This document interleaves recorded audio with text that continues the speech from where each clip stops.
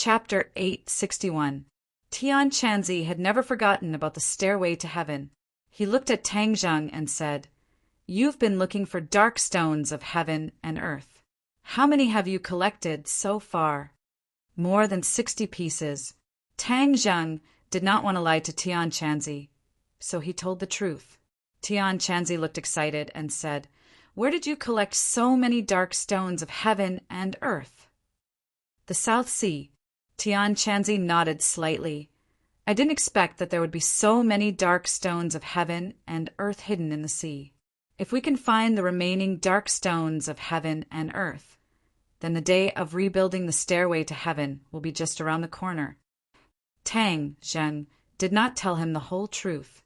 If Tian Chanzi knew that there were dark stones of heaven and earth under the imperial palace, he would definitely rush back without stopping. However, he was still one step away from the soul formation stage. The Empyrean fairy was not willing to help. Even if she knew, she could only sigh and feel powerless, which would only increase her worries. "I've always heard about the outer sky, but I've never really been there. If there's a chance, I want to go there," the Empyrean fairy suddenly said. When Tang Zheng heard this, he had the impulse to immediately let her release the 5-clawed golden dragon. Then he could take out the dark stones of heaven and earth, rebuild the stairway to heaven, and go to the outer sky.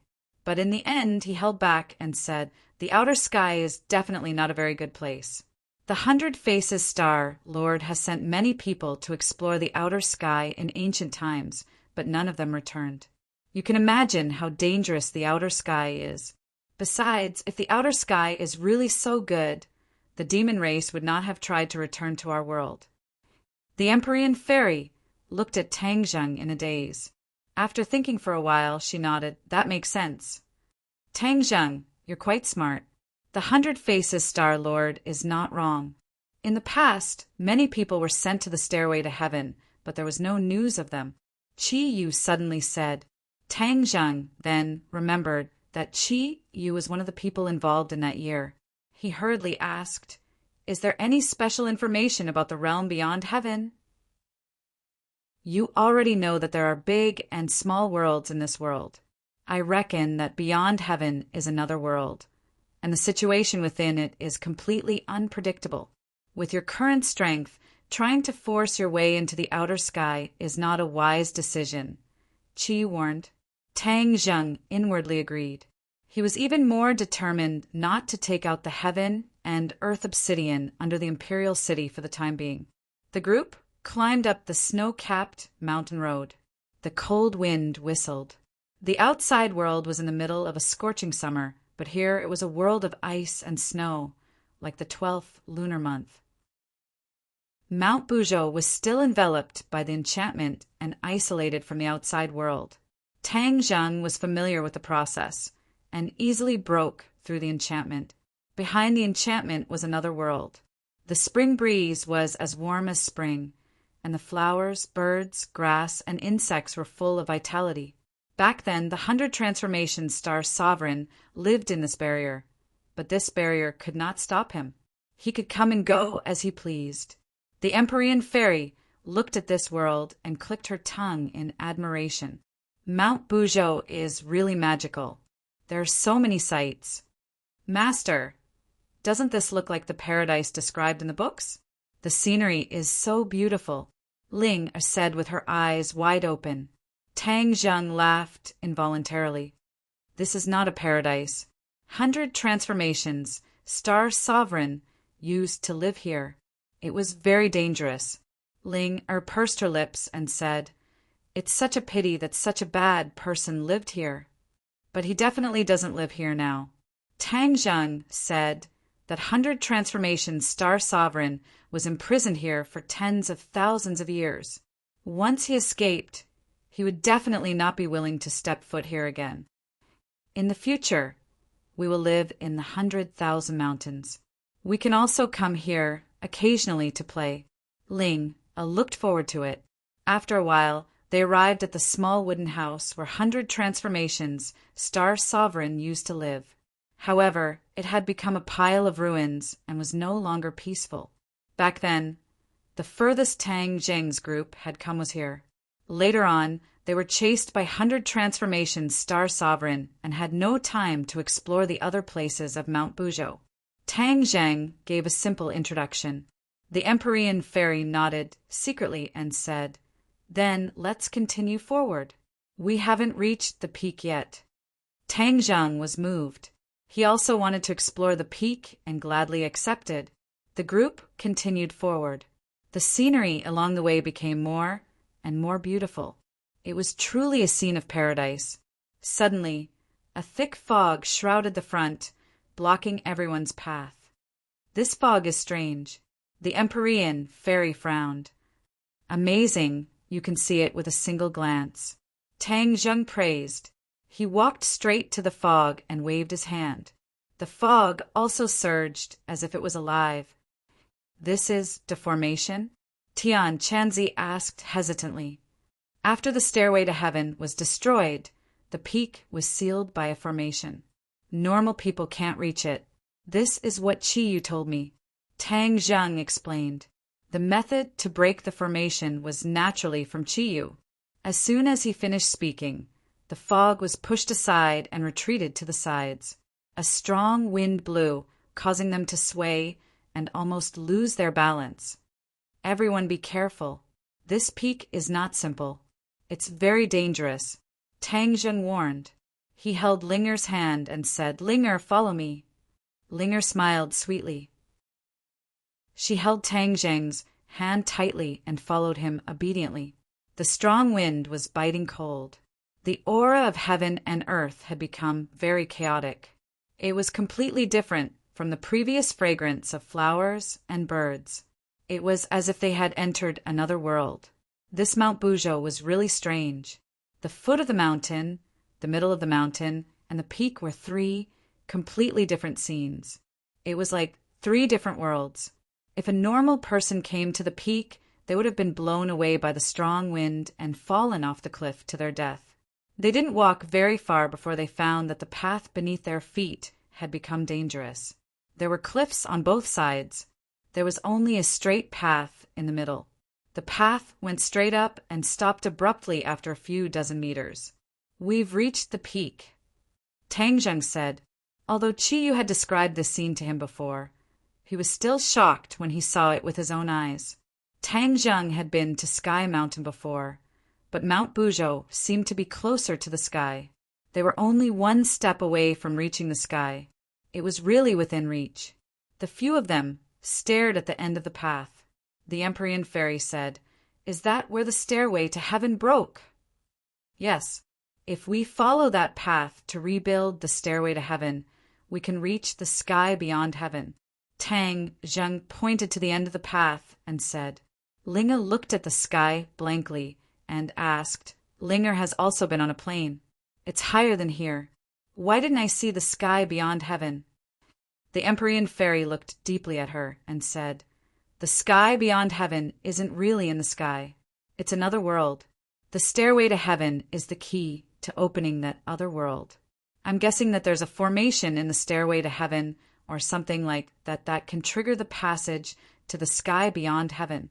It doesn't mean that one can only go to the sky beyond heaven by ascending to the sky beyond heaven." Linger didn't fully understand and looked blankly at Tang Zheng. Tang Zheng, on the other hand, understood. He was deeply impressed and said, "You are right. The heaven stairway is the key and door to the sky beyond heaven. As for why it has such an effect, even Qiyu is not clear about it. How did the stairway to heaven come about?" Tang Zheng had already asked Qiyu this question and answered, "The stairway to heaven was accidentally discovered by someone. As for its origin, no one knows." Well, it seemed that the stairway to heaven was as mysterious as the sky beyond heaven. If they wanted to solve all of this, they would have to rebuild the stairway to heaven. The Empyrean fairy and Tian Chanzi looked at the mountain peak in front of them with burning eyes. It was as if they were imagining the scene after the stairway to heaven was rebuilt. Tian Chanzi waved his fist and said, "No matter how dangerous the sky beyond heaven is, as long as I'm alive, I will definitely explore it." Tang Zheng looked deeply at him.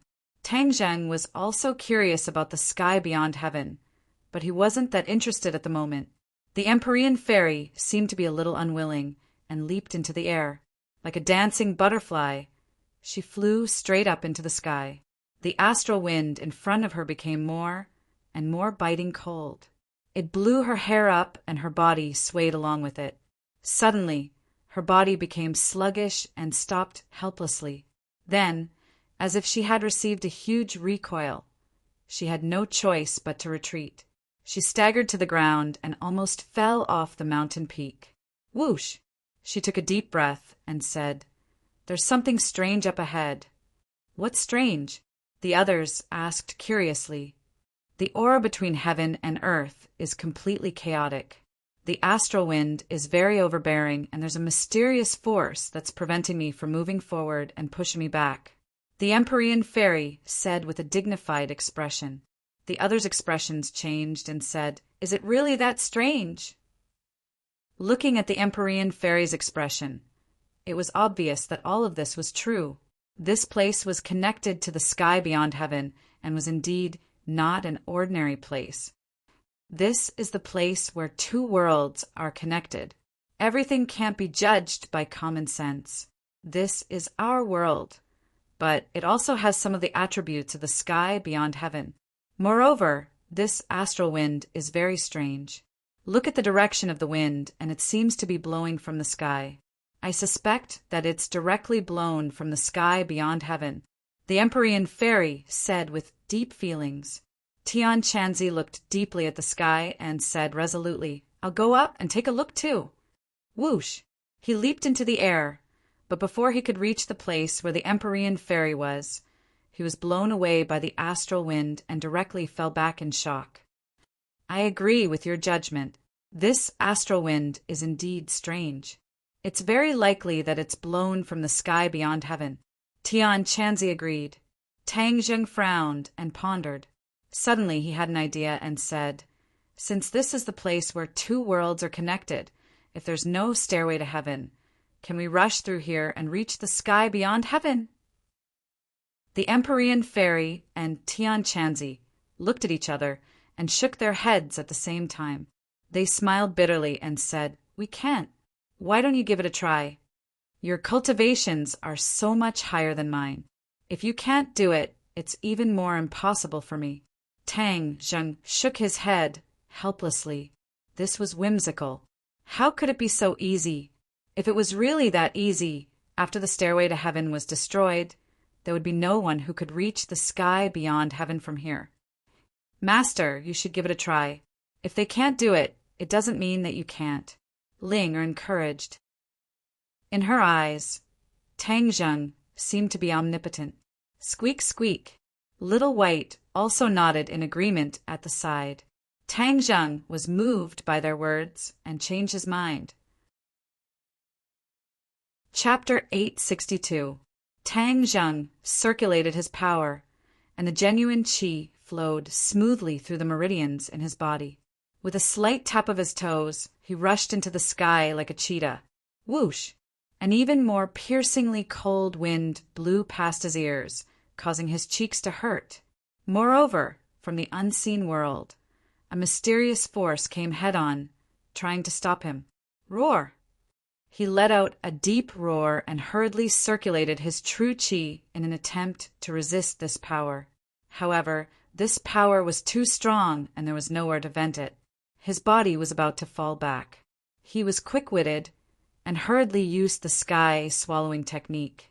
2 black holes appeared in his palms, and the power was actually absorbed by the black holes. With the resistance greatly reduced, he leaped up again and actually flew against the current, flying even further than the Empyrean fairy. The Empyrean fairy and Tian Chanzi looked at each other in shock. How did he do it? At the same time, they couldn't help but look forward to seeing if Tang Zheng could find anything. Or perhaps he had really found the world beyond heaven? Tang Zheng also became excited. He also thought of this possibility. If they could really enter the outland, then wouldn't there be no need for the stairway to heaven? The strong wind was like a knife, and it actually cut open a wound on his cheek. It was extremely painful, but he quickly gritted his teeth and endured it. He continued to circulate his power, hoping to reach even further. A ripple suddenly appeared in the blue sky, and a change occurred. A barbaric scene entered his eyes. This, before he had time to think, a loud roar pierced through his eardrums. He saw an incomparably large bird flying over from the horizon. Rumble! Unknown, ferocious beasts were running on the ground. The towering trees were broken by the ferocious beasts. In the huge forest, the ferocious beasts drew a long black line. There were actually over 100 of them. These ferocious beasts were larger than most of the beasts that Tang Zheng had seen before. Furthermore, they were ferocious and terrifying. However, they seemed to be very afraid and were running away from something. That big bird. Tang Zheng's eyes flashed as he looked at the massive bird in the sky. It was even bigger than any plane in the world, and when it spread its wings, it was at least 1,000 meters long. Whoosh! The big bird flapped its wings, and a tornado appeared between heaven and earth. The big bird swooped down like a fighter jet, and the sound of breaking through the air was like thunder. In the blink of an eye, over 100 ferocious beasts on the ground were defeated by him in a single move. Countless were killed or injured, and then they were swallowed into his big mouth and disappeared. A 7-colored light flashed on the bird's body. When the light dispersed, the bird disappeared without a trace. Tang Zheng was dumbfounded. His mouth was about to be stuffed with a duck egg. The shock that this scene gave him was unimaginable. It was more shocking than any battle he had ever encountered. Perhaps only the Battle of Zhuolu that he had seen in Qiyu's illusion could be compared to this. His vision gradually expanded. In the distance, he saw a majestic city. This city was so huge that he couldn't see the end of it with a single glance. There was a terrifying might within the city. Moreover, at the center of the city, a pillar of light rushed into the horizon, connecting heaven and earth. This pillar of light seemed to contain an extremely mysterious power, which made people feel reverence. Tang Zheng wanted to take a closer look. Suddenly, the scene in front of him fluctuated and disappeared. It became a blue sky again. His figure paused, and he was blown back by the strong wind. Tian Chanzi hurriedly caught him and said with concern, "Be careful! What did you find? Why are you so distracted?" The Empyrean fairy also looked at him with burning eyes, waiting for his answer. Tang Zheng muttered to himself for a while, digesting the shocking scene, and said, "I saw something." What? Previously, Tian Chanzi and the Empyrean fairy didn't find anything. Hearing this, they were shocked, happy, and curious. Tang Zheng described what he saw in detail. Suddenly he asked, "Did you hear those sounds just now?" The two shook their heads at the same time. "No, we only heard the sound of the wind. Since you're the only one who saw those images, it seems that only you can hear those sounds. Do you think those images are from the sky beyond heaven?" Tang Zheng asked curiously. This was the thought that came to him when he saw the scene just now. "It should be," the two said in unison. "Since this is the passage to the sky beyond heaven, it's not impossible to occasionally see images from there. It's just that we can only do this by breaking through the obstruction of that mysterious power. You actually have a way to deal with that mysterious resistance." The Empyrean fairy looked at him in amazement. Tang Zheng chuckled. Fortunately, it was the sky-swallowing technique that worked. The Empyrean fairy and Tian Chanzi both knew about the sky-swallowing technique. Tian Chanzi asked suspiciously, "As far as I know, the sky-swallowing technique is of little value to the demon race. I feel that your sky-swallowing technique is much more powerful and different from the demon races." Tang Zheng couldn't help but sigh at Tian Chanzi's shrewdness. He admitted there is a little difference. This was because after he obtained the second half of the sky-swallowing technique from the Langya Pavilion, the sky-swallowing technique had unknowingly changed. Of course, its power was much more powerful than the demon race's sky swallowing technique. Tian Chanzi didn't care much about the demon race's techniques. He didn't continue to ask about the sky swallowing technique and change the topic. You're the only one among us who can get close. Can we try again and see if we can see more images? The Empyrean fairy also nodded in agreement. Tang Zhang was also quite tempted. He rested for a moment, accumulated his vital energy, and flew up again. This time, he directly used the sky swallowing technique. Sure enough, the mysterious force appeared again, but it was immediately absorbed by the sky swallowing technique. Tang Zheng once again arrived at the previous place. He opened his eyes wide, not letting go of any details, hoping to see more images. However, things didn't go as he wished. The wound on his face burst open again, and the clothes on his body were torn apart, revealing his strong physique. Things didn't go as I wished. I can't see anything. Tang Zheng looked around and couldn't help but feel disappointed when he saw nothing. The strong wind blew, and he couldn't continue to persevere. He flew back with a depressed face and shook his head at their eager eyes. No, I can't see anything. The two couldn't help but feel disappointed. Tian Chanzi patted Tang Zheng's shoulder and comforted him. This is something that can only be encountered by chance. Since you've seen a little, it's enough for us to understand more about the sky beyond heaven. In fact, the images you've seen have already conveyed a lot of information. Tang Zheng's spirit was shaken, and he nodded. That's reasonable. At least we know that the sky beyond heaven is indeed a dangerous place, as we previously speculated. It's not a good place. Those ferocious beasts and that giant bird are no pushovers. On top of that, that city is so vast that it's obvious that the outer sky is a much more powerful world. The natives of that world are far more powerful than us. The few of them didn't look too good. There were so many small and big worlds. And now that they found out that the strength of this world was so terrifying, of course they couldn't be happy. They also finally understood why the demon race tried so hard to return. In that world, the demon race's life was probably not easy. Qi, you also knew about the sky beyond heaven for the first time. He sighed. No wonder so many people never returned. They were probably killed by the natives of the sky beyond heaven. Tang Zheng felt regretful and said seriously, since the sky beyond heaven is so dangerous and there are even stronger existences, the stairway to heaven can't be easily rebuilt. Otherwise, we won't only be facing the cultivators of our world, but also the natives of the sky beyond heaven. At that time, we'll be in trouble, and we might even cause a disaster to this world. Although Tian Chanzi was unwilling, he had to admit that Tang Zheng's words were reasonable. He didn't say a word, and tacitly agreed with Tang Zheng's decision. The Empyrean fairy looked at the sky deeply and said regretfully, I originally wanted to go to the sky beyond heaven to investigate, but now it seems that this plan is going to be ruined. Tang Zheng didn't think so, because he suddenly remembered Yin Qingyi's prophecy. In the prophecy, the stairway to heaven had been rebuilt. However, he also remembered Qi Yu's words. The stairway to heaven existed a long time ago. At that time, only the people of this world entered the sky beyond heaven through the stairway to heaven.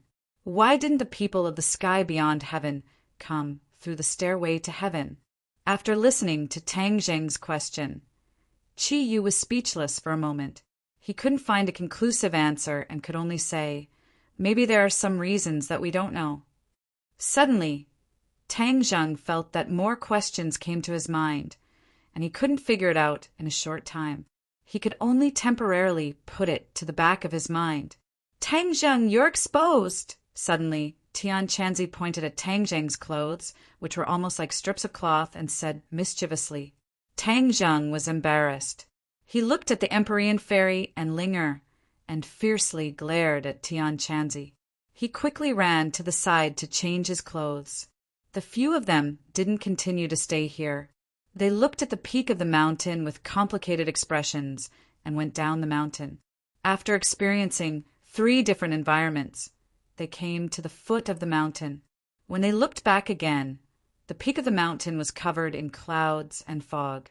It was impossible to see clearly. I've seen Mount Bujo.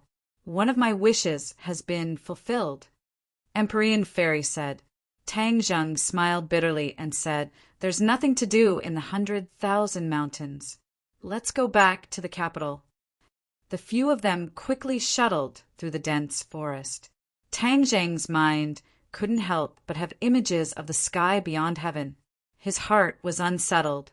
If the stairway to heaven is really reforged, then we must do our best to prevent the natives of the sky beyond heaven from coming to this world.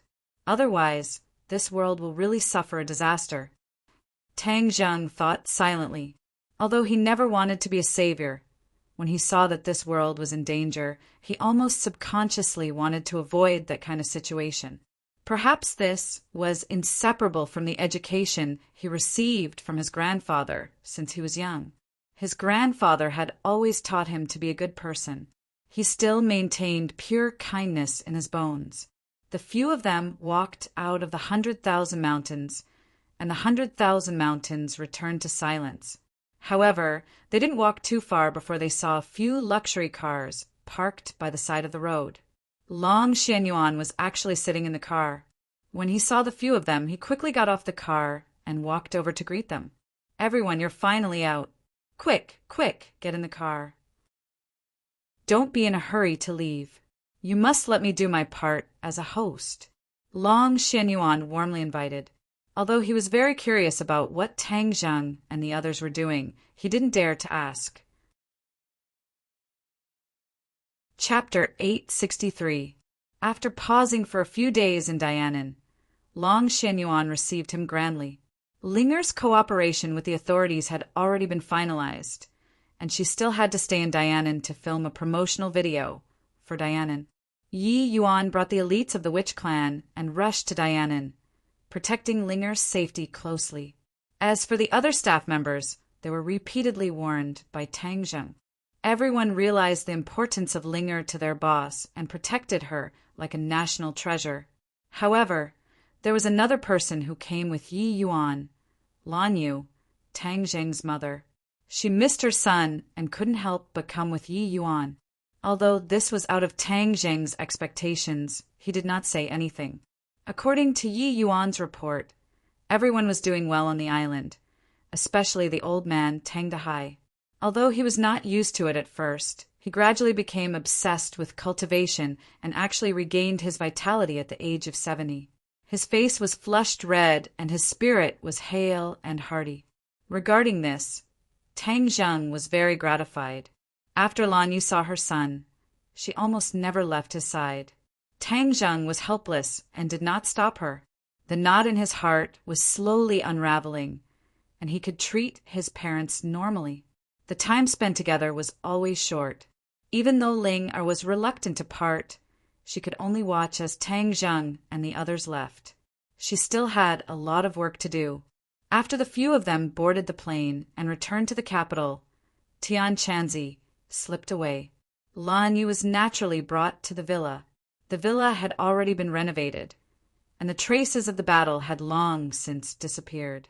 Actually, they could have moved out of this place, but everyone chose to stay. That battle had left a deep impression on them.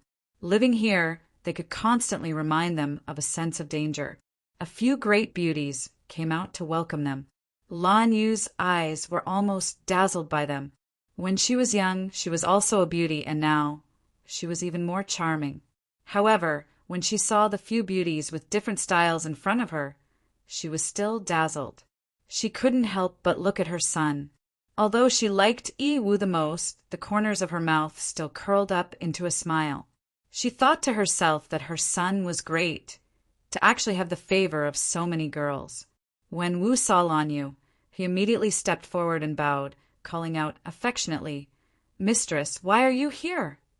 Wu Pingchang's cold outer clothes were taken off, and she was just like an ordinary girl. Lan Yu held Wu's hand and said, "I missed you and Xiaozheng, so I came to see you." As he spoke, he swept his gaze across the others. Other than Fang Shirshir, the others did not know the relationship between Lan Yu and Tang Zheng, so they could not help but be curious, but they still politely nodded. Seeing that the atmosphere was a bit awkward, Tang Zheng hurriedly let everyone into the room. He didn't know how to introduce Lan Yu's identity, so he found an excuse to return to the study and let them interact with each other. The relationship between women could be established very quickly. In just a few words, everyone understood that this was Tang Zheng's mother. Immediately, everyone's mouths became even sweeter, especially Lu Qingmei and Nan Nan. One big and one small, it was as if they had crawled out of a jar of honey, making Lan Yu's heart burst with joy. And Mu Hongyan were much more reserved. After all, Anne's identity was special, and Mu Hongyan was more mature and steady. They did not have that kind of ambiguous relationship with Tang Zheng. Mu Hongyan knocked on the door of the study and walked in. Seeing Tang Zheng sitting on the chair, she said, "Tang Zheng, your relationship with Aunt." She wanted to say something, but hesitated. As smart as she was, of course, she could see that the relationship between the mother and son was not very harmonious. Moreover, Tang Zheng had never mentioned his parents before, which made her suspicious. Tang Zheng waved his hand and changed the topic. "Sister Mu, this time when I went to Dianan, I saw Nana's grandfather." Mu Hongyan's heart tightened, and she asked nervously, "Then you?" Obviously, she wanted to ask if there was a conflict between the two sides. Tang Zheng understood her thoughts, shook his head, and said, "I have buried the hatchet with him. What happened in the past is written off." Tang Zheng did this more because he didn't want the mother and daughter to be caught in the middle. Mu Hongyan and Nana's importance to him was self-evident. They were not relatives, but they were more than relatives. Mu Hongyan heaved a huge sigh of relief. Her tense body also relaxed, as if relieved of a heavy burden. That's good. Actually, Eunuch is not an unreasonable person. The reason why I left the Long family was more because of other people and not Eunuch. He has always taken care of me and loved Nana very much. Tang Jing nodded. It is because I know this that I chose to reconcile. Mu Hongyan reluctantly smiled. If other people heard this, they would think that he was bragging, but Mu Hongyan took care of Tang Jing's business for him. She knew the power he had now. This was only the power in the business world. If it was in terms of force and invisible influence, it was the most terrifying. "Tang Zheng, during the time you were gone, the Yen family and I have figured out the businesses we took over from the Song family and the Chu family and have generally integrated them. Your judgment was right. The officials will not turn a blind eye. They did not leave us much time. Fortunately, we made the first move and gained enough benefits. Otherwise, we would not have such a big harvest." Mu Hongyan reported. Tang Zheng smiled faintly. Business was not his strong point, and he would not interfere. He gave full authority to Mu Hongyan to manage. "Sister Mu, you can deal with these things carefully. You don't have to tell me everything in detail."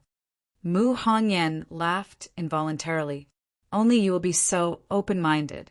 You have handed over such a big business to me, and you are not afraid that I will replace you." Tang Zheng laughed. "If Sister Mu likes it, you can take it away. These are all your credit.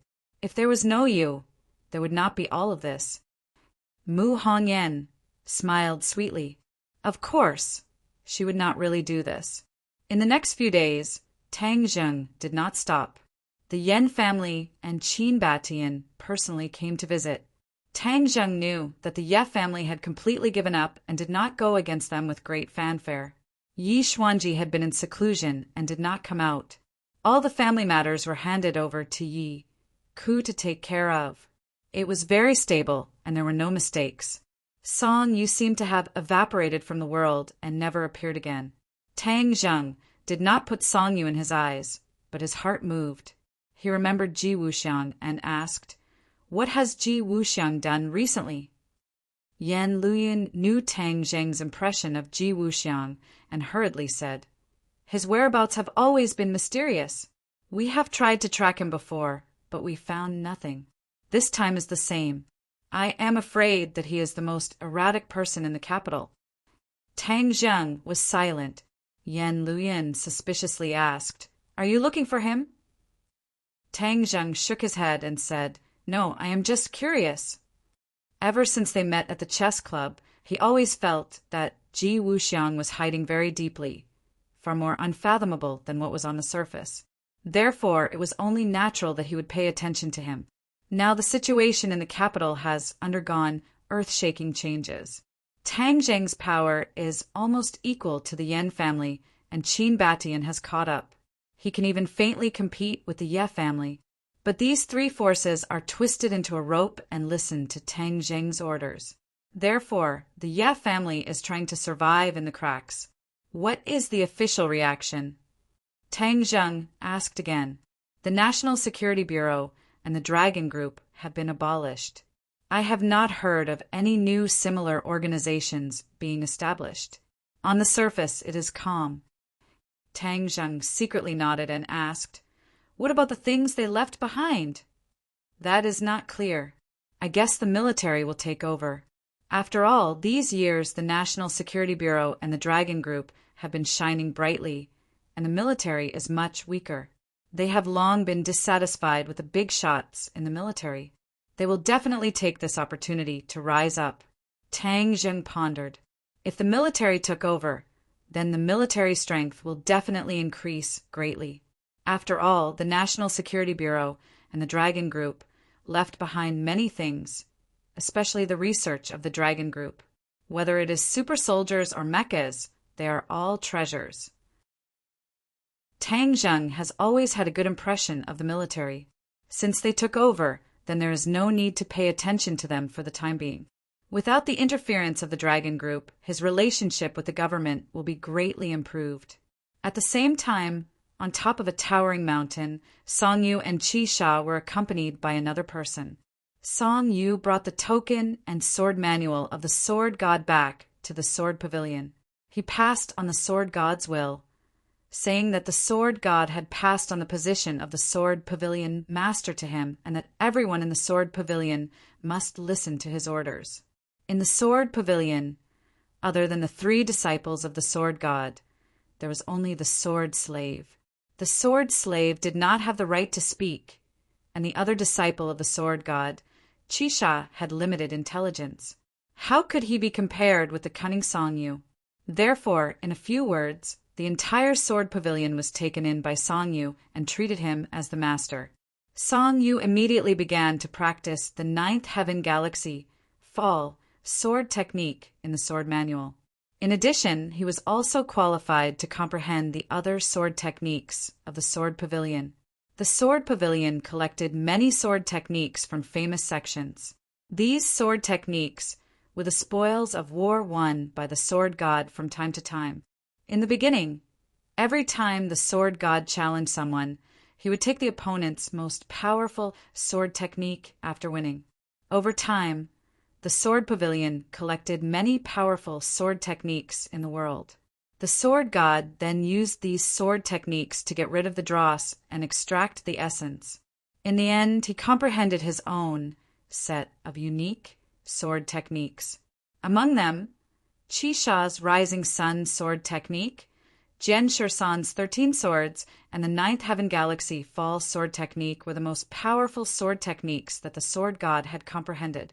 Song Yu was indeed innately intelligent and extremely talented. After comprehending these powerful sword techniques, he had mastered them through a comprehensive study. His power had increased greatly, and his attainments in sword techniques had increased day by day, soaring to the heavens. Although he still did not have the confidence to fight against Tang Zheng, he was confident that one day he would be able to fight against Tang Zheng and kill him to avenge himself and the Song family. But a sudden guest broke the peace of the Sword Pavilion. Song Yu actually recognized this person and had even interacted with her several times. This person was the holy maiden of the Li Palace, Li Xiaotian, who had always been at Tang Zheng's side. Li Xiaotian had already disappeared from the crowd for too many days, but Song Yu would never forget her. Back then, the Song family had always wanted to establish a relationship with the Li Palace. Song Yu was very surprised by Li Xiaoqian's visit, but the other news that she brought shocked him even more. This news only had 4 words. The Venerable Lord summons you. Song Yu and Qi Sha did not know that the Azure Dragon Hall was behind the Sword Pavilion, but they had occasionally heard the 2 words Venerable Lord and knew what the Venerable Lord meant to the Sword Pavilion. Moreover, before the Sword God died, he had repeatedly warned Song Yu about the Venerable Lord's power and told him to be respectful to the Venerable Lord. Chapter 864. They looked up to the tall mountain. Song Yu and 7 Kills could not help but have a myriad of thoughts. They had only heard of the Sword God mentioning the great Lord, but had never seen him in person. Now that they were finally going to see the great Lord's glory, the 2 of them could not help but feel a little nervous. What kind of person was able to make the Sword God so respectful? It was hard for them to imagine. The sound of splashing water came from the front. In the stream, clear spring water flowed down from the top of the mountain, converging into a small pool. An old man wearing a bamboo hat and a straw raincoat was fishing by the pool. In the clear spring water, they could clearly see that the fishing hook of the old man was straight. However, the fish circled around the hook, as if it wanted to swallow this straight iron hook that had no bait at all. Song Yu and 7 Kills saw the scene in the pool and could not help but be shocked. How could a straight hook without bait catch fish? Just as they had this thought, they saw a fish bite the straight hook and fiercely pull the buoy down. The old man revealed a satisfied smile. With a flick of his wrist, the fish drew a beautiful arc in the air and fell into a fish basket. The fish was biting the hook the whole time. As long as it let go, it would immediately fall into the water and regain its freedom in the pool. However, the fish did not let go no matter what, as if the hook was more important than its life. Song Yu and 7 Kills saw this strange scene and were shocked speechless. There was actually such a method of fishing in the world. Li Xiaotian was not surprised. He bowed to the old man and said, "Senior." The old man glanced at the 3 of them from the corner of his eye and then stared at the pool. With a flick of his wrist, the hook fell into the water. Although the old man did not have much of a reaction, Song Yu and 7 Kills did not dare to be arrogant. They quickly bowed and called him senior. "Let's go." Li Xiaotian clearly knew the old man's temper. He did not want to disturb him and quickly walked to the top of the mountain. The mountain forest was green. On the top of the mountain, the wind blew loudly. A black house quietly stood there. There was nothing fancy about this black room, and there was even a kind of majesty that made one's heart beat like a drum that unknowingly overflowed, causing the 2 of them to be extremely fearful. "Go in." Li Xiaotian pointed at the door of the black room. The 2 of them looked at each other blankly, then gritted their teeth and walked over. Creak!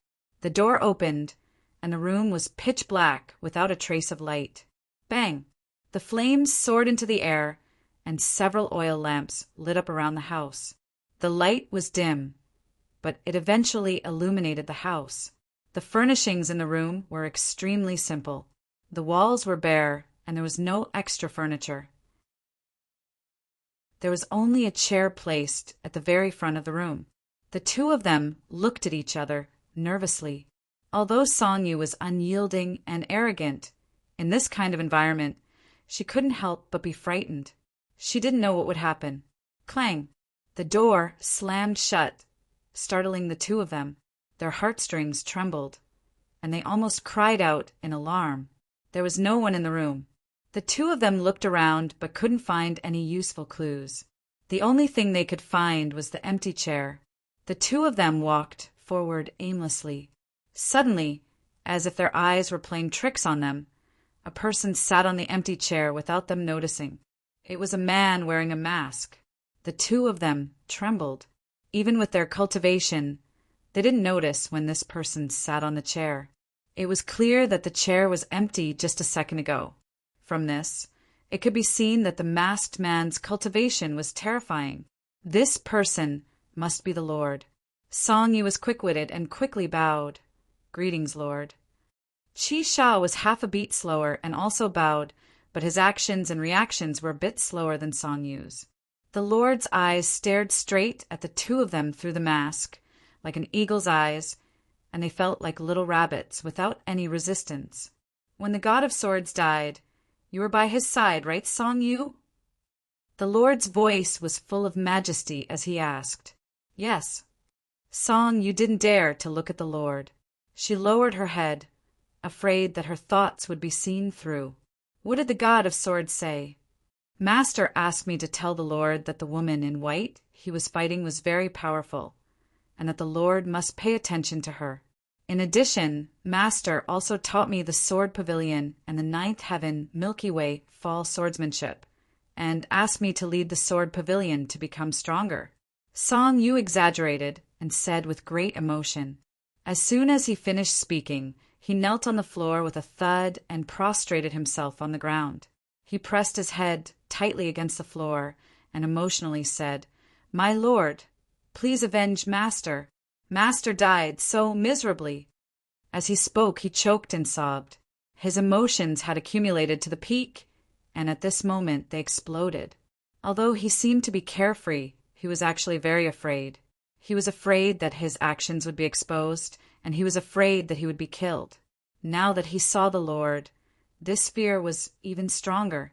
The Lord's eyes seemed to be able to see through people's hearts, and it made him feel terrified. Therefore, he choked and sobbed not because of the God of Swords, but because of fear. Only his voice could be heard in the room. 7 Kills stood at the side like a puppet, not knowing what to do. The Lord narrowed his eyes and looked at Song Yu, who was lying on the floor, and said, "Get up!" The God of Swords did not die in vain. At least he exposed Tang Zheng's strength, and also caused the Empyrean Fairy to lose her virginity. Of course, he must be avenged, but not now. Thump! Hearing this, 7 Kills also knelt on the floor and kowtowed to the Lord. Thump! Thump!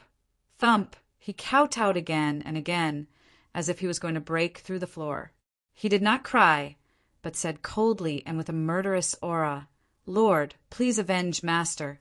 From now on, my life belongs to you." Song Yu glanced at 7 Kills and was infuriated. Damn, why didn't I realize that 7 Kills was also a good actor? He was acting like me to win the Lord's favor. I can't let him have his way. Song Yu was measuring the heart of a gentleman with the yardstick of a villain. 7 Kills sincerely wanted to avenge the God of Swords, so he kowtowed from the bottom of his heart and was not playing any tricks. The Lord looked at the 2 people kneeling in a row and shouted, "Get up!" The 2 people's hearts trembled. This voice seemed to have a magical power, making them unable to think of resisting. They stood up, subconsciously, crying and wailing, "Where are your manners?" The sobbing stopped abruptly, and the 2 people kept quiet out of fear. "Since the God of Swords passed the Pavilion of Swords to you, then your responsibility is to bring the Pavilion of Swords to greater heights, not to act like a girl and cry. As for avenging the God of Swords, it's never too late for a gentleman to take revenge. Moreover, with me here, the God of Swords will definitely be avenged." The Lord scolded. The 2 people were like primary school students being scolded. They lowered their heads and did not even dare to breathe loudly. Song Yu thought that Chi Sha had stolen his limelight, so he hurriedly said, "Yes, honorable Lord. I will definitely bring glory to Sword Pavilion. I will not disappoint honorable Master. I will let him rest in peace in heaven." The Lord nodded with relief. "You come from a big family, so you know how to be reasonable. Since the God of Swords passed the Pavilion of Swords to you, it means that he trusts you. You must live up to his expectations." "Yes, Lord." Song Yu's heart warmed. This was equivalent to the Lord acknowledging his position. However, the Lord's next sentence made him feel cold. 7 Kills. You have to assist Song Yu in managing the Pavilion of Swords. Do you understand?" "As you command, High Lord," 7 Kills answered firmly. Song Yu's eyelids twitched, and he was furious. Wasn't this letting 7 Kills keep him in check? It turned out that the Lord did not completely trust him. However, he could only curse in his heart. He did not dare to show the slightest change in his expression. Also, you have just taken charge of the Pavilion of Swords, and there are many things that you have to deal with. I am afraid that you are not familiar with them and will encounter trouble, so I sent someone to help you. The three of you will work together to strengthen the Pavilion of Swords. Do you understand? The martial arts sect had fallen apart and no longer existed. Therefore, the Lord gradually placed high hopes on the Pavilion of Swords. He hoped that the Pavilion of Swords could inherit the martial arts sect's position and function. This was his plan. He did not tell the two of them yet. However, when Songyu heard this, his heart sank. The Lord had not only sent 7 kills to keep him in check, but also sent another person. It would not be so easy for him to completely control the Pavilion of Swords. He gritted his teeth in hatred, but he did not dare to say anything. "Come in," the Lord shouted outside. Although the door was tightly shut, the voice could be heard clearly. The door opened again and a person strode in. Songyu and Qi Sha glanced back from the corner of their eyes and found that it was Li Xiaotian who came in. What? Did he send her to the Pavilion of Swords? Songyu was shocked. He had heard of Li Xiaotian's name many times. This person was both intelligent and brave. Moreover, he was sinister and cunning. With such a person in the Pavilion of Swords, his days would be even more uncomfortable. However, he still did not dare to show his dissatisfaction. He pretended to be calm and composed, as if it had nothing to do with him. "You know her.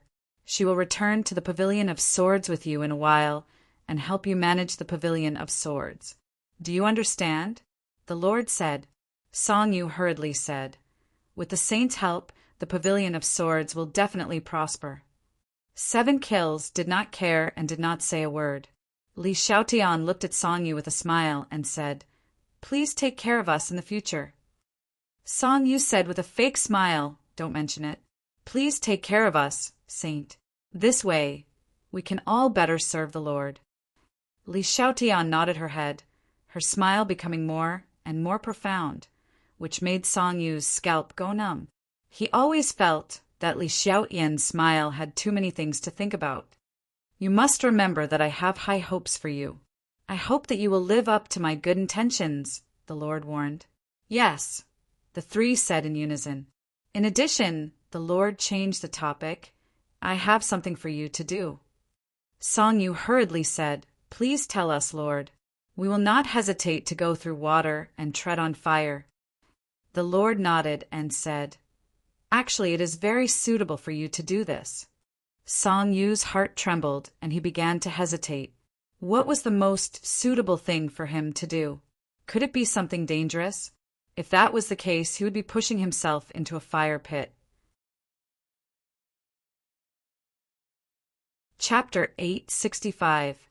The High Lord looked at Songyu, who was pretending to be calm, and said, "You have connections with the Rockefeller family, right?"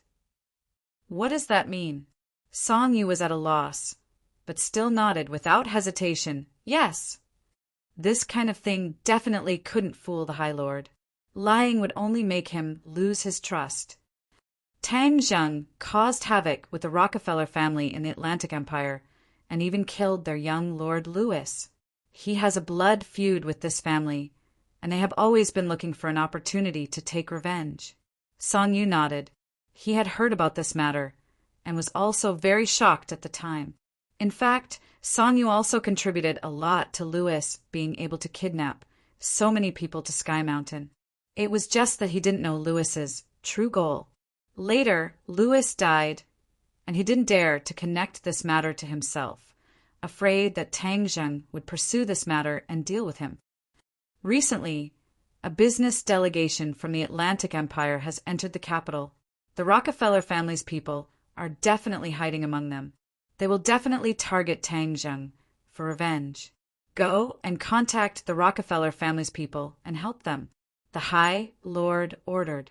Songyu's eyes lit up. He thought to himself, "Tang Zheng, you've made enemies everywhere. Now it's time for you to be unlucky. The Rockefeller family was a world-class behemoth, even more powerful than the other families. The other families only had influence in Huaxia, but the Rockefeller family had influence in several countries. They were on completely different levels. If the Rockefeller family didn't have such a great influence, Song Yu wouldn't have pretended to be polite to Louis and helped him. However, he was still a little worried. If he returned to the capital and was discovered by Tang Zheng, he would definitely be killed. "What are you worried about?" Seeing him hesitate, the High Lord asked in a deep voice. Song Yu's heart thumped.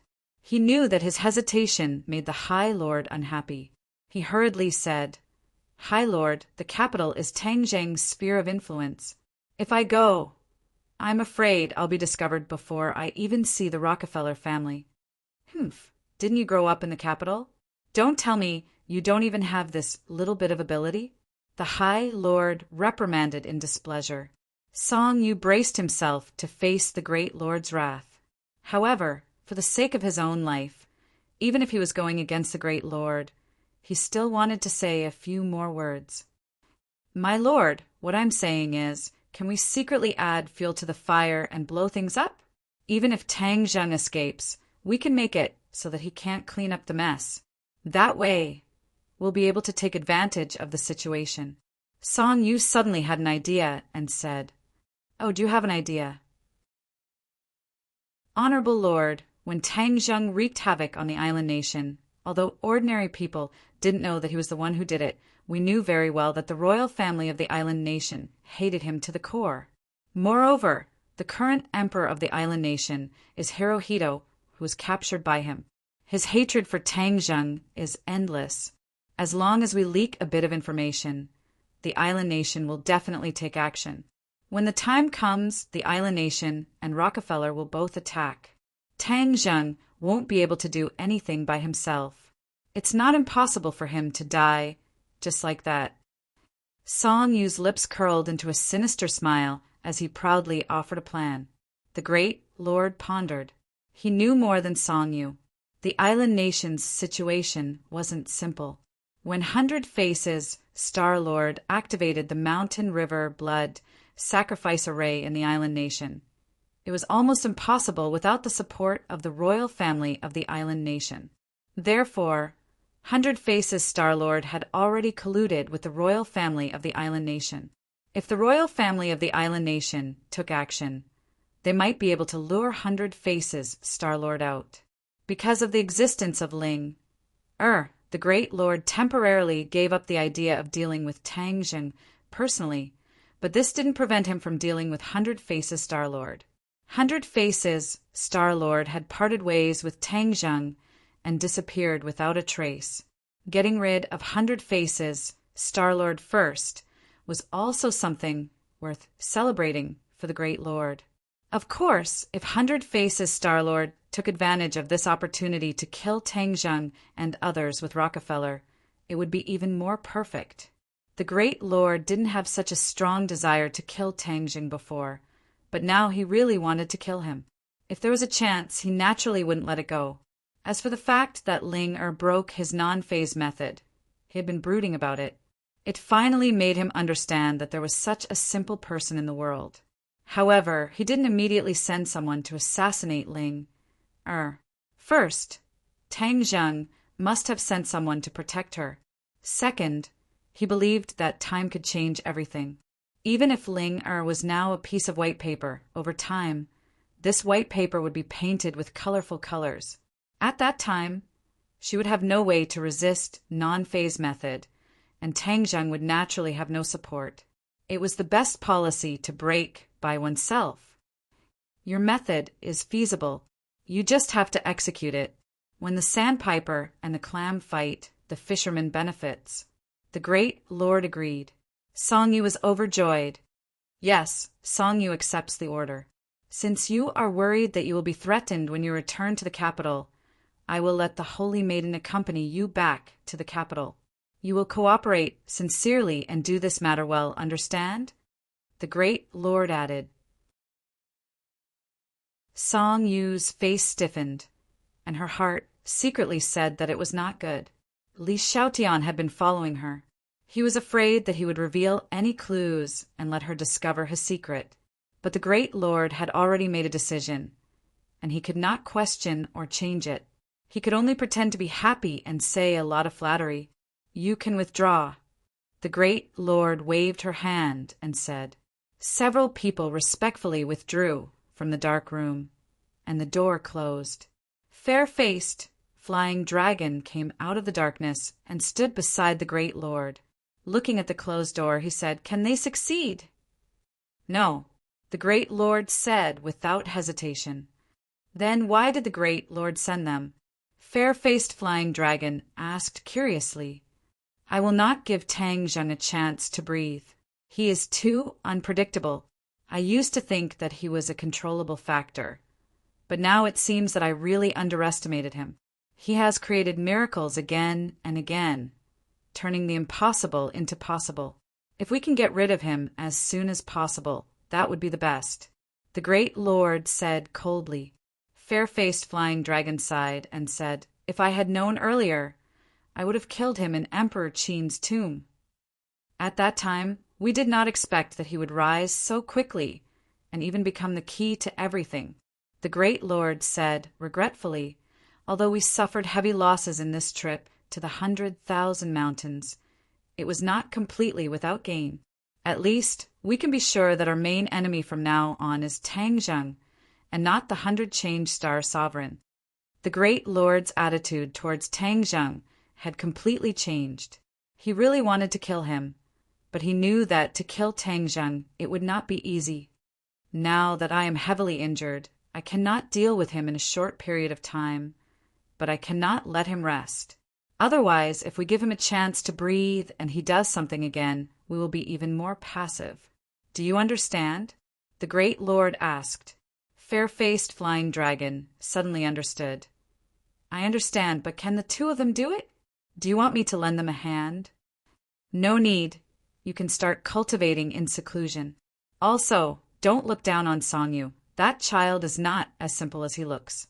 Although he pretends to be docile and respectful in front of me, it still reveals many problems. He has not truly submitted to me, and 7 kills is even more loyal. But it is clear that 7 kills is not a match for him, so I will let the Saintess participate and balance Songyu." If Songyu heard this, he would definitely be scared to the point of running away. He would not dare to stay in Sword Pavilion, nor would he dare to have the extravagant hope of turning Sword Pavilion into his own force. The great lord is wise, but it is a pity that we cannot completely eliminate Tang Zheng. This time he injured the great lord and killed so many of our flying guillotines. He is truly hateful. Fair-faced flying dragon's eyes were filled with killing intent as he spoke hatefully. Lord Yin laughed self-deprecatingly and said, "This time I failed miserably. That little girl shot an arrow through the left side of my chest. If it wasn't for my heart being on the right side, I'm afraid that arrow would have ended my life. As for the flying guillotines, although it is a pity, it did not harm the flying guillotine's foundation." Fair-faced flying dragon faintly sighed. "Yes, the flying guillotine's power is still there. We can still deal with them in the future. During my seclusion, Granny Li went to the northwest. It is not very peaceful there. Elder Angler does not care about worldly affairs. So I will leave the matter of the Azure Dragon Hall to you." The great lord said, "Yes, great lord. During your seclusion, your non-phase method will definitely have a breakthrough and reach the Deshang realm." Fair-faced flying dragon said, "I hope so. I have already practiced the non-phase method to the 5th level, so I can say 5 words. When I practice to the 6th level and master it, I will be able to say 6 words at the same time. At that time, even if Lingair is here, we may be able to restrain her." The great lord said with some expectation, "It will definitely be possible." Fair-faced flying dragon nodded. Songyu and the others went down the mountain and met the elder angler. His basket was already full of fish, but he poured all of them into the pond and let them go. Songyu was puzzled. She whispered to Li Xiaotian, "Saintess, who is this senior?" This method of fishing is very novel. Moreover, he catches the fish and then lets them go. What is the point of fishing? It is really strange. Li Xiaotian deeply looked at the elder angler's back as he walked away and said, "He is called the elder angler. As for his method of fishing, I am not clear. In this world, he is probably the only one who can do this. He comes here almost every day to fish, and when he is done, he lets them go. This cycle repeats." Song Yu clicked her tongue in wonder. She said that this senior was really a strange person. She changed the topic and asked, "Just now I didn't dare to ask, Great Lord. Is this the Azure Dragon Hall?" He had heard of the Azure Dragon Hall before. When he was reading the sword manual in the Sword Pavilion, he had read a few words about it. Only then did he gradually understand that the Azure Dragon Hall, which had been unknown to outsiders, was actually the master behind the Sword Pavilion. Looking at Li Xiaotian's reaction, it was likely that Li Palace was the same as Sword Pavilion, under the jurisdiction of the Azure Dragon Hall. As a result, Song Yu felt even more terrified of the Azure Dragon Hall. It must be known that the Song family was very afraid of Li Palace. They wagged their tails and begged for pity in order to establish a relationship with Li Palace. Now, it seemed that Li Palace was just a puppet that floated on the surface. The Azure Dragon Hall was the most powerful. Chapter 866. In the capital, Song Yu and Li Xiaotian arrived together. Revisiting this place, Song Yu's emotions fluctuated as he sighed with emotion. He used to be an all-powerful figure here, but now he was a stray dog and had to sneak in. Li Xiaotian glanced at him from the corner of her eye and said, "Song Yu, I saw you practice in the Sword Pavilion, and your swordsmanship has improved greatly. Congratulations." Song Yu smiled bitterly and said, "Saintess, you flatter me. How can my mediocre skills be compared to yours?" Li Xiaotian smiled charmingly and said, "This time you will be in charge of the matters in the capital. I will only assist you. So if there is any danger, you must protect me. I have admired the successor of the Sword Pavilion for a long time." Although Song Yu knew that the other party's words were false, he couldn't help but feel a ripple in his heart. The Li Palace Saintess is indeed extraordinary. Her charm is unparalleled. I must be more careful in the future. He secretly thought, the island nation has already sent people to the capital. If we join forces with Rockefeller, then we can sit on the mountain and watch the tigers fight. Li Xiaotian said, "Your scheme is really brilliant. Saintess, you flatter me. This is all because of the wise leadership of the Honorable Lord. I dare not claim credit for it." Song Yu was very respectful, as if even if the Honorable Lord was not by his side, he would still hold him in high esteem. They did not take the usual route. They did not enter the hotel through the normal channels, but took advantage of the night to sneak in through the window. As soon as their feet touched the ground, a biting cold wind attacked them from the side, causing their cheeks to hurt. Swish! With a flash of the sword, Song Yu had a long sword in his hand and stabbed it into the darkness. Clang! With a dull sound, his long sword formed a full moon shape. It was obvious that the strength of the attack was great. "Who is it?" There was an angry shout in the darkness, but it was in English. "We are not enemies." Song Yu also hurriedly replied in English, afraid that the situation would worsen. The lights above their heads lit up, and they could finally see each other clearly. Song Yu was shocked. It turned out that the other party was only one person, but the attack just now was so fierce that he felt a lingering fear. If they were to continue fighting, he might not even be a match for him. "Who are you?" Song Yu said, "We know the purpose of the Rockefeller family coming to Beijing, so we're here to help you. Besides, I'm Louis's friend." "You know my son?" The other party asked in surprise. This person was the head of the Rockefeller family, the primogenitor of the kindred. "Ah, you are Mr. Nikolai?" Song Yu exclaimed. She suddenly remembered a photo of Nicholas in a news report. It was indeed the person in front of her. The ancestor's name was Nicholas Rockefeller. He stared the two of them. His blue eyes were so cold that they seemed to hide thousands of miles of ice and snow mountains. "Who are you?" Nikolai asked. Song Yu hurriedly introduced himself. "When Louis was in Huaxia, he and I were best friends. This humble one is Song Yu." "Song Yu, I've heard of your name. You are the young master of the Song family, but the Song family is now gone. Why are you looking for me?" Nikolai still had the attitude of 1,000 miles away.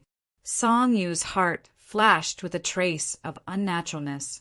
The Song family was gone, so his status was naturally gone. The other party obviously didn't think much of him. He hurriedly adjusted his attitude and said, "I know you came to Beijing to deal with Tang Zheng. He is our common enemy. I can help you." "Oh, as far as I know, you don't dare to show up in Beijing. How can you help me?"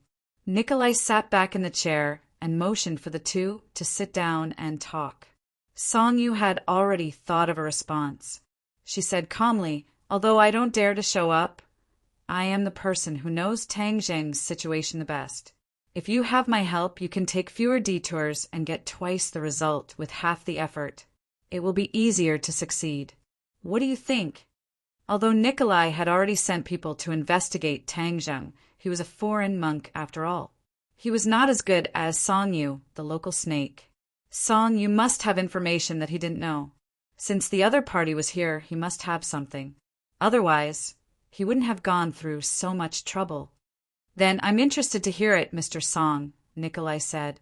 Seeing that he was interested, Song Yu's spirit was shaken. She said, "I know Tang Zheng's fatal weakness.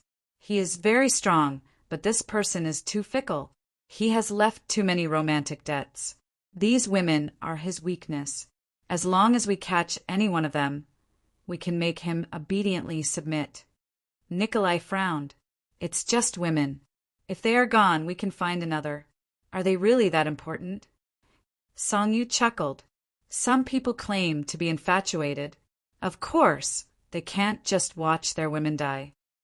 Nikolai recalled the scene when Tang Zheng went thousands of miles to the Atlantic Empire to rescue Fang Shirshir. In his heart, he believed 70% of these words. Seeing that he tacitly agreed, Song Yu continued, "He has many women around him. If we only deal with one, the success rate is too low. So, as long as we attack together, there will always be someone who will fall into our hands. Once we catch one, it will be easy. If we can catch a few more, then victory is in our hands." Li Xiaotian was expressionless. She already knew about this plan, although she was also a woman and scoffed at this method of using women to threaten people. She had to admit that this was an effective method for Tang Zheng. She had been by Tang Zheng's side for a long time and could be considered to know him very well. She knew that women were his reverse scale. Then what women does he have? Nikolai asked curiously. "Yi Ding Dang." Song Yu was the first to say this name, which made his heart ache.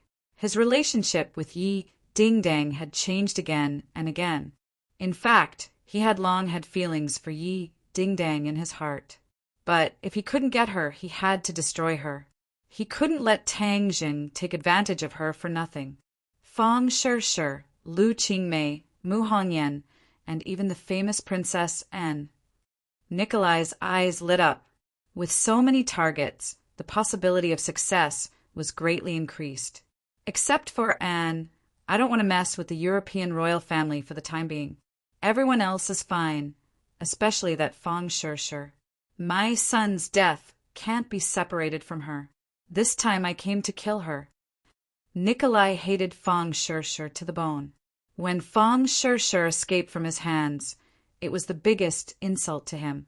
In order to wash away his shame, of course, he couldn't let her go. Song Yu snapped his fingers and said proudly, "You have the final say. Oh, there's also a little one, Mu Hongyan's daughter Nana. Tang Zheng loves her very much. It will be better if we catch her." He didn't even let a child go. Nikolai drank human blood all year round and didn't have any psychological barriers. He nodded in agreement without hesitation. "What do you want from helping me like this?" Nikolai stared coldly at Song Yu and asked. Song Yu smiled confidently. I don't want anything. As long as Tang Jing dies, I will be satisfied. Don't worry, this time he will definitely die. Not only will he die, but the people around him will also die. Nikolai said resolutely. That's the best. This is the information of those women. You can study it more. Song Yu handed Nikolai a flash drive. I will wait for your good news. Oh, I also want to remind you that Tang Zheng has a woman called Fu Yao. She is very powerful. You have to be careful of her. Humph. Nikolai snorted. He didn't put the Empyrean fairy in his eyes. The two said their goodbyes and jumped out of the window. After walking a few streets, Li Xiaotian opened her mouth. Do you think he will succeed? Song Yu was full of confidence.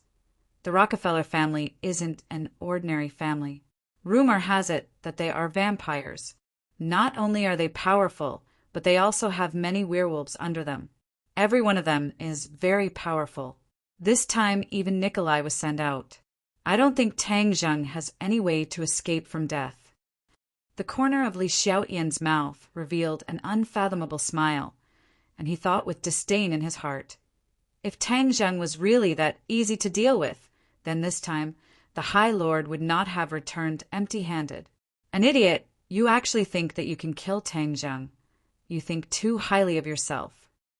Li Xiaotian was the holy maiden of the Li Palace and the direct disciple of Granny Li. Naturally, her understanding of the Azure Dragon Hall and the High Lord far surpassed Song Yu. Granny Li had told Li Xiaotian part of the truth when everyone in the Li Palace retreated. Only then did she understand that the Li Palace and the Azure Dragon Hall had such a deep relationship. When she met the High Lord, she was even more convinced and wholeheartedly worked for the High Lord. This time, she was ordered by the High Lord to monitor Song Yu. In the end, the sword pavilion must not fall into Song Yu's hands and become his private property. Of course, the High Lord could directly kill Song Yu, but he was still very useful for the time being. The High Lord naturally wouldn't touch him. Li Xiaotian knew all of this inside information, so sometimes she looked at Song Yu as if she was looking at a dead person. At the same time, Li Xiaotian was also shocked. She had been with Tang Zheng for many days, but she didn't expect him to reach this step. She often thought that if she had known earlier, the High Lord would have already made a move against Tang Zheng. He wouldn't have sat and watched him grow to such an uncontrollable extent. Of course, she still believed that the revered lord would definitely turn the tide and slap Tang Zheng to death on the beach. This was because after she understood the Azure Dragon Palace Hall's strength, her reverence and confidence towards the revered lord surged like a torrential river. Song Yu did notice Li Xiaotian's strange behavior and eagerly said, Let's just sit on the mountain and watch the tigers fight. When the people of the island nation join in, the show will be even more exciting. Hee, this time, the capital will definitely be turned upside down. The undercurrents in the capital were surging. Although Tang Zheng had absolute power in the capital, it was impossible for him to know everything. Naturally, he didn't know that a conspiracy against him was brewing in the dark. During this time, he had been in seclusion, digesting what he had gained in the 100,000 mountains. Qi Yu and the inner demons would occasionally quarrel, so much so that it had almost become a part of his life. He didn't stop it because he had obtained a lot of useful information from it. During this time, the school had brought people to find him once, but he still flatly refused. The school returned disappointed and completely gave up on this idea. Tang Zheng really wouldn't return to Yenqing University. Chapter 867. Tang Zheng continued to cultivate in seclusion, sitting cross-legged on the cold ground alone. The thick walls blocked all the noise in the capital. The imperial city was so quiet that one could hear a pin drop. Only the slow breathing of the 5-clawed golden dragon could be heard occasionally. Xiao Bai squatted beside him, looking at him with bright eyes. Tang Zheng held a crystal stone in his hand. The crystal stone had already lost its luster, and most of the spiritual energy had been absorbed by it. Tang Zheng felt that there was enough spiritual energy in his meridians. He carefully guided it into the golden core. The golden core shone brightly, illuminating his dantian. Crack! Suddenly, with a crisp sound, the spirit stone broke into pieces and turned into powder, which flowed out from the gaps between his fingers. He took a deep breath. The air in the secret room seemed to have been sucked dry by him, and his muscles and bones made crackling sounds. Boom! A thunderous sound came from his organs. This was the effect of the resonance between the true qi and his body. The true qi surged and involuntarily accelerated in his meridians, like a torrential river. Tang Zheng watched as the golden core expanded from the size of a ping-pong ball to the size of a duck egg, flowing with golden light. 6th grade golden core. No, 7th grade golden core. Tang Zheng found that he had broken through 2 realms in a row. This was not only due to the powerful spiritual energy in the crystal, but also because of this trip to the 100,000 mountains. The harvest this time could be said to be very rich. Moreover, Chiyu and the inner demons would occasionally bicker and unconsciously reveal some information, which benefited him a lot. Especially a few days ago, the 2 of them actually sat down and discussed Tao, talking about many things in cultivation and their understanding of cultivation. These 2 were super powerhouses, and their understanding of cultivation was naturally not something that ordinary people could have. After listening to them, Tang Zheng was enlightened, so he was able to raise his cultivation by 2 levels with the help of the crystal. A 7th grade golden core was not far from the Yuanying realm. He was full of confidence and could not help but roar. He looked at the crystal powder on the ground and couldn't help but feel regretful. This was a good thing. The King of Sweden had only given him one, and the other was given to Tian Chanzi. He had already given it to Tian Chanzi. He still remembered the scene when Tian Chanzi saw the crystal. He was so surprised that he almost jumped up in joy. Tian Chanzi's cultivation had reached level 9 of Yuanying. He was only 1 step away from the Deshang realm. It was time for him to consolidate his cultivation. With the help of the crystal stones, his cultivation would be as stable as a rock, and there was hope for him to advance to the next level. This was indeed something that he should be happy about. Tian Chanzi told Tang Zheng that even in the former cultivation world, this kind of crystal stone was extremely rare. Spirit stones were already considered good treasures for cultivation. Only some heads of famous sects had 1 or 2 crystal stones. It was said that the crystal stones were stones from the outside world. They could only be found by chance and not by searching for them. Spirit stones were not like spirit stones. Spirit stones were born by the world itself. Once the world's spiritual qi was abundant, the earth would be nourished by the spiritual qi. Some stones would gather spiritual qi, and over time they would form spirit stones. However, now that the world's spiritual qi was exhausted, there were naturally very few spirit stones. They only found one in Ordinary Balance's grave, but it had already been used up by their cultivation. However, Tian Chanzi asserted that once the Tree of Life completely transformed the world's spiritual qi, it would once again produce spirit stones in the future.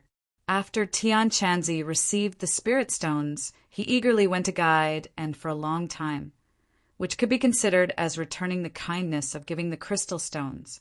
This behavior made Tang Zheng despise him for a long time. He said that he was greedy for money. Without the crystal stones, he almost forgot about his apprentice. The 5-clawed golden dragon stared at Tang Zheng with wide eyes and said happily, "You have to work hard on your cultivation. Don't be distracted by other things. It won't be long before you can save me." Tang Zheng smiled faintly. "Okay. AI, that Empyrean fairy, is too arrogant. When I regain my freedom in the future, let's see how she can be arrogant in front of me." The 5-clawed golden dragon was still brooding over the Empyrean fairy's refusal to save him. When he thought about it, his anger was still not small. Tang Zheng asked curiously, You said that you are imprisoned in this array and your strength is greatly reduced. When you regain your freedom, how powerful will you be? The five-clawed golden dragon smiled mysteriously. You will naturally know when the time comes. What are your plans after regaining your freedom? Tang Zheng had never asked this question before. Now that the five-clawed golden dragon's freedom was getting closer and closer, he had no choice but to ask. The five-clawed golden dragon was silent for a while and said, "The people who imprison me are already dead. Even the dynasty has been destroyed. It is already impossible to find the culprit. Humph! But after imprisoning me for so many years, I will not give up just like that." The five-clawed golden dragon's anger was not small. Tang Zheng was nervous and said, "Could it be that you want to find someone to take revenge?" "Of course, but aren't those people already dead?" "But the humans are still here. Could it be that you want to deal with the humans?"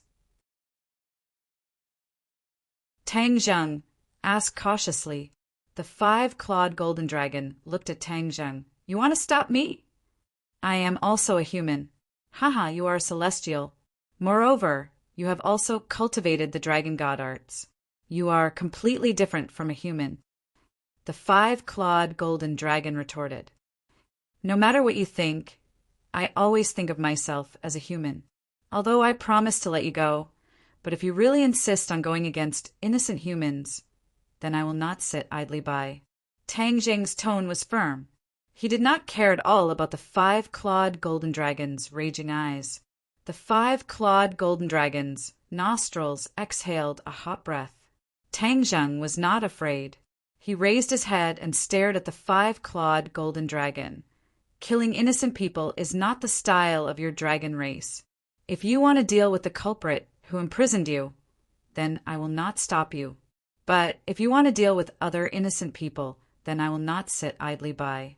If you really do not change your mind, then perhaps you can only stay in this dark place forever." "Impudent! You dare to threaten me?" The five-clawed golden dragon was furious.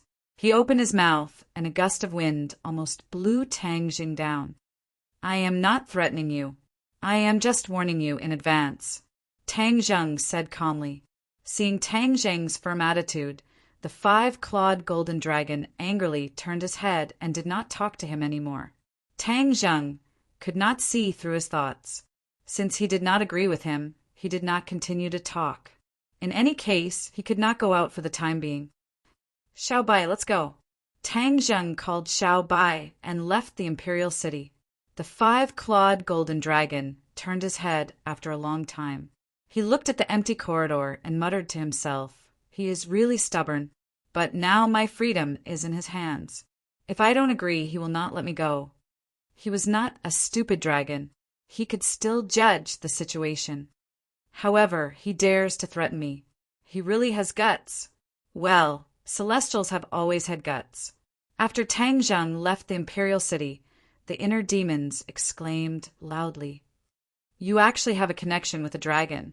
Haha, this is really interesting. Chi, you were also a celestial in the past, but you did not catch a dragon, right?" Chi Yu coldly snorted. "Dragons are creatures from the outer space. Do you think it is so easy to catch them?"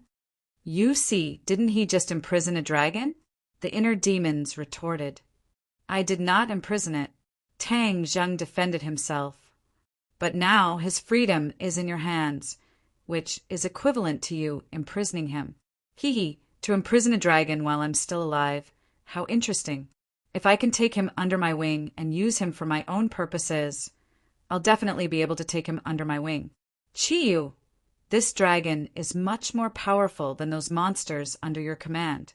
The inner demons did not let go of the opportunity to provoke Chi Yu. Chi Yu simply chose to remain silent. When Tang Zheng heard the words "creatures from the outer space," he became even more interested in the dragon race. In the past, there was no one to answer his questions. Now that there was Chi Yu and the inner demons, he could not miss this opportunity to ask for guidance. "Chi Yu, you said that the dragon race is creatures from the outer space.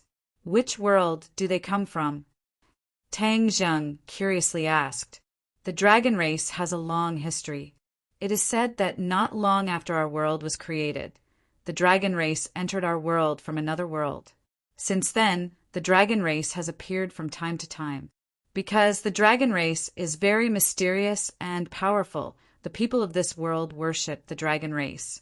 Thus, the dragon race is regarded as a spiritual totem. As for which world the dragon race came from, I do not know. Tang Zheng suddenly understood. So that was how the dragon race came to be. However, even you did not know the origin of the dragon race. That could only mean that the dragon race was much more mysterious and powerful than Tang Zheng thought. Perhaps only the dragon race themselves could answer this question. Suddenly, a bright light flashed in his heart. He cultivated the dragon god's secret art and even cultivated the dragon seal. Would he know this secret in the future? He could not help but look forward to it. However, there was no progress in the dragon god secret art for the time being. He also did not have a way to test the possibility of this idea. Young man, why do you care about this? If you take this dragon under your command, it will certainly be very beneficial to you in the future. The inner demons enticed. Oh, if I really subdue it, then my strength will be even stronger. This won't do any good, right? Tang Zheng said meaningfully. The inner demons was suddenly startled. They seemed to realize that Tang Zheng's words were reasonable. For a moment, they were speechless. After a long time, they resentfully said, "This shows that I really care about you. I am not like Yu, feigning civility and secretly spying on you." Inner demons, you are talking nonsense again. How am I talking nonsense? I am clearly speaking the truth. The two of them quarreled again. Tang Zheng gradually got used to this kind of thing. He simply ignored it and returned home.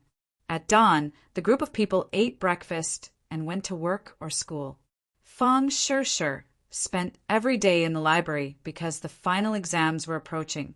As the transfer to Yenqing University for the first semester, she wanted to hand in a perfect answer sheet. Lan, you also dragged Wu to buy groceries early in the morning. During this period of time, she changed every day to make delicious food for Tang Zheng. The others also followed along to enjoy the good food. The mysterious Nine Heavens maiden also brought Nan Nan to do morning exercises, saying that she was in contact with nature. This was one of Nanan's favorite activities, but the only regret was that Brother Tang Zheng could not come along. When the Empyrean fairy guided Nana in cultivation, no one was allowed to disturb them. Even Tang Zheng did not have the qualifications, so he did not join in the fun. In the end, he was left alone at home. Looking at the empty house, he could not help but shake his head and smile bitterly. The others envied him for living in a country of women. In fact, because there were too many people, he could not get close to them.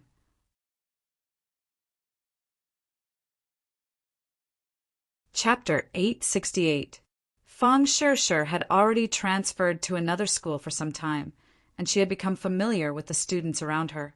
With her natural beauty and gentle personality, she quickly won the hearts of her classmates and almost became the only focus of attention in the class. This naturally attracted the attention of other boys, but she deliberately kept a distance from them to prevent herself from being involved in gossip.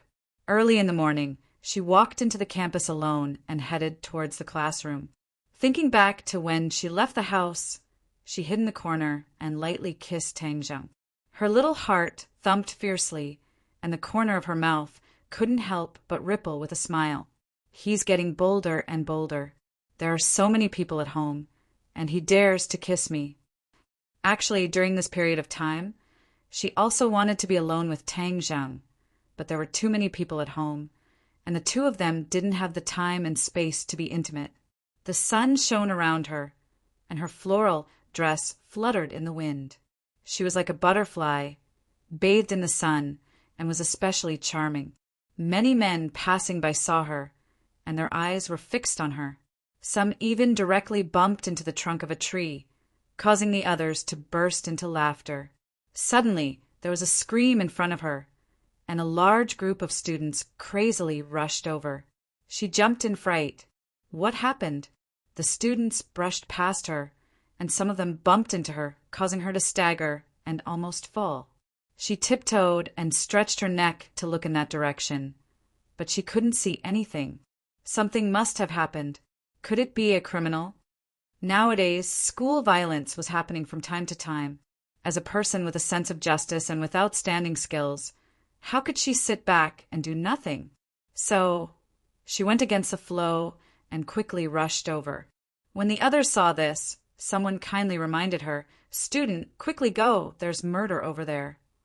Murder? Fong Shirshir was shocked and wanted to stop the crime even more. She shouted, "Make way, make way." She rushed over. Suddenly, a few people who looked like international students ran in front of her. She didn't care and was about to brush past them.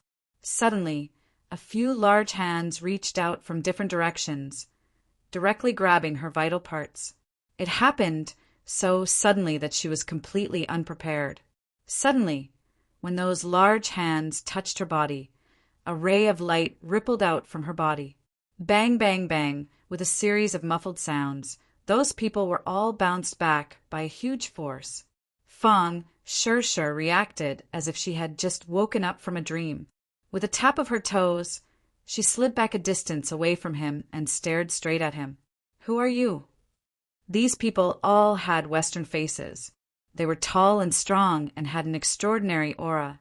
They were definitely not ordinary international students. "Come with us, and you'll suffer less," one of them said in stiff Hua Xia language. "You want me to leave without saying anything? No way." Fong Shirshir scolded, but she was still a little scared. If it wasn't for the golden jade, purple robe protecting her, she would have been killed by these people. Then, she wouldn't have had the chance to fight back. These people obviously did not expect that the plan they had planned for a long time would fail. Immediately, they became even angrier and roared. "Since you refuse a toast only to be forced to drink a forfeit, then don't blame us for being impolite." Several people attacked together. Their huge arms were full of blue veins, showing their terrifying strength. Fong Shirshir's slender hand gently pointed out, but there was the sound of wind and thunder. The two sides' attacks were completely different. One was fierce and overbearing, while the other was graceful and agile. Bang, bang, bang. In the blink of an eye, the two sides exchanged several moves. Fong Shirshir was shocked. These people were definitely not ordinary martial artists. That strange and incomparable strength and the gradually exposed ferocious and terrifying aura gave her a feeling of déjà vu werewolves. A light flashed in her mind. She finally remembered and blurted out. Hearing these two words, the other party was surprised. "You saw through us so quickly. Then we won't hide anymore." Roar, roar, roar. Several deafening roars sounded. These people transformed. Lush hair grew out of their pores. In the blink of an eye, they became tall and ferocious werewolves. Pairs of blue eyes stared at Fong Shirshir. They had a bestial impulse to choose a person to devour. "Ah, monsters, murder!" The people around were frightened and screamed. They fled in all directions, looking at this scene in horror. Some people were so scared that they fell to the ground. They didn't have the strength to escape. Fong Shirshir shouted at the people around her, "Run!" But there were still a few girls lying on the ground, unable to move. They were like a pear blossom in the rain, like a pool of mud. Fong Shirshir sighed. Her figure flashed, grabbed the collars of several people, and threw them into the distance. She didn't want these people to have any accidents because of her. She couldn't bear it. At the moment she moved, the werewolves also moved. They roared with their bestial instincts and attacked Fong Shirshir with their sharp claws. Fong Shirshir had just thrown her classmates out when she felt a biting cold wind behind her. With a thought, the belt on her body released a rainbow light and flew up. Rainbow silk. This was the first time she used the rainbow silk in a real battle, but she had practiced it many times and was already used to it. With a flash of light, The soft rainbow silk danced and wrapped around a werewolf, lifting his body up. Puff, puff, puff. Flowers of blood immediately bloomed on the werewolf's body. He was cut open by his companion, whose sharp claws killed him immediately. This scene was very bloody, but Fong Shirshir had already seen more bloody battles, so she didn't feel uncomfortable. On the contrary, she was surprisingly calm and her brain started to think quickly. The werewolves came to capture her, which meant that Rockefeller's people had come. Last time, she had cleverly escaped from the Atlantic Empire. The other party was unwilling to give up and actually chased her all the way to Huaxia. Rockefeller is vicious and merciless. I must inform Tang Zheng as soon as possible. She thought, but she didn't have the strength. One werewolf died, but the other werewolves became crazier and their attacks became fiercer. For a moment, Fong Shirshir didn't have the chance to call Tang Zheng. The ancestor has ordered that if she resists stubbornly, we can kill her directly, a werewolf shouted. Nikolai hated Fong Shirshir very much, so he would rather kill her directly. Yes, kill her.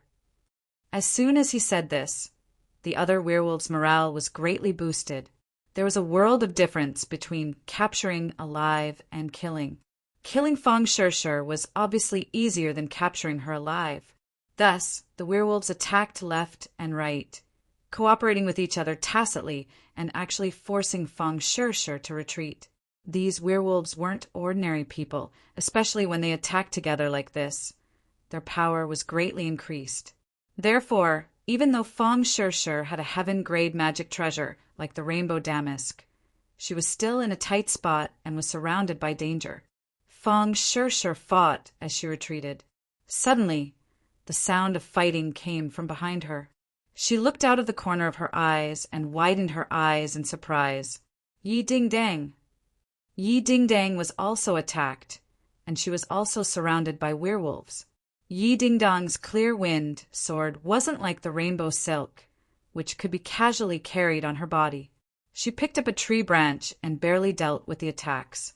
Fong Shirshir suddenly shivered, realizing that the situation was more serious than she thought.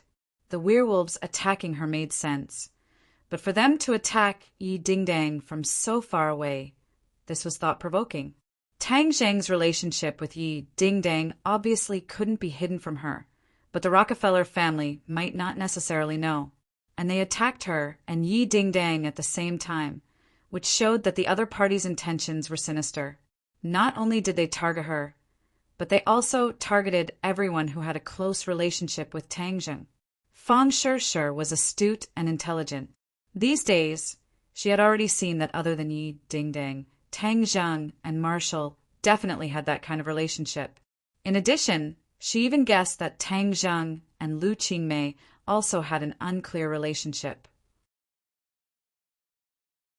Although the two of them had a teacher-student relationship on the surface, based on a woman's sixth sense, there were times when Lu Qingmei looked at Tang Zheng with eyes full of love, which definitely couldn't be faked. She was very confident in her own judgment. Because of this, Rockefeller wouldn't just attack her and Yi Ding Dang. The others would also suffer an unexpected calamity. I must immediately inform the others. She thought decisively, but this was just a beautiful, extravagant hope. She didn't have the time to care about anything else. Yi Ding Dang also saw Fong Shirshir and was shocked. She asked, "What's going on?" "They are Rockefeller werewolves. They came for me and Tang Zheng, but they also targeted you. I'm sorry to have involved you," Fong Shirshir said apologetically. Yi Ding Dang was carefree, so of course she didn't care if she was involved or not.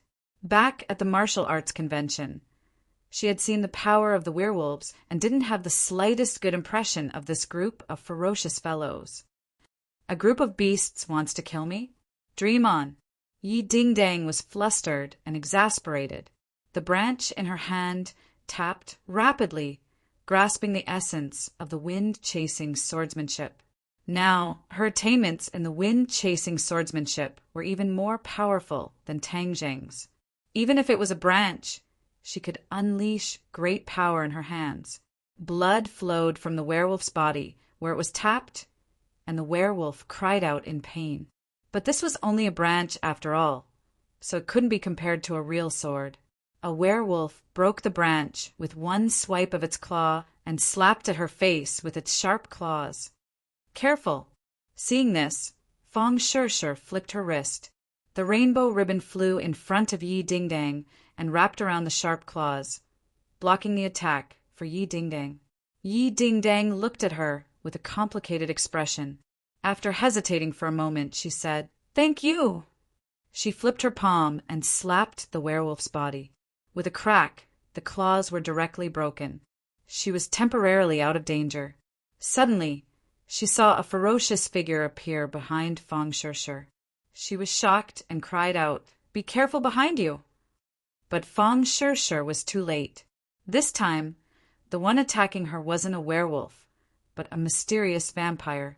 Moreover, it had suddenly descended from the sky, making it impossible to guard against. The vampire was wearing a huge cloak. The cloak covered Fong Shirshir's head, and a cold light flashed.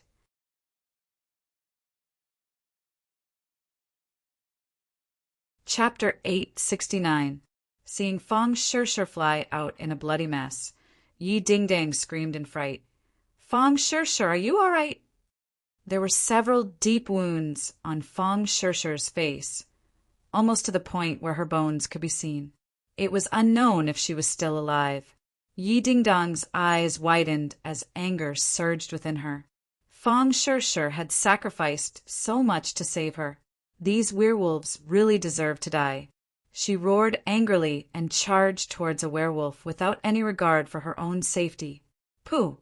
The werewolf's sharp claws tore through her sleeves, leaving a shallow scratch mark on her white arm that was bleeding profusely.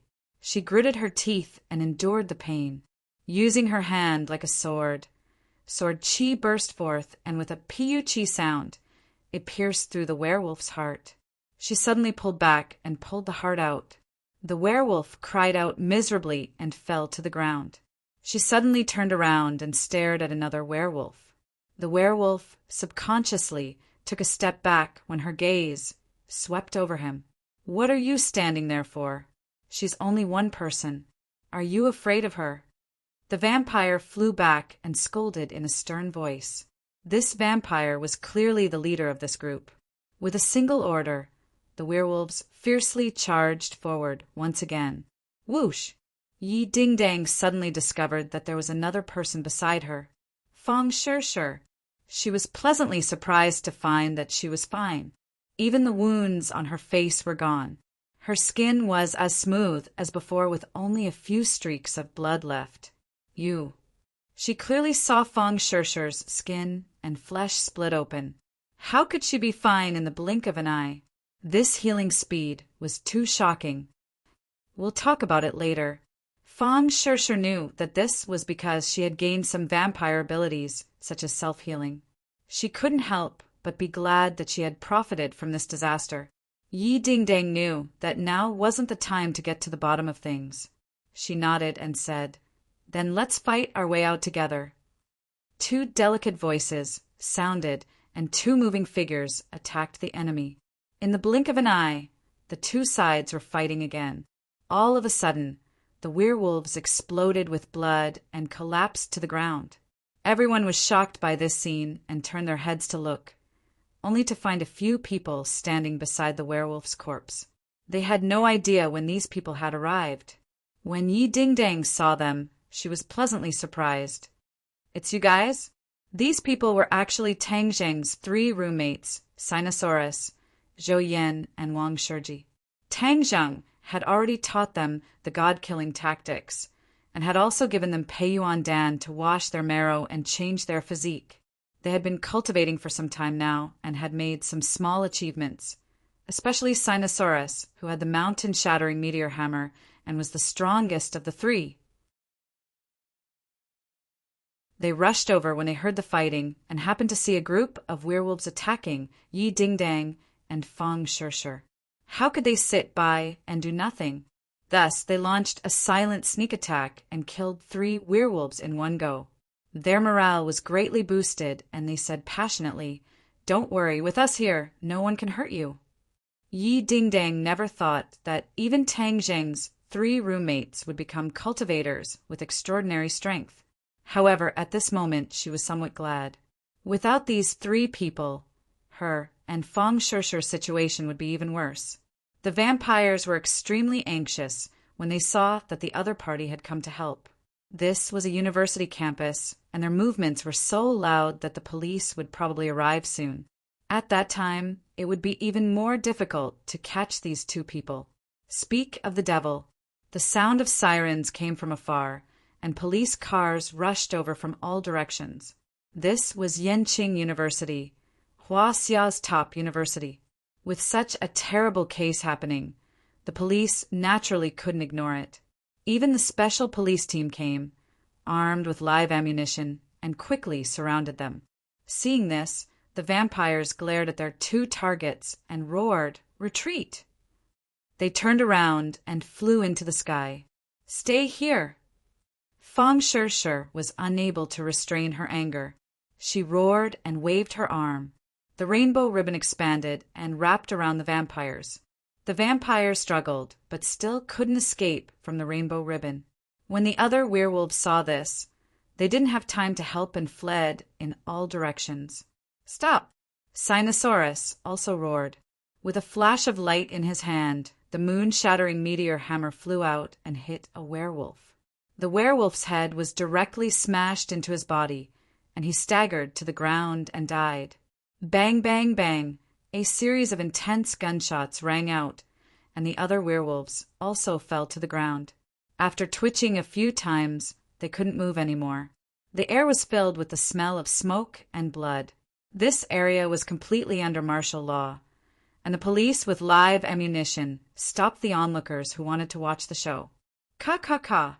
The sound of guns being pulled could be heard. All the police pointed their guns at Fang Shishir and the others. Sinosaurus and the other 2 hurriedly stood in front of the 2 girls. Sinosaurus smiled and said, "Hee, don't misunderstand. We're on the same side, on the same side." However, the police didn't relax, especially the bodies of the werewolves on the ground. It made them feel like they were facing a great enemy. "Don't move!" The police roared. Fang Shishir was worried about Tang Zheng's comfort and took out her phone. I said, "Don't move." The police glared and was about to pull the trigger. A war seemed to be about to break out. "It's just a phone call. Why are you so nervous? We're all from Huaxia. Can't you be more polite?" Zhouyan also stood up. "Just make the call. I'll see who dares to shoot." The policemen looked at each other in dismay. In the end, they still let Fang Shishir make the call. "Hey, Tang Zheng, something happened. Rockefeller's people attacked me and Yi Dingdang. They tried to take us away. Yes, we're fine now. I suspect that not only are they going to attack us, they're also going to harm the rest of the family." When Tang Zheng heard this, he was already furious.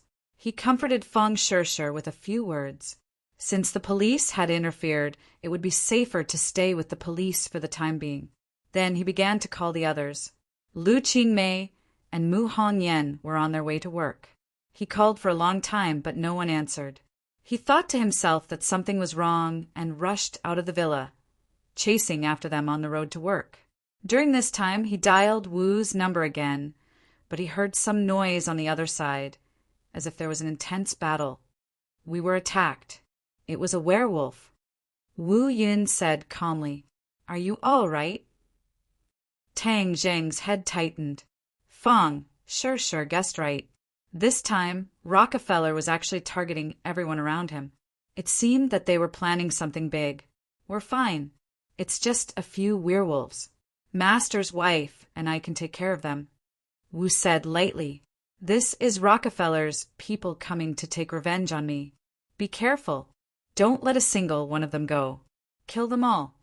Tang Zheng gnashed his teeth and said fiercely, "No problem." Wu hung up the phone. Tang Zheng's heart jumped even higher. He dialed Empyrean Fairy's number again. Empyrean Fairy's voice was somewhat puzzled. She asked first, "Why are there werewolves and bat demons in the capital? Did they escape from the 10,000 mountains?" Tang Zheng's head darkened. It seemed that she was no exception. He hurriedly asked, "Are you and Nana injured?" "How can these weak monsters hurt me? I'll kill them all." The mysterious maiden of the 9 heavens said calmly. Tang Zheng let out a sigh of relief and said, "That's good. Protect Nana and quickly go home. Now that someone has come to find trouble with me, the people around me have all been attacked." Empyrean Fairy made an "oh" sound and said, "It seems that they didn't escape from the 10,000 mountains. Then where did they come from?" "Atlantic Empire, Rockefeller family." "Never heard of it." Empyrean Fairy did not care at all. "Relax. Nana is my disciple. How could I let her get hurt? We still have to continue our morning exercise. Let's not talk about it." Tang Zheng smiled bitterly. Only the Empyrean Fairy was so skilled and daring. She did not put these things in her eyes at all. After such a thing happened, she still had to continue her morning exercise. Tang Zheng was burning with anxiety. Now only Lu Qingmei and Mu Hongyan's safety was uncertain. But these 2 people were the ones he was most worried about because they were the weakest. Nothing must happen to them. He anxiously muttered to himself. Like a gust of wind, he rushed through the streets. Lu Qingmei and Mu Hongyan drove to the company together as usual. Since joining the company, Lu Qingmei learned a lot from Mu Hongyan. She was gradually subdued by Mu Hongyan's charm. This single mother's business talent was amazing. She felt ashamed of her inferiority. Because of this, she had been humbly learning by Mu Hongyan's side. She improved very quickly. Lu Qingmei drove the car and chatted casually with Mu Hongyan. Suddenly there was a loud bang. The roof of the car caved in, as if something heavy had fallen on top of the car. Both of them were shocked, thinking that it was something that fell from a high altitude. Lu Qingmei reacted quickly and stepped on the brakes to stop the car. Rip! The sound of fabric tearing came from above. A ray of sunlight shone in from the car. The 2 of them quickly looked up and found that the roof of the car had been torn open, revealing a huge hole. A ferocious wolf head came into view. Roar! The werewolf roared. A stinky wind blew in their faces, blowing their hair. Mu Hongyan let out a shriek, terrified. Lu Qingmei was also shocked, but she immediately realized that something was wrong. She pointed at the werewolf and the dragon trapping. Rope flew out and tied the werewolf up. Bang! The werewolf fell off the roof of the car while Lu Qingmei shouted, "Sister Mu, sit tight!" She suddenly started the car and rushed out like an arrow leaving the bow. Suddenly, the car's momentum came to an abrupt stop. Then it rose into the air. The 2 of them saw a huge werewolf stop the car and lift it up with both hands. "Get out of the car!" Lu Qingmei reacted quickly. She grabbed Mu Hongyan, kicked open the car door, and jumped out. The 2 of them rolled on the ground and stood up. Only then did they see that they were surrounded by more than 10 werewolves. Mu Hongyan also gradually calmed down. Although her breathing was still rapid, she did not shout. "What should we do?" Mu Hongyan asked. "Sister Mu, I'll hold them back." "You leave quickly," Lu Qingmei said without thinking. "They have so many people. If I leave, what will you do?"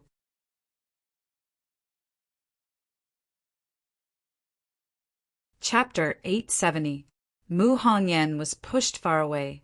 When she saw Lu Qingmei charging over without a care for her own safety, her eyes reddened and she almost burst into tears.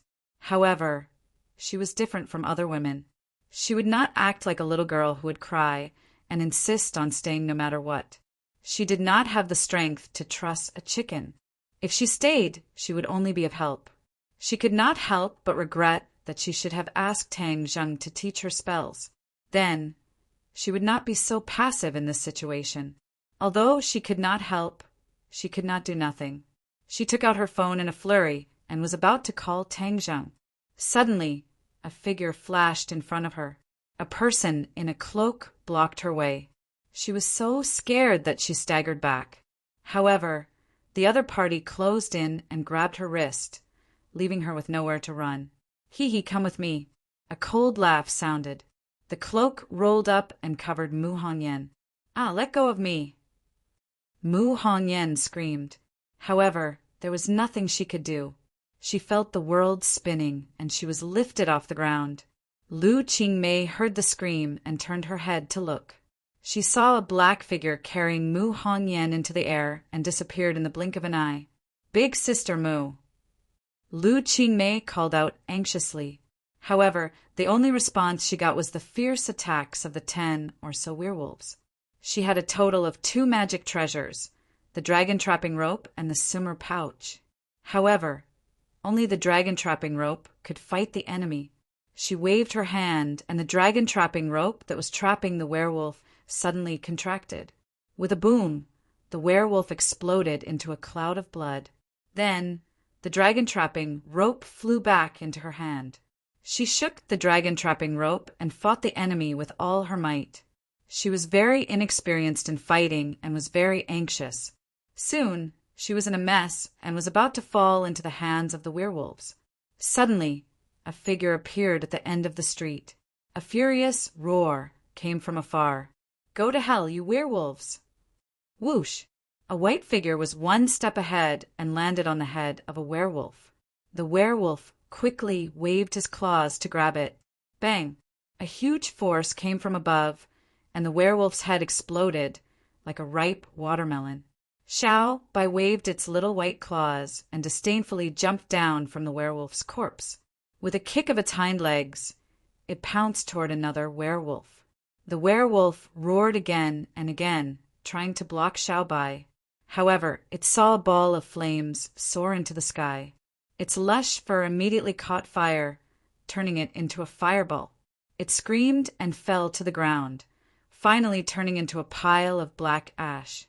Tang Zheng's eyes were bloodshot as he held onto Battle Soul. Pu. A few sinister heads fell to the ground. Seeing this, the remaining werewolves screamed and fled in all directions. Tang Zheng snorted angrily. All of you must die. His figure flashed, leaving only afterimages and streaks of blood. Then the sinister heads fell to the ground. A moment later, all the werewolves turned into cold corpses. Seeing Tang Zheng, Lu Qingmei heaved a sigh of relief. However, when she thought of Mu Hongyan, her heart jumped to her throat. She couldn't wait to say, Tang Zheng, Sister Mu has been taken away. I'm really useless. I didn't protect Sister Mu well. Tang Zheng hugged her tightly, patted her back, and comforted her. Sister May, it's not your fault. I didn't protect you well. Don't worry. I will definitely save Sister Mu. Lu Qingmei leaned into his embrace. Only then did she feel a burst of fear. Her entire body went soft, and cold sweat broke out on her back. Her entire body trembled. Tang Zheng was in extreme pain and comforted her. Don't be afraid. I'll take care of everything. I won't let them hurt you again. Then what about Sister Mu? Tang Zheng's eyes flashed with hatred. He gritted his teeth. I will save her, and then let the enemy pay with their blood. Rockefeller had come prepared this time. Since Mu Hongyan had been captured and not killed on the spot, it meant that her life was not in danger for the time being. The other party definitely had other plans. He still had some time.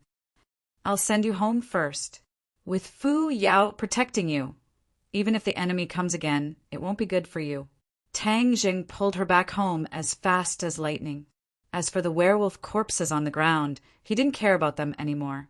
This time, Rockefeller had started a war everywhere, clearly wanting to make things bigger. Even if Tang Zheng wanted to hide it, he couldn't. As for how the ordinary people would view this matter, he didn't have time to think about it.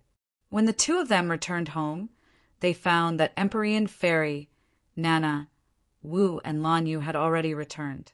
When they saw the two of them enter the house, They quickly walked over to welcome them. "Little Zhang, are you all right?" Lan Yu was burning with anxiety. She pulled Tang Zheng's hand and sized him up. "I'm fine." Lan Yu patted her chest and said with lingering fear, "It's good that you're fine. What exactly happened this time?" "The Rockefeller family came to take revenge on me, but he didn't come directly to me.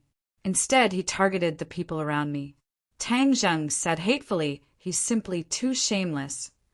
When he saw that Lu Qingmei had returned alone, his heart skipped a beat as he hurriedly asked, "Where's Sister Mu?" She was taken away. Lu Qingmei's eyes turned red as sorrow welled up in her heart. The few of them were shocked. Wu Dang said, "Let's go save Sister Mu." "Calm down. We don't even know where they are. The capital is so big. Where are we going to find them? All of you stay at home. Fu Yao, help me take care of them. If anyone dares to attack, kill them." Tang Zheng said with a murderous look. Empyrean Fairy rarely saw him lose control like this. She understood his feelings and nodded. "Don't worry, with me here, no one can hurt them." "Thank you. I'll go to the police station first." Sure, and Ding Dang are at the police station. I heard that they caught someone alive, so I'll go take a look. "I'll go with you," Wu and Lan Yu blurted out. The two of them looked at each other, and Lan Yu said with concern, "The one who came this time is not a good person. Furthermore, it's the Rockefeller family, not an ordinary person. I'll go with you in case there's any danger." She was concerned about her son's safety. She wanted nothing more than to stay by his side and protect him from being harmed in the slightest. However, Tang Zheng shook his head and refused. "I've already made up my mind. You guys stay at home, I'll be alone." Seeing that his attitude was so resolute, Lan Yu and Wu couldn't say anything more and could only watch him leave. Ding ling ling. Tang Zheng's phone rang. It was actually Yen Patian. He went straight to the point and asked, "Tang Zheng, how are you?" "I'm fine." Sister Mu was taken away by them. Mu Hongyan? Rockefeller's people are so daring. They actually came to the capital of Huaxia to capture people. Yen Patian said in a flustered and exasperated manner, "Elder Yen, use all of our strength and dig 3 feet into the ground to find them. I want to save Sister Mu unscathed." Tang Zheng's voice was close to a low growl, showing the anxiety and anger in his heart. Yen Patian felt the same way and said, "Don't worry, the Yen family is not to be trifled with. They came to the capital under the guise of the heavens and did so many things, so they will definitely leave behind some clues that can be traced. I will definitely be able to find them." "All right, then let's keep in touch.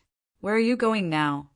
"I'm going to the police station to pick someone up and meet the captured Strigoi. The commotion this time is too big. I'm afraid that the higher-ups will appear. You have to be mentally prepared." Yen Patian reminded. Tang Zheng secretly nodded his head. The older the ginger, the spicier it was. Yen Potion's judgment was very accurate, and he also judged it the same way. However, when he arrived at the police station looked as if they were facing a great enemy.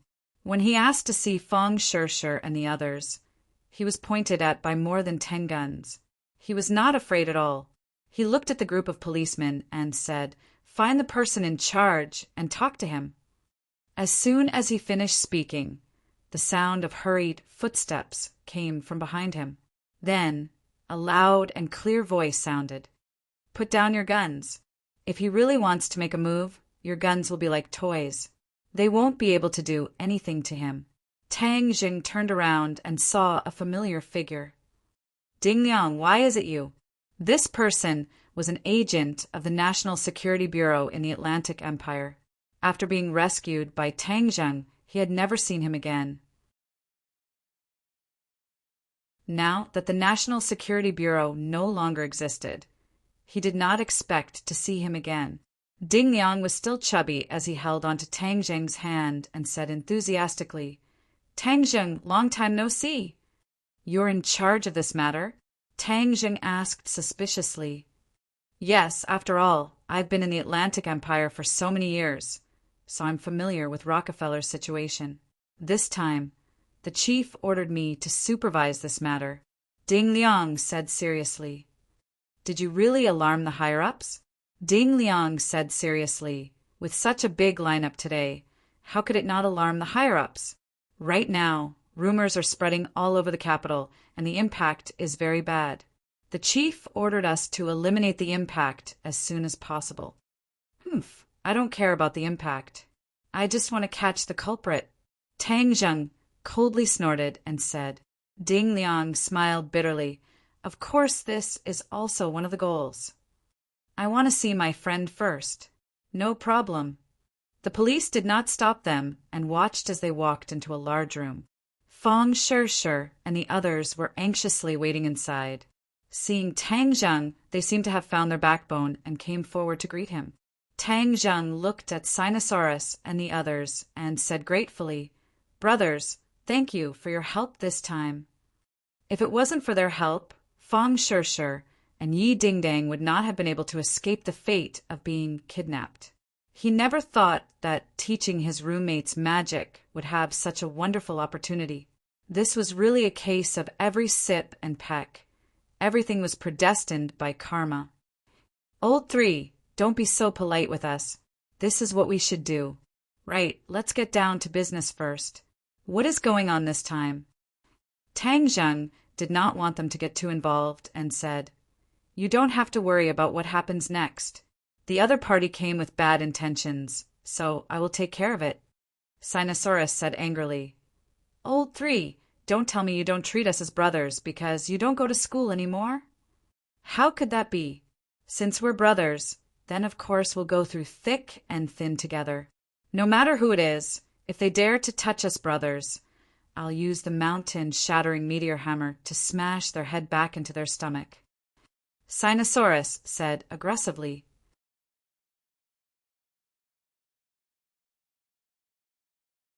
Chapter 871. Tang Zheng pacified several people before asking to see the captive vampire. Ding Liang hesitated for a moment and said, Tang Zheng, this time Rockefeller came all the way here. It must be to target you, but they are making too much of a ruckus. How are you going to deal with them? A debt of blood must be paid in blood, Tang Zheng said resolutely. It's better to squash enmity than keep it alive.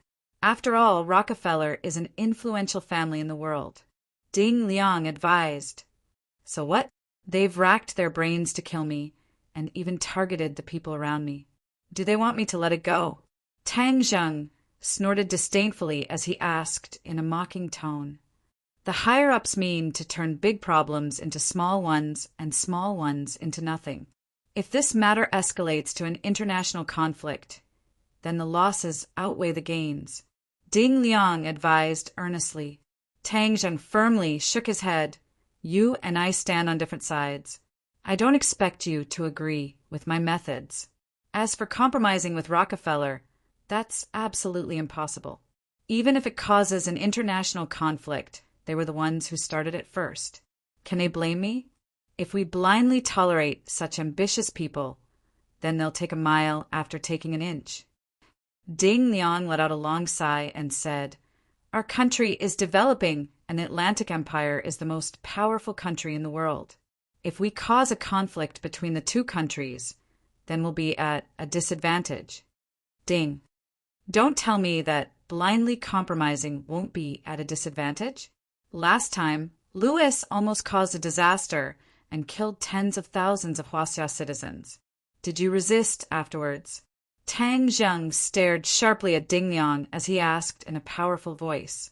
Ding Liang was speechless for a long time before saying, This is a multifaceted consideration from the higher-ups. A country isn't like an individual. We can't let our emotions affect our decisions. We have to weigh the pros and cons. I won't point fingers at the country, but please don't point fingers at me. I have my own opinions. I only ask you one thing. Will you let me see that captive? Ding Liang lowered his head under Tang Zheng's sharp gaze and said helplessly, Fine, I'll let you see him, but you can't kill him.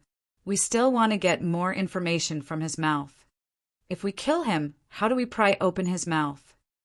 Tang Zheng said meaningfully. Ding Liang hesitated. Actually, we've already interrogated him. No matter what we did, he wouldn't let go. What can you do? Tang Zheng smiled coldly and did not answer. Ding Liang resentfully brought them to the place where the vampires were imprisoned.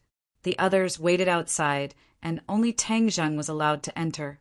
There wasn't a single window on the thick walls, and even the door was made of thick steel. The Blood Clan had even put on shackles and handcuffs to prevent him from escaping. As soon as Tang Zheng walked in, the vampire abruptly raised his head and stared at Tang Zheng with a pair of deep blue eyes. You know me? Tang Zheng asked, noticing something in the other party's eyes. The vampire hatefully said, You are Tang Zheng. Humph, stop dreaming. You want to pry open my mouth? Keep dreaming. Tang Zheng aggressively walked in front of the other party and looked down at him without saying a word. A formless pressure spread out. The vampire's expression changed slightly as he felt it was difficult to breathe. That powerful aura enveloped him, causing him to feel an indescribable fear. Tang Zheng coldly smiled. I know you are loyal and devoted to the Rockefeller family, so I don't have any extravagant hopes of prying open your mouth. The vampire was startled, not knowing what these words meant. He thought the other party was showing weakness and couldn't help but sneer. So you're only SOSO. Our Rockefeller family will definitely make you wish you were dead. Is that so? Then I'll make you wish you were dead first. Tang Zheng reached out and grabbed the vampire's head. The vampire immediately let out a scream. What are you doing? He clearly wasn't as smart as Jian Shursen back then and didn't know that Tang Zheng was using a soul-searching technique to seize the information in his mind. He struggled incessantly, his handcuffs and ankles rattling loudly. However, these were all made of special materials, and he couldn't break free at all. Outside the door, everyone turned pale with fright when they saw this scene from the monitor. Ding Liang, in particular, cried out loudly. How could Tang Zheng be so impulsive? He was just about to rush in and stop Tang Zheng when he was stopped by Feng Shirshir and Yi Dingding. They had been by Tang Zheng's side for a long time and knew a thing or two about his methods. Wait a moment. Tang Zheng won't harm his life. Really? Ding Liang was skeptical. Of course. The two spoke in unison with great certainty. After fighting side by side, their relationship seemed to be heating up rapidly. The estrangement from before was also gradually melting away, and they actually had some kind of tacit understanding. Ding Liang's expression fluctuated, but in the end he still chose to believe Tang Zheng. After going through life and death in the Atlantic Empire, he was also willing to believe Tang Zheng. What are you doing? Stop! The Blood Clan member let out a heart-wrenching scream. His body twitched incessantly and his reaction was quite big. It hurts so much. My head is about to explode. What are you doing to me? Tang Zheng didn't say a word. He quickly used the soul search technique, and a stream of information flowed into his brain from the Blood Clan member's brain. After a long time, he finally released his hand. The Blood Clan member was already slumped weakly on the chair. His entire body was soaked, as if he had been fished out of the water. But the strange thing was that he actually didn't turn into an idiot. This definitely wasn't because his cultivation was high enough to resist the side effects of the soul search technique. The Blood Clan member can automatically heal wounds. When I used the soul search technique, it injured his brain. Could it be that his brain also quickly healed after being injured, so there weren't any side effects? Tang Zheng felt that his guess wasn't far from the truth. He couldn't help but feel disappointed that he didn't turn the Blood Clan member into a lunatic. However, since he had fallen into the hands of the officials, he would definitely suffer more torture. On the contrary, it would be too easy for him to just kill him. Moreover, he had promised Ding Liang to spare his life. Tang Zheng had already obtained the information he wanted. Although it was fragmented and incomplete, at least he knew the general plan of the Rockefeller family. They didn't attack him directly. Instead, they wanted to kidnap the people around him, then force him to submit and finally kill him. As for the people who were kidnapped, they wouldn't be merciful. They would all kill them in the end. Tang Zheng gnashed his teeth in hatred. Rockefeller was as despicable and sinister as ever. Last time, he tried to sacrifice the lives of tens of thousands of people to activate the Mountain River Blood Sacrifice Array. Now he was using the people around him to deal with him. I already know where they are hiding. I must hurry over and save Big Sister Mu as soon as possible. Tang Zheng secretly made a decision. When he walked out of the interrogation room, Ding Liang hurriedly greeted him and asked, "What did you do to him?" Although he saw Tang Zheng's every move clearly, he still didn't know the purpose of his actions. "I'm leaving. You can do whatever you want with him." Tang Zheng didn't want to say more and directly said goodbye. Ding Liang was full of doubts, but he didn't stop him. Instead, he warned, "Our police have already sent people to search for Rockefeller's whereabouts. Soon we will rescue Miss Mu. Don't worry. Don't act recklessly. Otherwise, it will cause more trouble." Tang Zheng didn't comment and walked out of the police station with the others. Yi Dingdang couldn't wait to ask, "What do we do now?" Tang Zheng didn't rush to answer. Instead, he said to Sinosaurus and the others, "Boss, you take Old 2 and Old 4 back to school for class. Didn't we say that we should face difficulties together? We won't go." The others refused. "I can really deal with the following matters. You go back to school. When this matter is over, I will come to find you. The final exam is coming soon. Don't delay your studies." Tang Zheng didn't allow them to explain. No matter what the other party said, he didn't agree. The three of them could only go back to school resentfully. "What about us?" Fong Shishir asked. "I will send you home. With Fu Yao protecting you, I can save Sister Mu without worry." "No, I want to go with you." The two of them said in unison and volunteered. "Be obedient." Tang Zheng's face sank and became abnormally serious. The two of them were slightly startled and didn't dare to insist. They warned, "Then be careful." After Tang Zheng sent the two of them home, he rushed as fast as lightning towards the place where Mu Hongyan was locked up. They had agreed on a destination, and as long as they caught the people, they would bring them there. The destination was in the downtown area of Beijing. It was a detached villa. Tang Zheng didn't know that this was a private property that Song Yu had bought in the past and was now provided to Rockefeller for use. Tang Zheng quietly sneaked into the villa area. There was a small bridge, flowing water, and green trees. The environment was beautiful. From afar, he locked on to the target building. He didn't dare to alert the enemy and sneaked in without making a sound. He easily climbed in through the window of the villa. Suddenly, his pupils shrank as he saw a person sitting in the living room. The other party saw him barging in and raised his head to look at him without panic or dissatisfaction. There was no surprise at all. Instead, there was a mischievous smile. He was very familiar with this face. Ancestor Nicholas. Tang Zheng was as if he was facing a great enemy. His body tensed up and he was ready to attack. He shouted, "It's you! You're here too!" Nicholas looked at him with a smile that wasn't a smile and said, "I have been waiting for you for a long time. I know you must have a way to find this place." Since you know I have a way to find this place, why don't you run? Are you waiting for me to kill you?" Tang Zheng angrily said. "You can't kill me." So confident.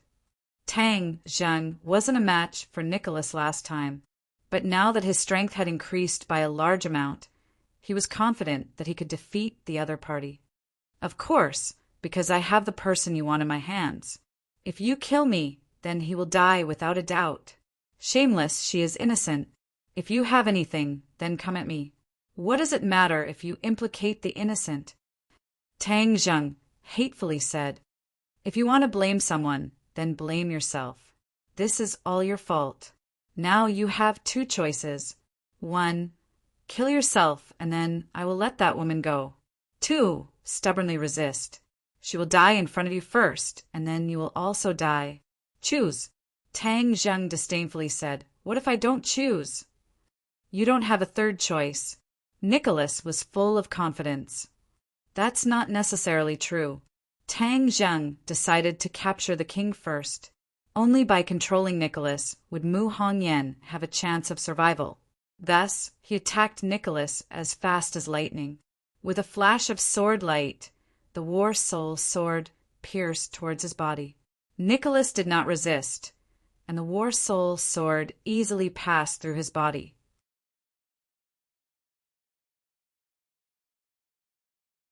Chapter 872. The war soul sword passed through Nicholas's body without any hindrance, as if it was passing through air. Moreover, there was no blood. On the contrary, Nicholas was safe and sound. He smiled and looked at Tang Zheng with ridicule, as if he was mocking him. He leisurely said, I said you can't kill me. Tang Zheng's head shook. What kind of magic was this? Nicholas was sitting in front of him. It was so real that he could reach out and touch him. Why couldn't he hurt him? He suddenly had an idea. He suddenly raised his head and looked around. Finally, he saw a few small devices around the roof and suddenly realized, Full system projection! You are fake! Tang Zheng was filled with regret. He didn't realize that the person sitting in front of him was just a projection and not Nicholas himself. No wonder he was so fearless. As for him himself, he might be far away from here. Too cunning. Tang Zheng secretly hated and simply took back the war soul sword. What do you want? I have already pointed out 2 paths for you. You can choose one of them. Nicholas said with a smile and crossed his legs. I want to see Sister Mu. I want to confirm whether or not she has been harmed by you. As you wish. And Nicholas seemed to have already expected Tang Zheng to have such a request. With a snap of his fingers, the television in front of him automatically turned on. Mu Hongyan appeared on the television, but she was tied up and unable to move. Her face was filled with fear. Sister Mu, Tang Zheng cried out involuntarily. Tang Zheng, is that you? Mu Hongyan's voice came from the television. She looked around. Obviously, she couldn't see Tang Zheng. Sister Mu, it's me. Don't be afraid, I will save you. Tang Zheng was sure that this was a real-time image and not recorded, so Mu Hongyan was still alive. He just didn't know where she was locked up. Mu Hongyan nodded and gradually calmed down. I'm not afraid. You must be careful. These people are very powerful. I know. What about Qing Mei? How is she? She was in deep danger, but she was still worried about the safety of others. She's fine. Very safe. That's good, that's good. A relieved smile appeared on her face. Suddenly, the image flashed and disappeared. Tang Zheng shouted that he didn't want it, but it was useless. He, truly affectionate and righteous. Tang Zheng, do you have the heart to watch such a sentimental and righteous woman die because of you? Nicholas asked. Tang Zheng's expression was gloomy and uncertain. If something really happened to Mu Hongyan, Nana would become an orphan. When he thought of Nana's sad expression, he would not be able to redeem himself even if he died 100 times. Moreover, Mu Hongyan herself was also extremely important to him. The 2 of them could be said to have gone through life and death together. Back then, when they fell off the cliff and into the 100,000 mountains, he couldn't move at all. It was as if he was paralyzed. It was Mu Hongyan who took care of him in every possible way that allowed him to recover so quickly. Later, Mu Hongyan wholeheartedly helped him to take care of his business. It could be said that she poured all her efforts into it. Therefore, no matter what, Tang Zheng couldn't leave her in the lurch. Have you thought it through? Such a good person died because of you. Do you have a conscience? Nicholas asked step by step. Do you have a conscience? Tang Zheng asked back. Now I'm the one asking you, not the other way around. Tang Zheng's expression gradually became firm. He said, Fine, I promise you. I will kill myself, but you must let her go. Righteous as the sky, ha! Nicholas laughed with satisfaction. But why should I believe you? You can only believe me? No, I absolutely cannot believe you. A person like you already has no conscience. You will definitely not believe what you say. I am a fool to believe you. I must make sure that she is safe and sound before I kill myself. Tang Zheng stubbornly said. You have no right to negotiate. Then let's go our separate ways. In any case, even if I kill myself, you will not let her go, right? That captive has confessed everything. I am very clear about your sinister intentions. Nicholas was silent. He looked sharply at Tang Zheng, as if he wanted to see through his determination. But after looking at him for a long time, he was sure that Tang Zheng's words were not false. If they really went their separate ways, then all the work he had done would be useless. In the end, he still had to face Tang Zheng one-on-one. This was a situation he absolutely did not want to see. After all, this was Tang Zheng's base camp. If the two sides confronted each other face to face, the people he brought may not be able to gain any advantage. Therefore, if he could force him to kill himself, this would be the best result. Fine, I promise you. But when I let her go, I must see you die. Otherwise, I have many ways to guarantee that I will kill her. Nicholas had no choice but to compromise. Tang Zheng was relieved. His insistence was right. Nicholas's ultimate goal was to kill him. As for the others, they could temporarily retreat. We'll hand over the hostages somewhere else. I'll stay here, Tang Zheng said. When we hand over, I must see you die, Nicholas said with killing intent. Tang Zheng was silent for a moment, then said resolutely, All right. Tang Zheng immediately contacted Yan Patian and told him an address, then told him to go there and pick up Mu Hongyan. As for the rest, it was inconvenient for him to say anything else. After all, his every move was being monitored. Seeing that he did not play any tricks, Nicholas also began to arrange for his subordinates to hand over the hostages. Dozens of minutes later, the television lit up again. On the screen was a commercial plaza with a lot of people. From afar, a few Westerners could be seen escorting Mu Hongyan forward. This was Nicholas's men, filming from afar and transmitting it over in real time. Tang Zheng had already seen Yan Patian. He personally took action and walked towards Mu Hongyan and the others step by step. Tang Zheng, in order to make it impossible for you to go back on your word, I made some small preparations. Do you see so many people in the plaza? What do you mean? Tang Zheng suddenly had a bad premonition. If you don't commit suicide, not only will Mu Hongyan die, everyone in the plaza will be buried with you. I've already installed a bomb in the plaza. Haha, when the time comes, bang, everything will turn into nothingness. Nicholas laughed sinisterly. You're crazy. Tang Zheng was furious. He clenched the war soul sword tightly and continuously slashed at Nicholas's body. But this was just a projection. It was useless. Don't be so angry. Didn't I say it already? As long as you fulfill your promise, I won't detonate the bomb and no one will die. You're crazy. Why should I believe you? If the bomb really explodes, it will definitely cause an official backlash. Unless it's the last step, I don't want to fight to the death and cause a third world war. Tang Zheng stared at Nicholas, convinced that what he said was true. If he detonated a bomb in the bustling city of the capital, the authorities would definitely investigate thoroughly and give the people an explanation. Even if it was Nicholas, he would not be able to bear this responsibility. Unless it was the last moment, he would definitely not take the risk and take such a risk. So, don't challenge my last bit of patience. Nicholas added, As long as I see that elder sister Mu is safe and sound, I will naturally do as I say. Tang Zheng said helplessly. Then I'll wait and see. On the screen, the two sides were getting closer and closer, both of them extremely fearful of each other. Finally, the two sides approached. Yan Potion's eyes were sharp and his hands were fast. He snatched Mu Hongyan and protected her behind him. Tang Zhang had warned Yen Patian not to clash with Nicholas's men, so Yen Patian did not attack. The Westerners quickly retreated. "Your turn," Nikolai urged. Tang Zhang raised the war soul sword and aimed it at his chest. The air seemed to have frozen, and the surroundings were terrifyingly silent. Nicholas stared at the screen without blinking, and beside him were two other people, Song Yu and Li Xiaotian. Song Yu's expression was a little excited. Her plan this time was finally about to succeed.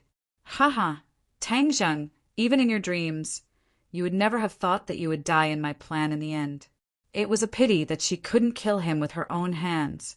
Li Xiaotian's expression was complicated. She had known Tang Zhang for a long time and understood him very well.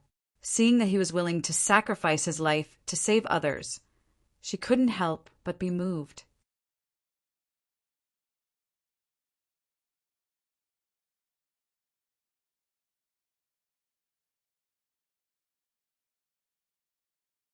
She also cried out and laid on her mother's body, sobbing, "Mother, what's wrong?" "Don't cry, Nana is scared." Cries immediately spread through the crowd, rising and falling one after another. Lan Yu suddenly sat on the sofa, as if all the strength in her body had been sucked out. She shook her head in disbelief. "No, my son won't die, he won't die." Wu and Yi Dingdang had experienced the news of Tang Zhang's death before. Although they kept telling themselves that this was fake, just like last time, they couldn't help but cry. The two of them looked at each other and shook their heads at the same time. It was as if they were encouraging themselves and the other, saying, "No, he definitely won't die." Lu Qingmei stood there in a daze. She didn't say a word as tears flowed down her white cheeks. However, Fang Shishir didn't even turn her head as she rushed out, shouting at the top of her lungs, "If I don't see it with my own eyes, I will never believe that he will die." Yen Patian immediately stopped Fang Shishir and advised, "Miss Fang, don't be impatient. This time the enemy is not only targeting Tang Zhang, but also all of you. If you rush out now, you will only give the enemy an opportunity to take advantage of." The older the ginger, the spicier it was. Even at this time, he did not panic. Tears welled up in Fang Shishir's eyes. She shook her head violently, and tears rolled down from the corners of her eyes. "He is my beloved. If he is alive, I want to see him. If he is dead, I want to see his corpse. I must see him," Yen Patian advised earnestly. "Don't worry, even if I have to risk my life, I will still find Tang Zhang." Fang Shishir shook her head and said, "I'll go myself. If I die, I'll die with him." Even though Yen Patian was knowledgeable and had a firm temperament, when he heard this, he couldn't help but sigh. Princess Anne's expression dimmed, but she did not shed any tears. Looking at the people who were crying, a voice sounded in her heart, "Is he really dead? Back then in the sea, he was so powerful. How could he die? He's my knight." Empyrean Fairy was the calmest. She looked at the crowd indifferently and did not say a word. Bang! Suddenly, the door was pushed open, and a person wearing a gray Taoist robe appeared at the door. Yan Qingyi. She swept her gaze across the crowd and said in an earth-shattering manner, "Tang Zhang will not die!" "He won't die?" Everyone's attention was attracted. "Really?" Many people hurriedly asked as if they had grabbed onto a life-saving straw. Yan Qingyi nodded firmly. "Yes. He will definitely not die." "How do you know?" Yan Qingyi wanted to say something, but hesitated. Her prophecy technique was her biggest secret. If it were to be made public, whether it was to her or to the Yan family, it would be a huge hidden danger. "Is he really not going to die?" Yen Patian also asked anxiously. He knew his daughter very well. She would not spout nonsense.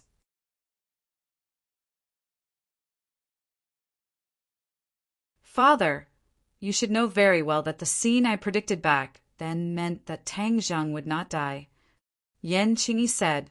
Yen Patian hesitated. Of course, he was clear about this, but the information this time was too accurate. He had no choice but to believe it.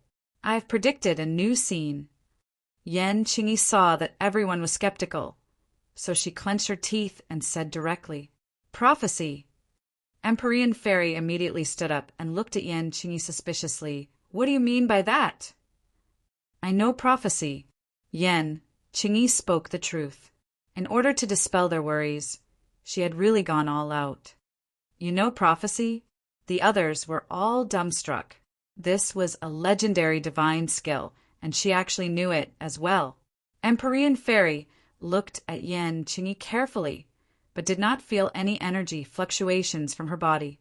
She could not help but mutter to herself, Prophecy! There really is a prophecy. How do you know prophecy? To be able to make Empyrean Fairy so shocked, it could be seen that this prophecy technique was not something an ordinary person could possess. We are talking about Tang Zheng's problem now. Yan Qingyi did not want to talk about it in detail and changed the topic. I predicted that he would be reborn. Really? He can be reborn? The others were overjoyed. Yes, sir. Yan Qingyi was very confident in her prophecy and nodded firmly. Then, does that mean he's really dead now?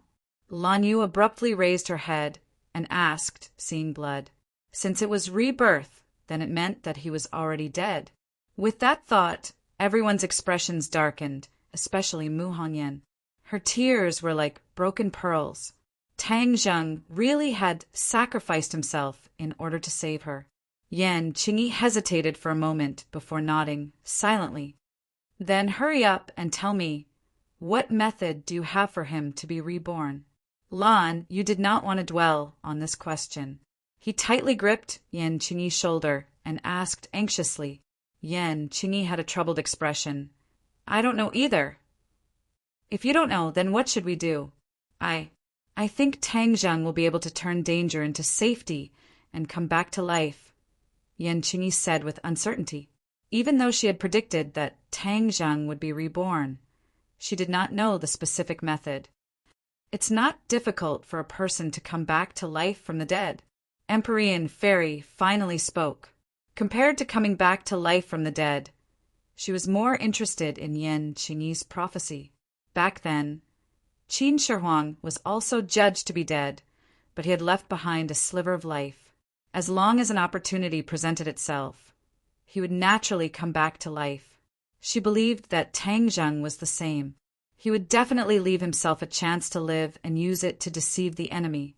Hearing Empyrean Fairy's words, the others felt a lot more confident. After all, Empyrean Fairy was the person with the highest cultivation here.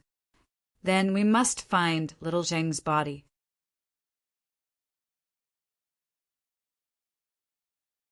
Lan Yu made a prompt decision. Since her son had the chance to be reborn, she did not want her son to lose his arms and legs. Just then, Yan Patian received a call. His expression changed slightly and said, I just received a piece of news. It is said that tonight at the peak of the Forbidden City, they will bring Tang Zheng there. The peak of the Forbidden City? Imperial City? Lan Yu asked in surprise. Why did they bring little Zheng there? Yan Patian shook his head. I don't know, but the other party must be plotting something by releasing this news with such fanfare. Maybe it's to lure us there. This is a conspiracy, Empyrean Fairy said. So what if it's a conspiracy?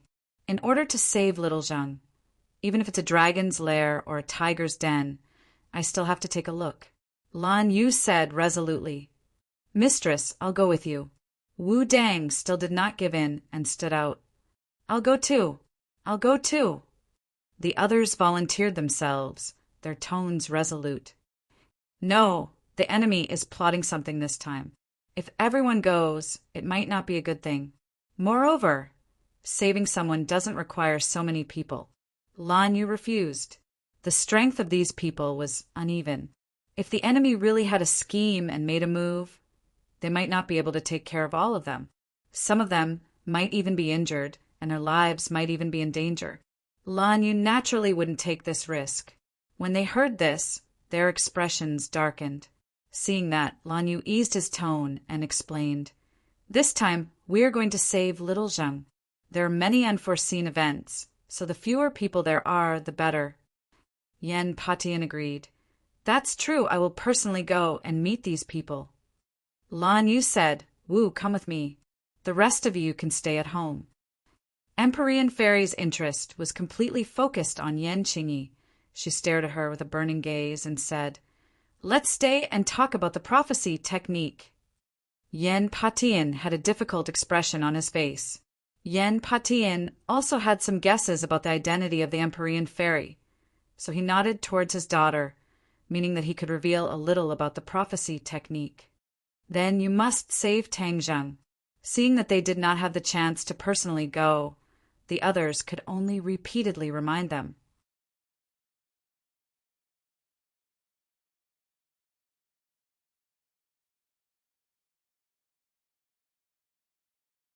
Chapter 874.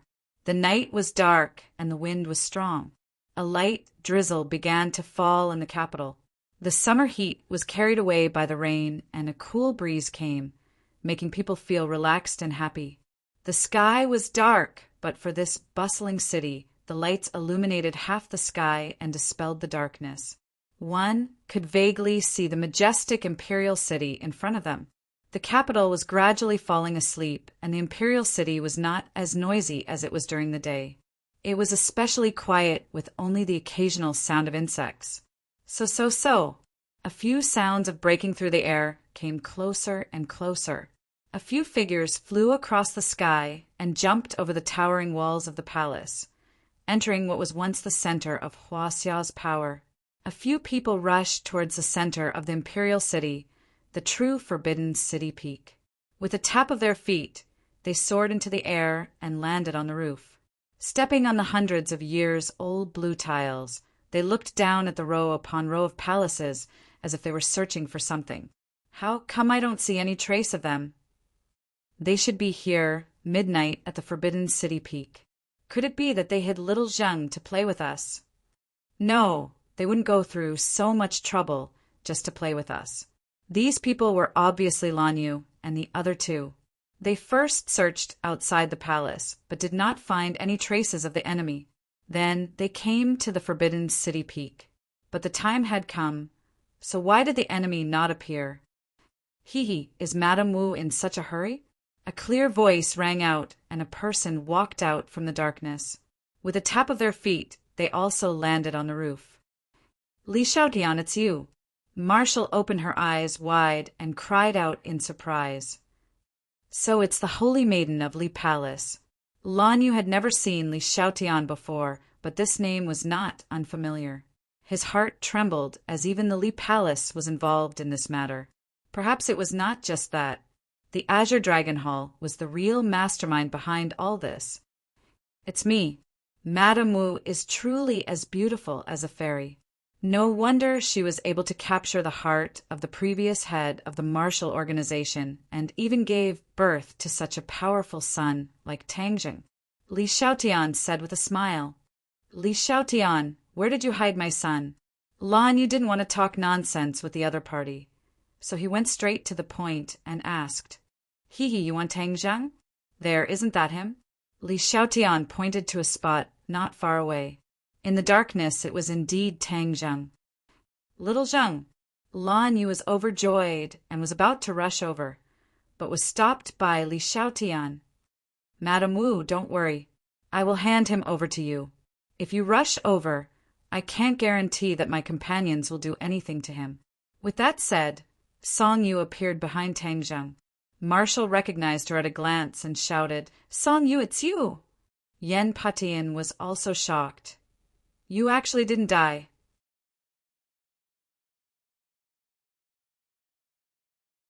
"How dare you come back?" After that battle, the Song family no longer existed. Only Song Yu's whereabouts were unknown. Who would have thought that he would be involved with Li Xiaotian? Song Yu laughed coldly, her sinister face hidden in the darkness of the night, looking even more terrifying. "Yan Patian, you colluded with Tangzheng and destroyed my Song family. Now that Tangzheng is dead, the next one will be your Yan family." Song Yu said fiercely. "Arrogant, to speak such big words. Let's see if you can leave the imperial city today." Yan Patian said. "With him in my hands, how could I not be able to walk out?" Song Yu proudly pushed Tangzheng, who was in his hands. "He has already been killed by you. What else do you want to do to him? Seeing that, Lan Yu roared hysterically. Li Xiaotian said, Madam Wu, don't be anxious. Tang Zheng is already dead. A dead person should be buried in peace.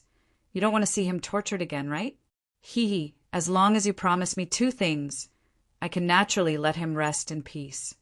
What condition? Lan Yu opened her eyes wide, her killing intent soaring. The first condition is to tell me where the rest of the martial sect went.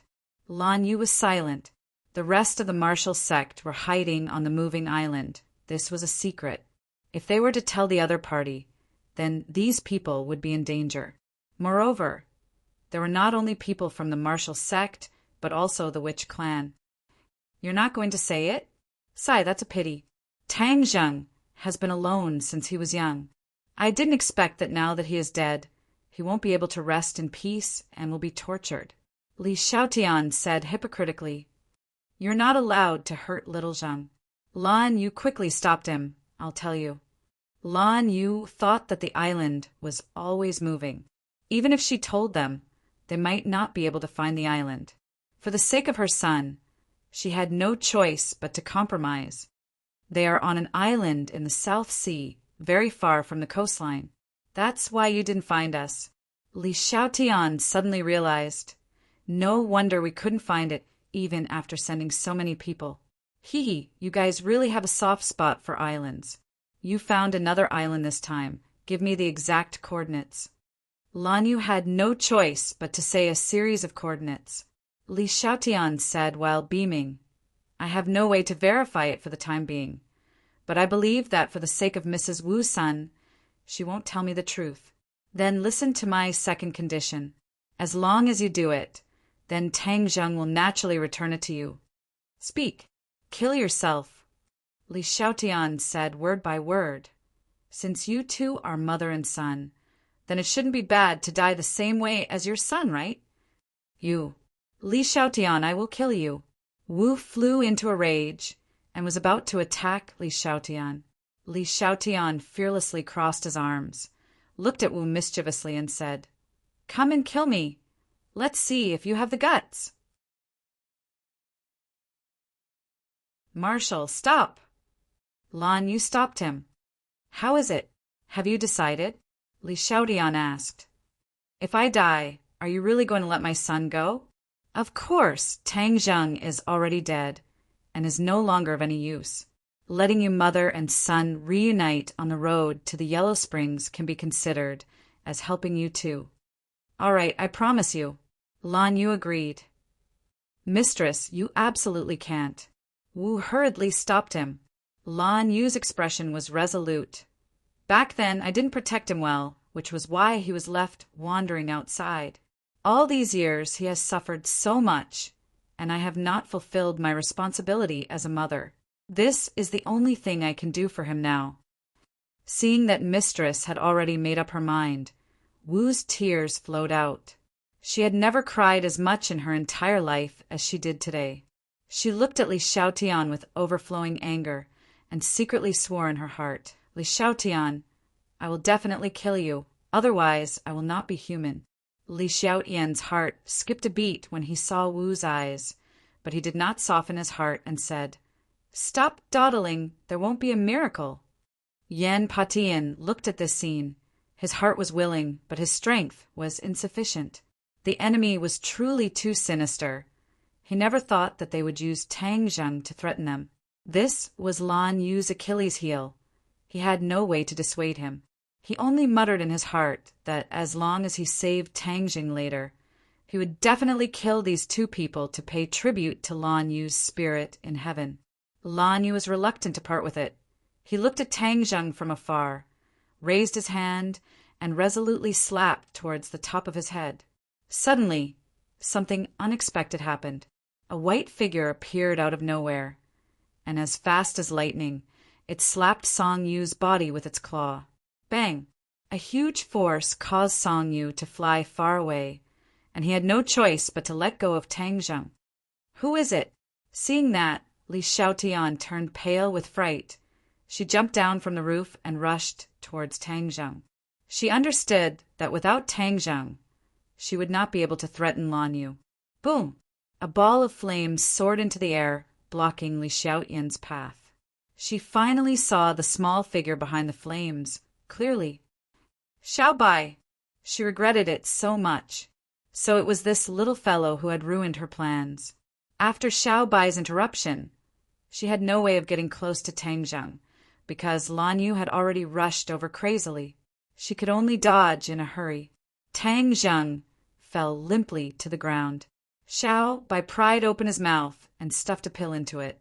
The pill melted as soon as it entered his mouth. Suddenly, Tang Zheng opened his eyes and took a deep breath. A terrifying light burst out from his eyes. Resurrection from the dead? No, actually he did not die. The War Soul's sword had pierced through his heart, causing him to enter a state of suspended animation.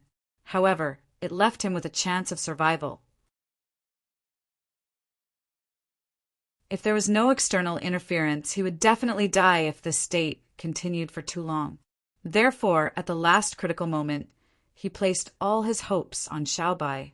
He gave Xiaobai a 9 transformations soul return pill and told it to find an opportunity to feed him. The powerful medicinal properties of the 9 transformations soul return pill could allow his injuries to quickly recover, thus achieving the effect of resurrection. This was all arranged by him, but it was extremely risky.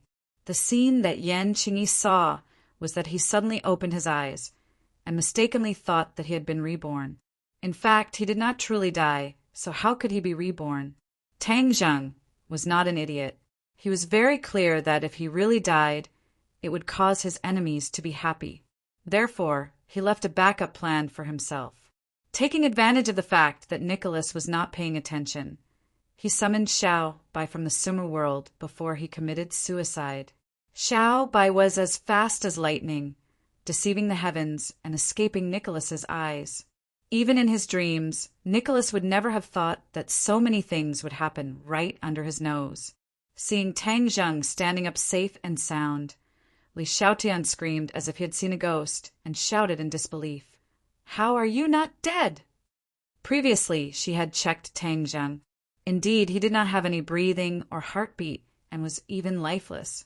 However, she did not know that Tang Zheng could absorb a little yin qi on his body and make himself look more lifeless than a dead person. How could she tell clearly? Although Lan Yu, Wu, and Yan Patian knew that Tang Zheng would come back to life, they did not expect him to come back to life so quickly. They were extremely happy. Lan Yu covered his mouth in disbelief. "You're finally alive. My son is finally alive." Tang Zheng had previously been in a state of suspended animation, so his hearing was still intact. Therefore, he had clearly heard Lan Yu's words just now. She was actually willing to sacrifice her life for him. This caused him to have mixed feelings. Looking at her excited appearance from afar, his eyes also became gentle. No matter what mistakes she had made back then, she had been living in regret all these years. This kind of torment and torture was already something that no one could endure. Now that she knew of his existence, she had been trying her best to make up for it. This sincere motherly love was undeniable.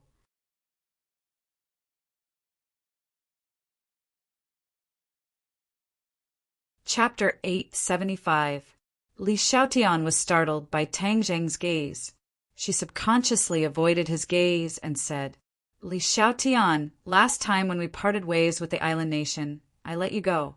Now you come to deal with me, and you even used such a despicable method.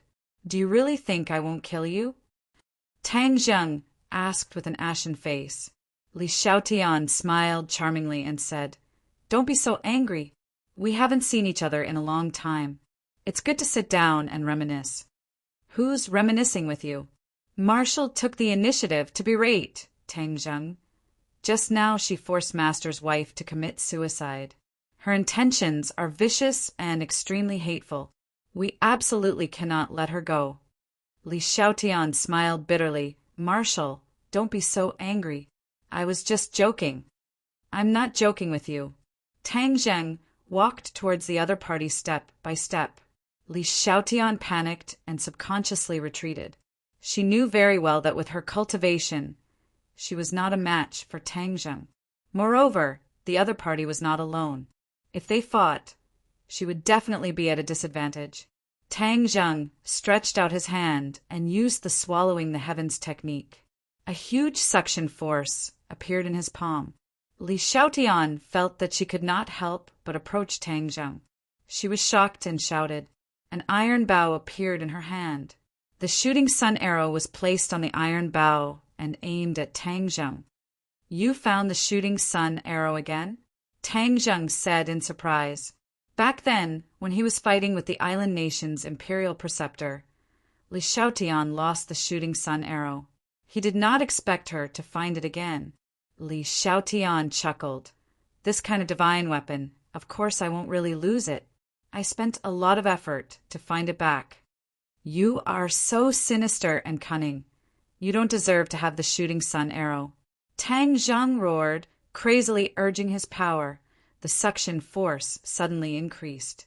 Li Xiaotian's expression suddenly changed, and she pulled the bowstring. Whoosh! The shooting sun arrow turned into a ray of light and shot towards Tang Zheng. Although it did not have the power of the heaven-shocking bow and was just a normal bow, it still made the shooting sun arrow extremely powerful. Instead of retreating, Tang Zheng moved forward, facing the shooting sun arrow's violent aura. The suction force from his palm completely neutralized the shooting sun arrow's terrifying attack. He closed his fingers and grabbed the shooting sun arrow. My shooting sun arrows are just short of this one. Let me return it to its rightful owner. Li Xiaotian was shocked when he saw this. He curled his finger, and the shooting sun arrow's attack came to an abrupt halt. It actually turned around and flew back. How could Tang Zheng let her have her way? He increased his power, and the shooting sun arrow immediately stopped. Tang Zheng grabbed the tail of the arrow. Ding! With a clear sound, the extremely hard-to-find thread at the end of the shooting sun arrow was cut off, and the shooting sun arrow completely fell into Tang Zheng's palm. Give it back! Li Xiaotian cried out involuntarily, but to no avail. So. He shot an arrow, but it was replaced by an ordinary arrow, which was easily blocked by Tang Zheng. Seeing that Tang Zheng was attacking again, Li Xiaotian quickly retreated. But his retreating momentum became slower and slower. The two of them, one advancing and one retreating, had already rushed into the palace. The others also hurriedly chased after them. No one noticed a pair of vicious eyes in the darkness, like that of a snake or scorpion. Tang Zheng, you can actually come back from the dead. This time you've seen me, so I definitely won't let you escape again. And the Holy Maiden of Li Palace. Humph! You dare to look down on me, and even come to Sword Pavilion to ruin my plans. How can I let you succeed? All of you will die. Song Yu gnashed his teeth. His face was bruised and swollen, and there was still blood at the corner of his mouth. He revealed a sinister smile. Everyone's attention was attracted by Tang Zheng and Li Xiaotian, so they didn't notice that Song Yu had been slapped into the darkness by Xiao Bai's claw. Suddenly, a remote control appeared in his hand. Without hesitation, he pressed it. Boom! There was a deafening sound, and the earth trembled. A ball of fire soared into the sky, and a powerful shockwave rushed in all directions. A magnificent palace was turned into ruins, and only a raging fire was left. Ha ha ha! Song Yu's crazy laughter resounded throughout the imperial city, only to hear him venting out his hatred as he roared loudly. Tang Zheng, you are finally dead. What bullshit, cultivator! Under the might of modern technology, isn't there only death waiting for you? It turned out that he had already buried explosives in the imperial city in a frenzy, and even Li Xiaotian didn't know about it. His original purpose was not to deal with Tang Zheng, but to deal with the people who came to save Tang Zheng. Of course, that included Li Xiaotian. Li Xiaotian was sent to the Sword Pavilion to monitor his every move. How could he sit back and do nothing? However, he couldn't kill her openly, so he could only shift the blame to others.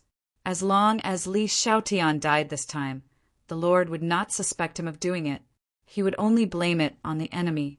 Killing 2 birds with 1 stone. Why not? Li Xiaotian's plan was flawless. He probably never dreamed that he would be schemed against by Song Yu, who he had always looked down on. Looking at the raging fire, he was complacent. These people must have been blown into several large pieces. How could they still be alive? Tang Zheng, don't you have many tricks up your sleeve? You can even bring the dead back to life. Let's see how you'll survive this time. There was no more movement in the fire, but the capital was awakened by the explosion. This was the most important place in the capital, where the core of power was located. An explosion had actually occurred. Moreover, it was in the imperial city. The impact was too great. Only the sound of sirens could be heard in the dark night. People and cars rushed over from all directions. Without a doubt, the officials would be thoroughly enraged by this matter. Song Yu's lips curled into a cold smile. This is what it means to make a big move. I'll let you all see what I, Song Yu, am capable of. Of course, what he did could not be made known to the public.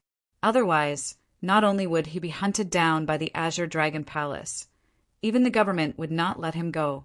Then, he would have no place in this world. He was about to escape when suddenly an earth-shattering roar came from the sea of flames in the palace. Pung! Song Yu sat down on the floor with a terrified expression on her face. She cried out in panic, "What is that sound?" Just as he finished speaking, the continuous roar became even louder. The sound shook the sky. The sound waves spread out in all directions with the fire as the center point. The raging fire was extinguished in an instant. Yes, it was extinguished. The fire was extinguished in front of Song Yu's eyes. This was more immediate than any fire extinguisher in the world, especially the anger and majesty contained in the sound. It made his heart beat like a drum, and he almost couldn't breathe. This seems to be the legendary dragon's roar, he muttered to himself. However, he felt that this was too inconceivable. It was simply impossible. Dragons were things of legend. Perhaps they were simply made up and did not exist in this world. His mind was in a mess. He sat on the floor and was unable to calm down for a long time. This was indeed a dragon's roar. The dragon's roar of a 5-clawed golden dragon. Just now, Tang Zheng and Li Xiaotian were fighting fiercely. Just as Li Xiaotian was about to be captured, suddenly an explosion rang out. Tang Zheng shouted loudly, but it was already too late for him to escape. Moreover, there were so many people here, even if he escaped, what about the others? However, at the critical moment, he did not completely panic. He suddenly remembered that under the palace wasn't the place where the 5-clawed golden dragon was imprisoned. That place was probably the safest place to avoid this explosion. In fact, this thought had been thought of in a flash, so his movements were extremely fast. Before the power of the explosion had completely affected them, he had activated the array formation of the palace. In the blink of an eye, they had moved from the palace to the long passageway below the imperial city. Then, an even more intense explosion sounded. Fine dust fell from the top of his head, and even the soles of his feet shook a few times. However, he managed to stabilize himself in the end. Only then did the others react. They opened their eyes wide and looked around. The space here was not big. It was a long passageway, and the light was very dim. "Where are we?" Lan Yu was the first to ask. "Below the imperial city." Tang Zheng replied, "So there's such a place under the imperial city. I've lived in the capital for more than half my life. How come I didn't know?" Yen Patian said in surprise. Tang Zheng laughed. Other than the emperor and the person who had secretly trapped the 5-clawed golden dragon, the others had probably been silenced at that time. As for the emperor and that person with remarkable abilities, they were no longer in this world. So naturally no one would know. The top of our heads is intact. How did we get down? Lan Yu was the first to discover a flaw. and asked curiously as he looked at the stone slab above his head. The others also raised their heads to look. Their heads were indeed safe and sound, and were not affected by the shock wave of the explosion at all. The key was that there was no other way out. So why did they come to the imperial city from the top of the palace in an instant? Tang Zheng did not hide anything and said, "There is a formation here. I activated the formation, so we came down." So you already knew about this place. Yen Patian was speechless. He was a native of the capital, but he did not know as much as a foreign monk like Tang Zheng. Tang Zheng did not hide anything and nodded. "Yes, I knew about it a long time ago, but this place is extremely secretive and involves many confidential matters, so I did not announce it to the public." "What secret?" Yen Patian asked curiously. Before Tang Zheng could answer, Wu spoke first. "Why is there an explosion?" Tang Zheng's expression turned cold and said, "It must be Li Xiaotian, that sinister and cunning woman." "No, she wouldn't be so stupid as to blow herself up as well." Lan Yu shook his head in denial. "Song Yu!" Tang Zheng and Yen Patian shouted at the same time. The two of them looked at each other and had a new understanding of this young master Song. He was truly too vicious and merciless. Even his accomplice, Li Xiaotian, was not spared. He had created such a huge explosion in the capital. Who knew how big of a storm this explosion would cause? Roar! Suddenly, a dragon's roar rang out, interrupting their thoughts. Their minds were completely filled with this sound. Being so close to the 5-clawed golden dragon, the power of this dragon's roar was many times greater than outside. Everyone's expressions changed greatly, especially Marshall, whose cultivation was the weakest. He actually had the urge to kneel on the ground, and his face turned incomparably pale. "What's that sound?" Yen Patian and Lan Yu suppressed their palpitations and asked at the same time. Tang Zheng shouted that something was wrong. He looked around and cried out, "Where's Li Xiaotian?"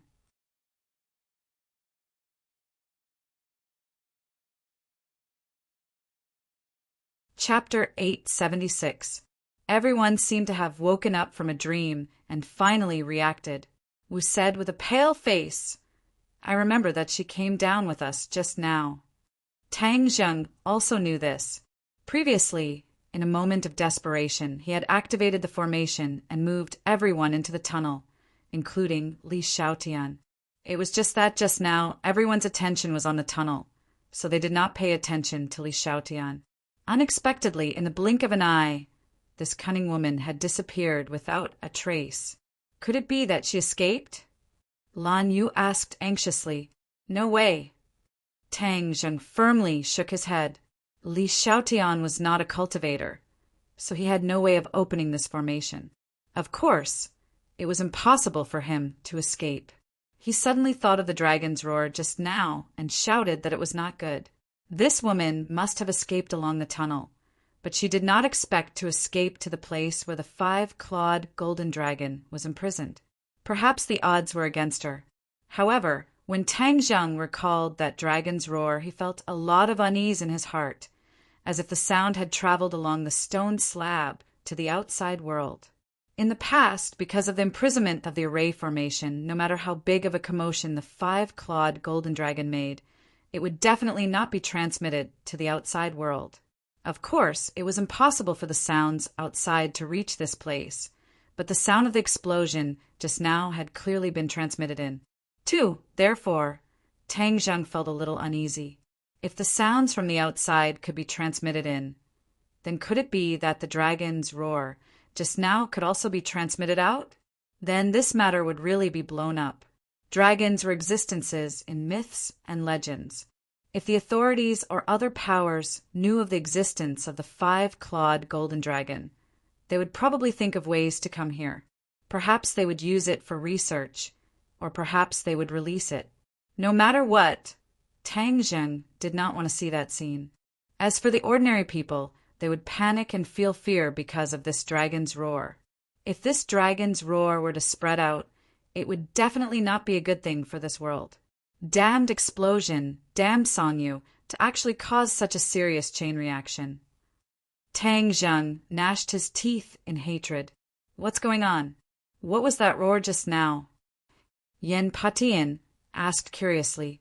At this point, Tang Zheng was not going to hide it from them. Moreover, Li Xiaotian had fled to the five-clawed golden dragon, so he had to make a trip there. Let me tell you something. Don't be scared. Tang Zheng softened his tone and tried to speak as calmly as possible. Yen Patian laughed and said, I have lived for more than half of my life. What have I not seen before?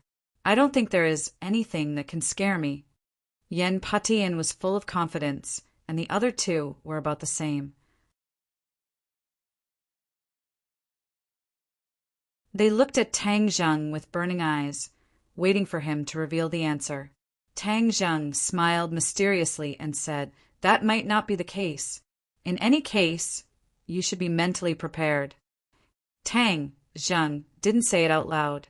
This was too miraculous, and it was better to see it with his own eyes. Tang Zheng led them through the long passageway. The three of them looked at each other, not knowing what Tang Zheng was up to. Unknowingly, a wave of pressure gradually assaulted their hearts. This feeling was very similar to the feeling that the roar from before gave them. The expressions of the three of them became solemn as they craned their necks to look ahead. Suddenly, a ray of golden light entered their eyes. The three of them turned pale with fright. They didn't know what this golden light was, but there was a kind of aura that made their hearts palpitate and even made them feel fear. With their current cultivation, an aura that was enough to make them feel fear was extremely rare. What was inside? Could it be related to that roar just now? The answer was soon revealed. When they reached the end of the tunnel, the golden light had already covered their bodies. They almost held their breaths, as if a huge boulder was pressing down on their hearts. As they stepped in, they were completely bathed in the golden light. When they looked up, ah! 3 long cries of surprise rang out at the same time. They were dumbstruck, and their eyeballs seemed to be about to pop out as they stared straight at the huge monster. The 5-clawed golden dragon moved. Its coiling body moved, and its huge dragon head bent down. Whoosh! A dragon's breath was spat out from its mouth. It was like a gust of wind blowing on their bodies, causing their hearts to almost jump out of their throats. Dragon. A living, true dragon. This was the only thought that echoed in their hearts for a long time. The rest of the thoughts were thrown out of their minds. Their minds were blank. For a moment, they were stunned like puppets. Who are they? The 5-clawed golden dragon was the first to break the silence. A dragon can speak? The three of them felt as if a clap of thunder rang out in their heads, causing them to feel dizzy. Tang Zheng walked over, and Xiao Bai jumped down from his shoulder with a whoosh, and jumped onto the 5-clawed golden dragon's body without any trace of politeness. The three of them saw this, and their hearts tightened. This was a dragon. Why was Xiao Bai not afraid? And so rude. Little Zheng, be careful. Lan Yu did not know where her courage came from, but she actually stood in front of Tang Zheng without a care for her own safety. Although her heart was filled with fear, out of her mother's nature and instincts, she still did not turn back and did not take half a step back. Don't worry, it won't hurt me. Tang Zheng patted Lan Yu's shoulder, walked past her, and looked up at the 5-clawed golden dragon. They are all my friends, don't scare them. Tang Zheng's tone was very calm, without the slightest bit of fear, causing the others' hearts to pound. You dare to speak to a dragon like this, are you really not afraid? Friends, why did you suddenly bring so many people today? Moreover, they are so weak. The 5-clawed golden dragon curled its lips and said with contempt, So weak. The few of them wanted to cry, but had no tears. If anyone else said such words, they would definitely be reprimanded for boasting shamelessly. However, when it came from the 5-clawed golden dragon's mouth, they did not have any thoughts of resisting. Although they did not know the exact strength of the 5-clawed golden dragon, in front of it, they really felt that they were insignificant and weak. Only now did they understand the meaning of Tang Zheng's words, telling them not to be scared. They thought that these words were making a big fuss out of nothing. How could they be scared? Now that they saw the five-clawed golden dragon, they had to admit that they were really scared. That roar, just now, was definitely the dragon's roar. Dragon's roar! They were actually lucky enough to hear this kind of sound that only existed in legends. Although Tang Zheng's words were conclusive, telling them not to be afraid, their hearts were still in a mess, and they could not hide their panicked expressions. The five-clawed golden dragon ignored their thoughts and continued to say, "What's the use of so many weak people coming? In the future, you'd better make some strong friends." The three of them laughed bitterly. They were deeply despised, but they were powerless to refute. "You don't have to worry about me making friends," Tang Zheng said indifferently. Hearing Tang Zheng's words, their breathing became rapid again. "Please, when you talk to a dragon, you should soften your tone. Otherwise, it will be terrible if it gets angry." But looking at Tang Zheng's fearless appearance, they felt that their worries were unnecessary. They were afraid that Tang Zheng had already met with the five-clawed golden dragon countless times. As for the relationship between them, they could not figure it out even if they racked their brains. "Was there a woman who broke in just now?" Tang Zheng asked. "Oh yes, is she also your friend?" The five-clawed golden dragon asked. "No." "That's good. I was just about to eat her." The five-clawed golden dragon moved its body, revealing Li Xiaojian's figure. She was twisted between the dragon's body, already sluggish, as if she was scared silly, with her mouth wide open and eyes wide. No matter how powerful and smart she was, when she saw a creature like a dragon, she still reacted like an ordinary person. When she heard that the five-clawed golden dragon was going to eat her, she was so scared that her whole body trembled. Finally, as if waking up from a dream, she reacted and shouted, "Don't eat me! Don't eat me! Tang Zheng, save me!" Tears burst out of her eyes, a pear blossom bathed in rain, delicate and pitiful. How could Tang Zheng be deceived by her pitiful appearance? She was a two-faced woman with a poisonous heart. To be kind to her was to be cruel to oneself. Tang Zheng coldly snorted and said, "Li Xiaotian, you have repeatedly gone against me. If it weren't for the fact that we had gone through life and death together, I would have killed you long ago. But this time, you didn't repent and came to kill me, and even attacked the people around me. Do you think I will let you go?" Li Xiaotian shook her head like a rattle drum and explained, "No, no, no. This time it wasn't me who wanted to deal with you. This was all Song Yu's idea. It was his rotten idea in front of the Lord. He said that if he wanted to deal with you, he would first deal with the people around you. They are your fatal weakness. I was only sent by the Lord to assist him." Tang Zheng mockingly sneered and said, "Do you think I will still believe you?" "I don't expect you to believe me, but everything I said is the truth."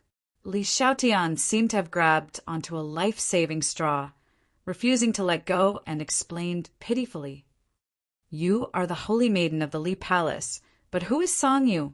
The Azure Dragon Hall Lord valued him, but not you, and even let you only assist him. How is that possible? I think this time it is you who is in charge, and he is the support." Tang Zheng was not an idiot and hit the nail on the head. "No, you are wrong. Song Yu is not the same as before. Before the sword god died, he passed Sword Pavilion to him. So he is now the master of Sword Pavilion. His position is equal to our Li Palace's palace master. Although I am the holy maiden of the Li Palace, how could I dare to compete with him?" Li Xiaotian said half-truthfully. It was true that Song Yu was the master of Sword Pavilion in name, but he was restricted everywhere. Moreover, his cultivation was not good. So how could he be compared to Granny Li? Tang Zheng looked at her curiously. This was something he did not know. He could not help but ask, "You said that Song Yu became the master of Sword Pavilion?" He still remembered the sword pavilion he had met in the northeast. Besides the sword god, those sword slaves were also very good. Moreover, they were all obedient, like death warriors. If he had these sword slaves following him, his strength would definitely not be weak.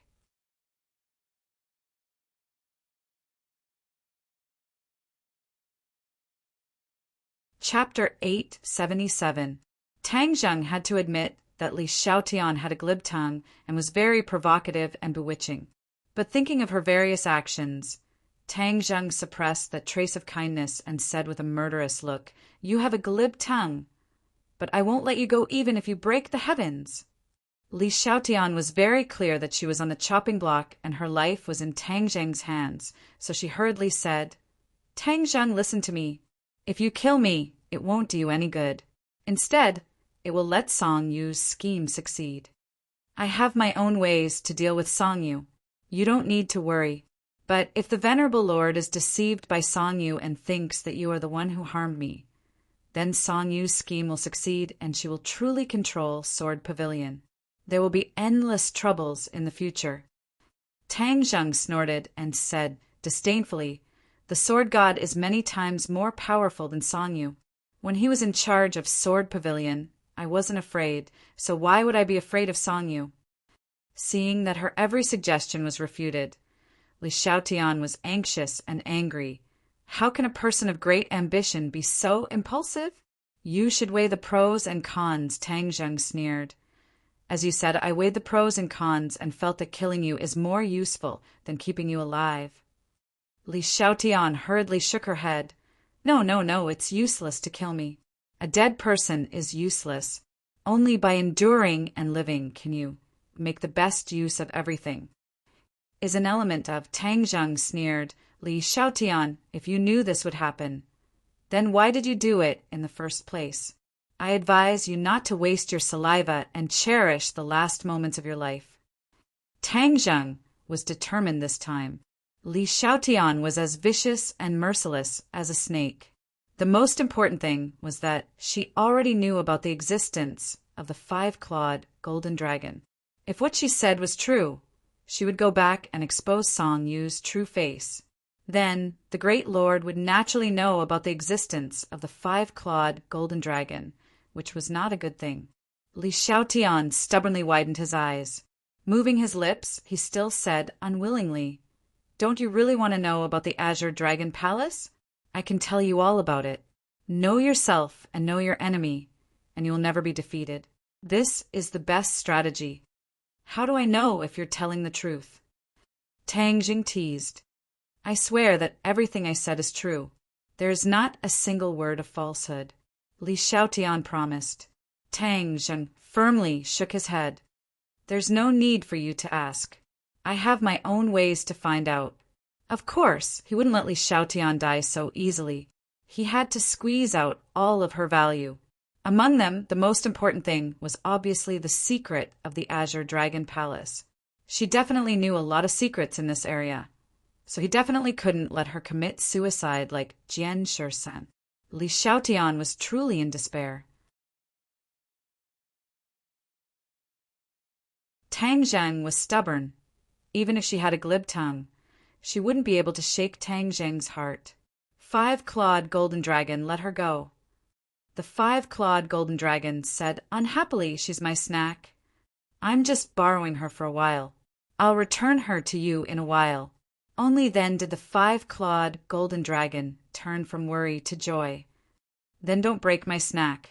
When the others heard this, their expressions changed.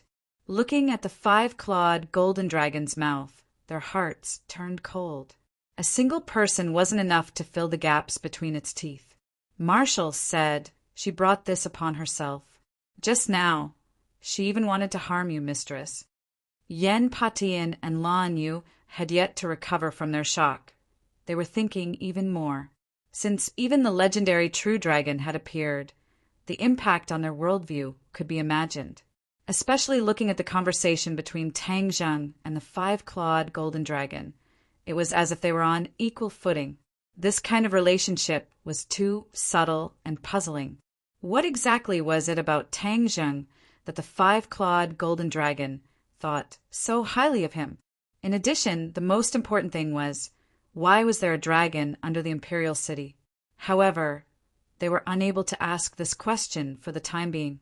They only subconsciously stared at the five-clawed golden dragon, wanting to see every detail of it with fear and curiosity.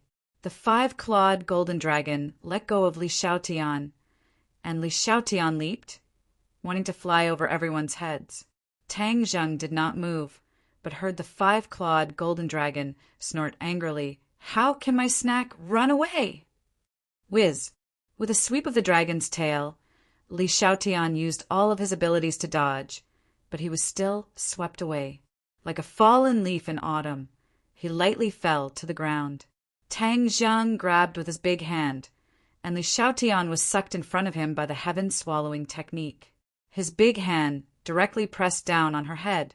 At the same time, he used the body-securing technique, making her unable to move or even commit suicide.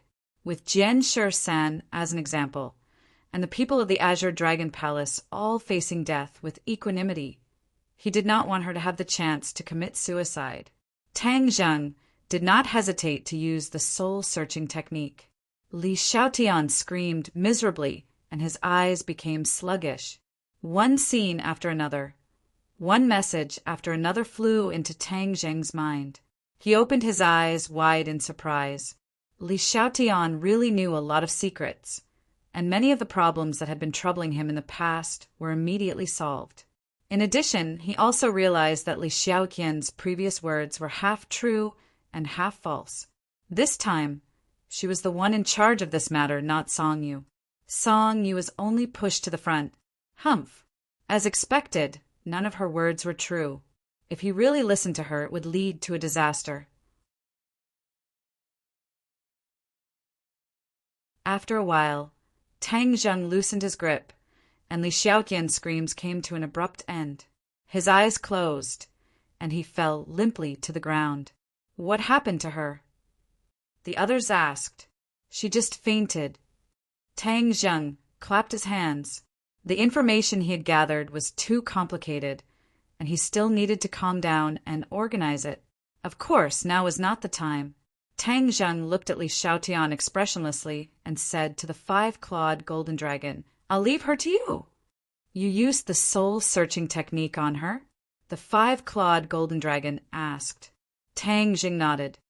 "Why didn't you say so earlier? Now that she's turned into a fool, what's the point of eating it?" "I don't want it." The five-clawed golden dragon twisted his neck. He actually didn't like the snack. Tang Zheng was stunned for a moment and said, "You don't want it?" "Yes." "Then just kill her." Tang Zheng said casually, "Don't kill her here and pollute my place. Too many rules." Tang Zheng rolled his eyes in dissatisfaction. "Then I'll take her out." Tang Zheng patted her cheeks a few times, but she didn't wake up. Tang Zheng frowned, but now that she had turned into a fool and was no longer a threat, he didn't take it to heart. He simply put her into Sumeru World and killed her when he got out. Seeing Li Xiaotian disappear in front of everyone's eyes, no one was surprised.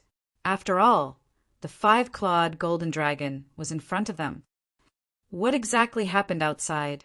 There was such a big movement just now, and even the array formation here was shaken. The five-clawed golden dragon asked. Tang Zheng's heart moved. There was an explosion. Was the array formation affected? The five-clawed golden dragon didn't answer in a hurry, but closed his eyes. After a while, his eyes widened in surprise. The array formation was not only shaken, but there was also a crack. The palace above is a part of the array formation. Now that the palace is destroyed, the array formation is not 100% complete. Tang Zheng's eyelids twitched. He didn't expect that an explosion would cause such a big change. He quickly asked, "Then can you go out?" The five-clawed golden dragon's expression darkened and said, "How could it be that easy? There is only a crack in the array formation. This is a very small flaw. If I want to escape, I must completely break this array formation." Tang Zheng secretly heaved a sigh of relief. As long as the five-clawed golden dragon did not escape for the time being, then everything would be fine. However, when he thought of the dragon's roar, he hurriedly asked, "Your dragon's roar just now seems to have spread outside." The five-clawed golden dragon nodded. "That's true. After all, there are flaws in the ray formation, so it can't be perfect. As long as the sound is loud enough, it can naturally be transmitted out. What if it attracts other people? If others know of your existence, won't they do everything they can to break through the soil layer above and reach here?" Tang Zheng asked worriedly. The five-clawed golden dragon spat out a mouthful of dragon breath and scoffed. "If it was really that easy, then wouldn't I have escaped long ago? How could a layer of soil stop me? Oh, then what exactly is going on? Although this is under the Imperial City, it is impossible to reach here just by breaking through the soil layer above. This is because this is an imaginary space. Although it is dependent on the Imperial City, it is impossible to reach here without relying on the array formation." The five-clawed golden dragon spoke tirelessly, causing the stone hanging in Tang Zheng's hand to gradually fall to the ground. He thought of Shumi Tianxia. Perhaps this was a small space similar to Shumi Tianxia. In this way, even if they heard the dragon's roar, it would be impossible for others to reach here and release the five-clawed golden dragon. However, there is another advantage to this matter, and that is that there are flaws in the array formation. Perhaps in the future, you won't have to wait until you reach the soul formation stage to be able to break the array formation and help me escape. The five-clawed golden dragon rolled his eyes and said happily, "Then how high of a cultivation level do I have to reach? I don't know. I'll only know after I try. Anyway, your current cultivation level is not enough. Let's wait until you reach the yuanying stage." Tang Zheng nodded his head hesitantly. Seeing that the others were staring at him with curiosity, he pondered for a moment and did not hide anything. In front of the five-clawed golden dragon, he roughly explained everything that had happened. Only now did they understand that the five-clawed golden dragon was trapped here and had to rely on Tang Zheng to escape. No wonder the difference in strength between the two sides was so great, yet they could sit on equal footing. Of course, Tang Zheng did not say that he was a Skywalker. This was one of his biggest secrets. "The three of you, the existence of the five-clawed golden dragon is the greatest secret. You must not spread it out, understand?" Tang Zheng's expression darkened as he warned. "You can't even tell the people closest to you." Yen Patian nodded his head without hesitation. To be able to see the legendary dragon in his lifetime, that would be his greatest fortune. Moreover, he also understood the severity of the matter. This kind of news absolutely could not be leaked out. Of course, Lan Yu and Wu had no objections. Taking advantage of the chaos above, we should leave first. Otherwise, when the officials arrive, it won't be easy for us to leave even if we want to," Tang Zheng said. The others nodded in agreement. They reluctantly looked at the five-clawed golden dragon, as if they wanted to firmly engrave its appearance in their minds. Tang Zheng activated the formation, and the three of them felt the scene in front of them change. In the blink of an eye, the five-clawed golden dragon disappeared, and they stood on top of a pile of ruins. Shwa shwa shwa.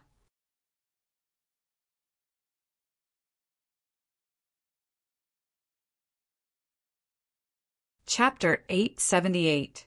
The dazzling light shone down like it was daytime, firmly focused on them. "Shit!" Tang Zheng secretly cried out and hurriedly looked around. Sure enough, the surroundings were already filled with people. The police with loaded guns had already surrounded the ruins, so that not even a drop of water could trickle through. Each one of them held a gun. The black muzzle of the gun pointed at them. Two people walked out from behind the crowd and exclaimed at the same time, "Tang Zheng, you didn't die?" Ding Liang and number 2 looked at Tang Zheng as if they had seen a ghost. They clearly already knew of his death. Tang Zheng said with a smile, "I'm lucky I won't die." Ding Liang looked at him in disbelief, and number 2, who was beside him, also stared at them with a burning gaze, his sharp gaze sweeping over them. They were very clear that Tang Zheng was resourceful and had many tricks up his sleeve. Perhaps he had used some method to deceive Rockefeller's people. Just now we searched once, and clearly there was no one. How did you suddenly appear? Number 2 asked in a deep voice. Tang Zheng had specifically left without stopping in order to avoid direct contact with them. He didn't think that they would come so quickly and coincidentally bump into them. Since things had already gotten to this point, he could only make up some nonsense and muddle through. Tang Zheng pretended to be calm and said indifferently, "Qi, how can you understand the various abilities of a cultivator? I naturally have a way to escape." Number 2 looked at him with half trust and half doubt, as if trying to discern the truth of his words. Tang Zheng was unmoved and looked at him indifferently. When their eyes met, it was as if there were invisible sparks in the air. Tang Zheng's character was outstanding and in the end didn't reveal any flaws. Number 2 had no choice but to look away and change the question. "That strange roar just now, did you hear it?" "Of course I heard it. Do you know what it was?" "Could it be that there are some monsters in the capital?" Tang Zheng deliberately asked back. There was no need to deny this question. If they didn't hear it, it would instead arouse suspicion. That dragon's roar had practically spread through the streets of the capital. "I also wanted to ask you this question," Number 2 coldly said. Tang Zheng pretended to be stunned and asked in puzzlement, "Why are you asking me? I've never heard of such a sound." "Oh, right. Didn't the dragon group capture a lot of demonic beasts for research? Could it be those demonic beasts?" "How is that possible? Those demonic beasts have all been properly dealt with. Moreover, that voice clearly came from here." Number 2 pointed at his feet and said. Tang Zheng shrugged, spread his hands, and said helplessly, "Then I don't know." "Then ask me something you know. Where are Li Xiaotian and Song Yu? What's with this explosion?" Number 2 asked, unwilling to give up. Tang Zheng said without hesitation, "Do you still need to ask?" "Of course. The explosion was caused by Song Yu. That guy is crazy and tried to kill us with an explosion in the capital. He must have escaped long ago. You can't just turn a blind eye to it, right?" After pausing for a moment, he ambiguously continued, "As for Li Xiaotian, when the explosion happened, how could I care about anyone else?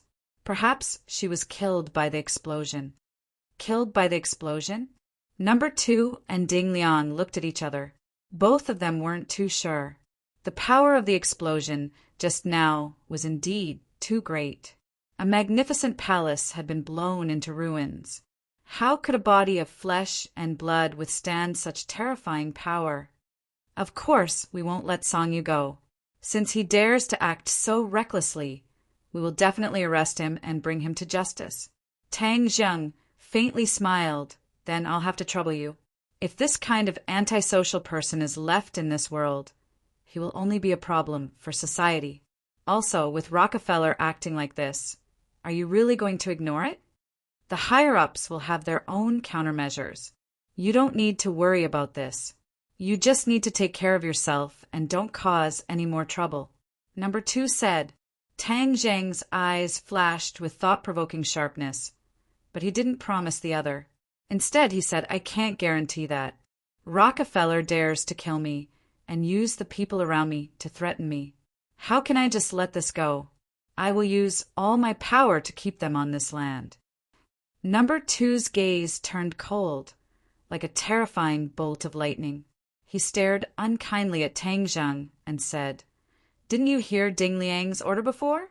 Don't mess with Rockefeller." Tang Zheng dryly laughed a few times and said, "This matter has nothing to do with me. Of course you guys don't care, but he came to kill me. If I leave this disaster behind, then wouldn't I and the people around me be in danger at any time? It's better to squash enmity than keep it alive. Some things can't be solved.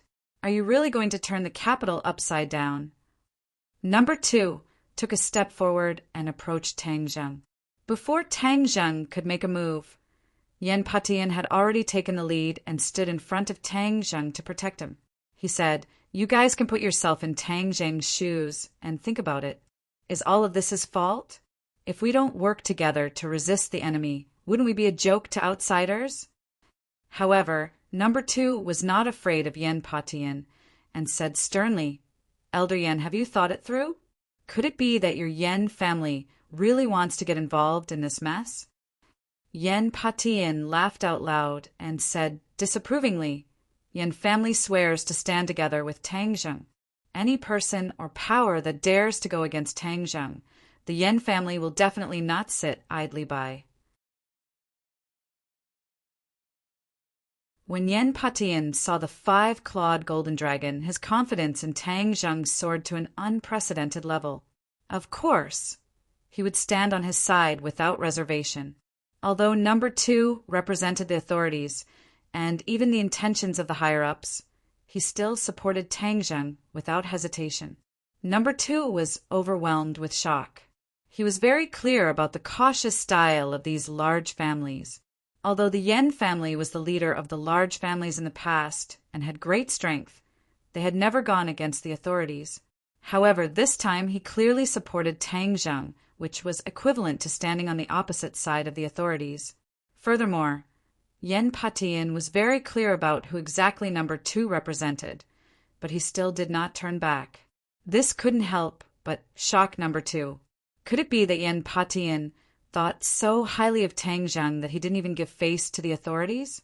Yan Patian did not care about number 2's thoughts. He only looked at him firmly, indicating his firm stance. Number 2 coldly snorted and did not comment. His gaze turned to Tang Zheng and said, "Tang Zheng, you've caused such a big commotion. Come with me. Someone wants to see you." Tang Zheng guessed that the chief definitely wanted to see him. Since the matter had become so big, it wouldn't be bad to test the other party's bottom line. Although even if the other party explicitly opposed it, he would still attack Rockefeller without hesitation. "I'll go with you," Lan Yu said without hesitation, obviously afraid that his son would suffer. There were many experts in the inner palace, and Tang Zheng was alone. It was truly risky. Only Tang Zheng can go. Number 2 did not show any mercy and looked deeply at Lan Yu. Of course, he knew Lan Yu's identity. She was the wife of the previous martial sect master and Tang Zheng's biological mother. Even if she threw away these identities, she was still a great master martial artist and was not someone to be underestimated.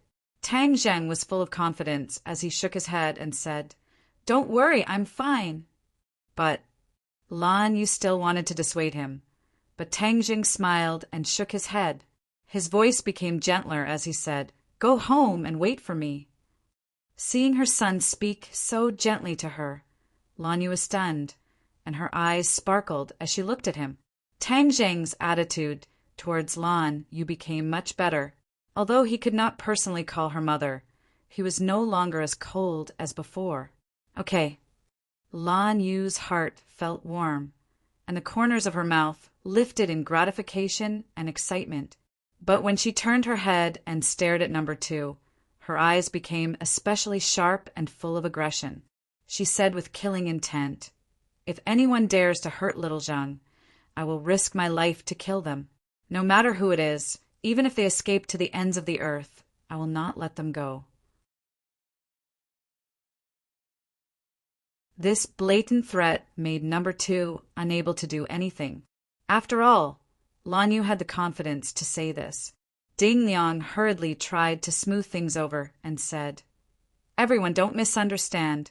Tang Zheng is just going back to cooperate with the investigation. Nothing will happen. You guys go back. Wait for me to come back. Then we'll discuss how to deal with Rockefeller and Songyu." Tang Zheng said without any hesitation. The few of them nodded, and with a tap of their feet, they flew out from the encirclement. With a few ups and downs, they disappeared into the night. The surrounding policemen were dumbstruck. "Let's go," number 2 said coldly to Tang Zheng. Tang Zheng smiled and took a car with number 2 and Ding Liang to the heavily guarded courtyard house. But along the way, Tang Zheng saw that there were many more people on the streets. Although it was early in the morning, many citizens were walking on the streets. It was obvious that such a big commotion had disturbed their good dreams, and they all ran out to see what was going on. However, this was easier said than done. The streets and alleys were already filled with armed policemen, and there were also many soldiers who had joined in to maintain order and separate the crowd. The imperial city was already heavily protected, and no one was allowed to get close. As for what exactly happened in the center of the imperial city, because it happened in the dead of night, not even a single photo was sent out. However, paper couldn't wrap fire. The huge explosion and the dragon's roar would definitely cause a huge disturbance. Tang Zheng didn't say a word as he got out of the car and walked into the courtyard house. He found that the security of the courtyard house had at least doubled. Obviously, these people with high positions and power also knew that the situation was serious. They were deeply afraid that he would be affected, so they sent more people to protect him. Tang Zheng could clearly feel that there were already countless pairs of eyes spying on him in the dark. Perhaps if he did anything wrong, these people would rush out to deal with him. Tang Zheng smiled and didn't mind. He followed the two of them and easily arrived in front of the study. The chief was wearing a thin coat, standing in the courtyard outside the study with a serious expression. When he saw him come in, he gave him a deep look and, without saying a word, turned around and entered the study. Tang Zheng also walked in and found that there were two other people in the study. These two people's auras were very strong and were very similar to the two auras he had sensed in the dark before. These two people were probably Imperial Palace experts, like number 2. They had always been in hiding, but this time they actually stood in front of Tang Zheng openly.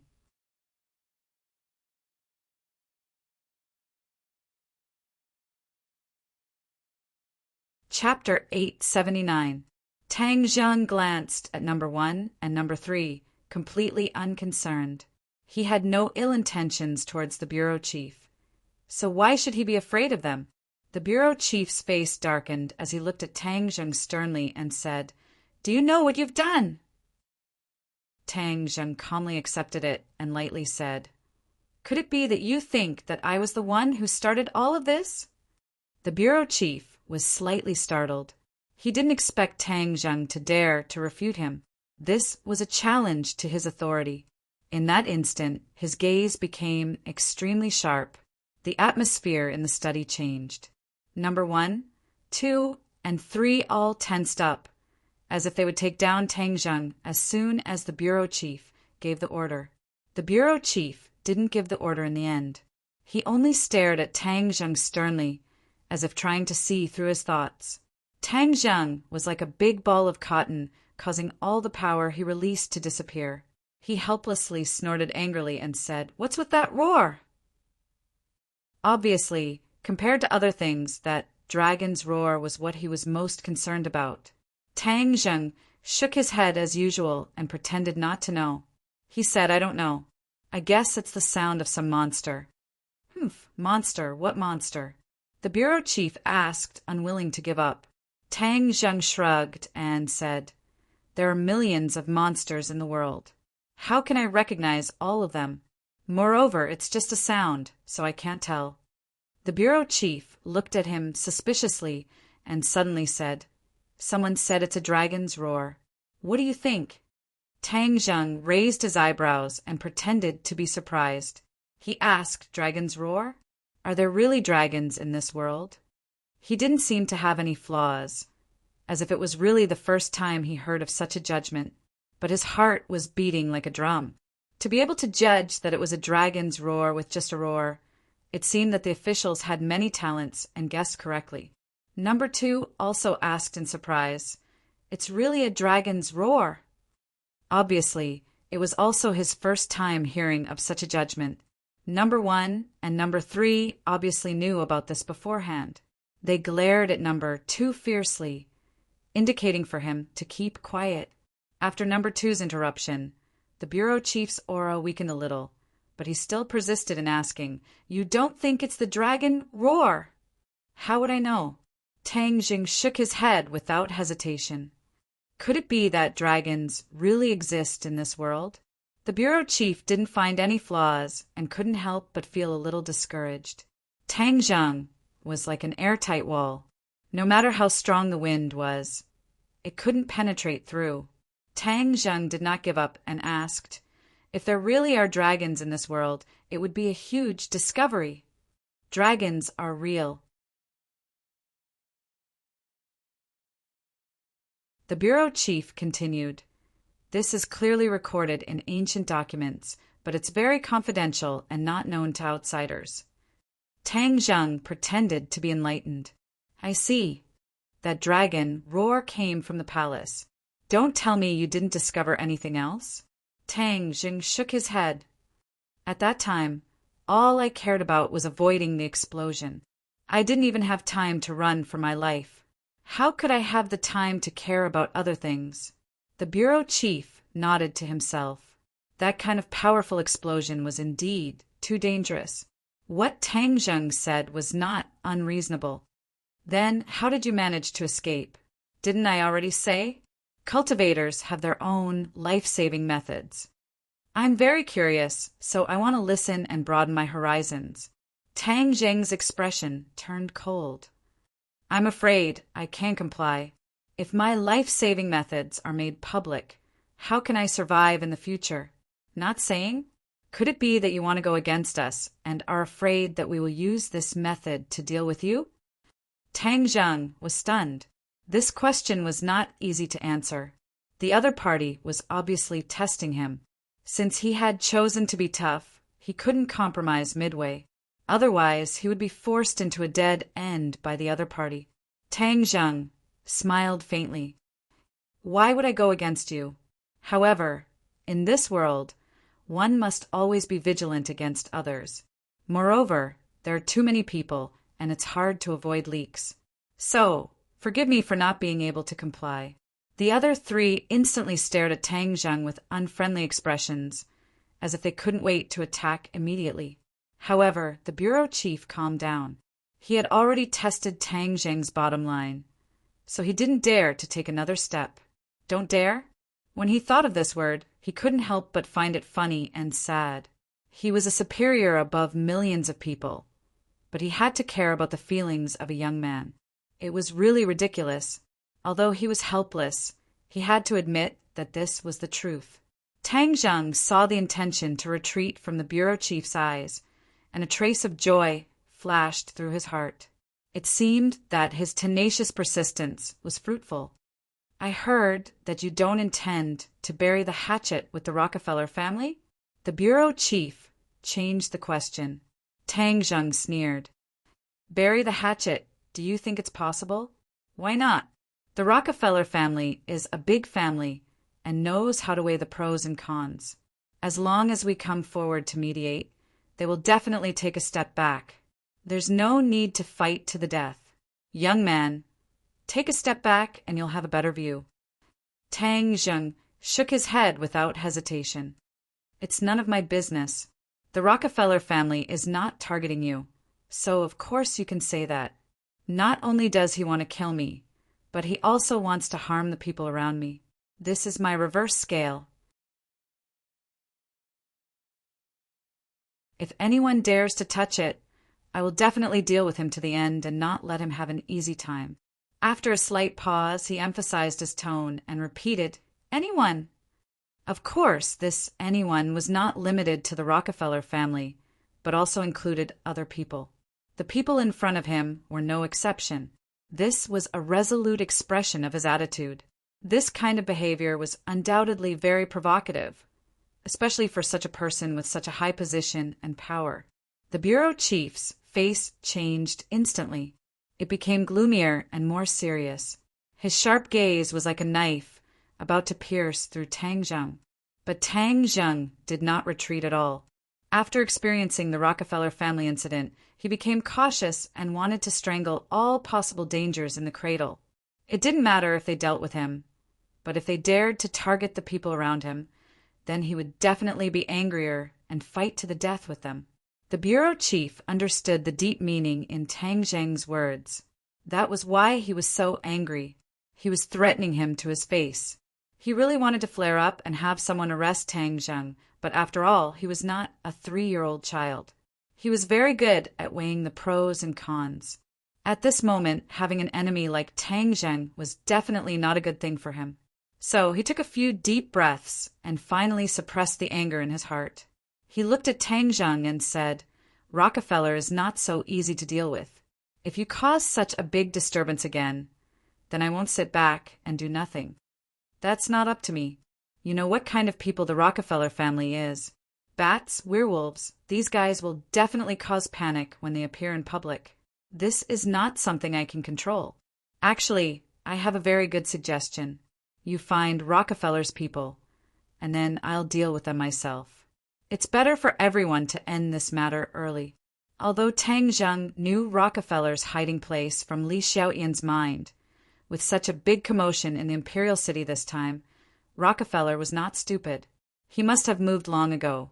If there was official assistance, it would definitely be twice the result with half the effort. These people who were hiding their heads and tails would definitely not be able to escape. However, the bureau chief shook his head firmly. No, even though Tang Zheng felt a bit regretful, there was nothing he could do. He shrugged his shoulders and said, "Then I will dig 3 feet into the ground to find them. However, if the commotion is too big, then don't blame me." "Impudent!" Number 1 suddenly shouted, his eyes glaring angrily. The corners of Tang Zheng's mouth curled up in a cold smile. He met Number 1's eyes and said, "What do you want?" "Tang Zheng, are you still from Huaxia? How dare you be so rude to the bureau chief?" Number 1 scolded. Tang Zheng laughed loudly. "If I'm not from Huaxia, why would I be standing here?" "Humph! When my life and the lives of my family were threatened, where were you? Now you're here to question whether I'm from Huaxia. What right do you have? Or, let me ask you bluntly, who do you think you are?" This attitude was undoubtedly arrogant to the extreme, as if he was scolding the locust tree. But what he said was not without reason. Tang Zheng was a young man, so he had the hot-bloodedness of a young man. If he acted like an old and wise person in everything, then there would be a problem. Tang Zheng had experienced so many big and small battles, so the hot-bloodedness in his bones was very strong. It was just that he had been deliberately suppressing it. Now that it was stimulated by Number 1's questioning, the atmosphere became very tense, as if both sides could start fighting at any time. Number 1's face turned red from the questioning, and he muttered, "The country has its own considerations. How can you sacrifice the interests of the whole for your own personal interests?" "I don't care about the interests of the whole. I only care about myself. Only when I'm not threatened can I care about others. Moreover, without an individual, how can there be a whole?" Tang Zheng was very eloquent and was not something a martial artist like Number 1 could compare to. For a moment, Number 1 was refuted until he was speechless. The bureau chief's expression was uncertain, and he kept staring at Tang Zheng. Seeing Tang Zheng's hot-bloodedness, he was not surprised. The so-called hot-bloodedness to him was just the impulsiveness of a young and ignorant person. If a young man was too mature and wise and too shrewd, this was what he was most afraid of. Looking at the impulsive Tang Zheng, he felt a sense of relief. Young people, there was a limit to their shrewdness, so they were easy to deal with. For a moment, he could not help but feel relieved. He threw this conflict to the back of his mind and waved his hand, indicating that the two of them should stop talking. After this incident, he believed Tang Zheng's words a little more. After all, the dragon was a legendary existence. How could Tang Zheng have the ability to meet a dragon? Moreover, if he really met a dragon, could he still survive? Dragons were noble and mysterious, but it was said that they were violent by nature. Tang Zheng did not have the ability to make a dragon treat him differently. After thinking through all this, the bureau chief's expression turned from dark to bright, and a smile appeared on his lips. He softened his tone and said, "After all, Rockefeller is closely related to the Atlantic Empire. The government will not step in. This will cause more conflict. As for you, we can't do anything about it.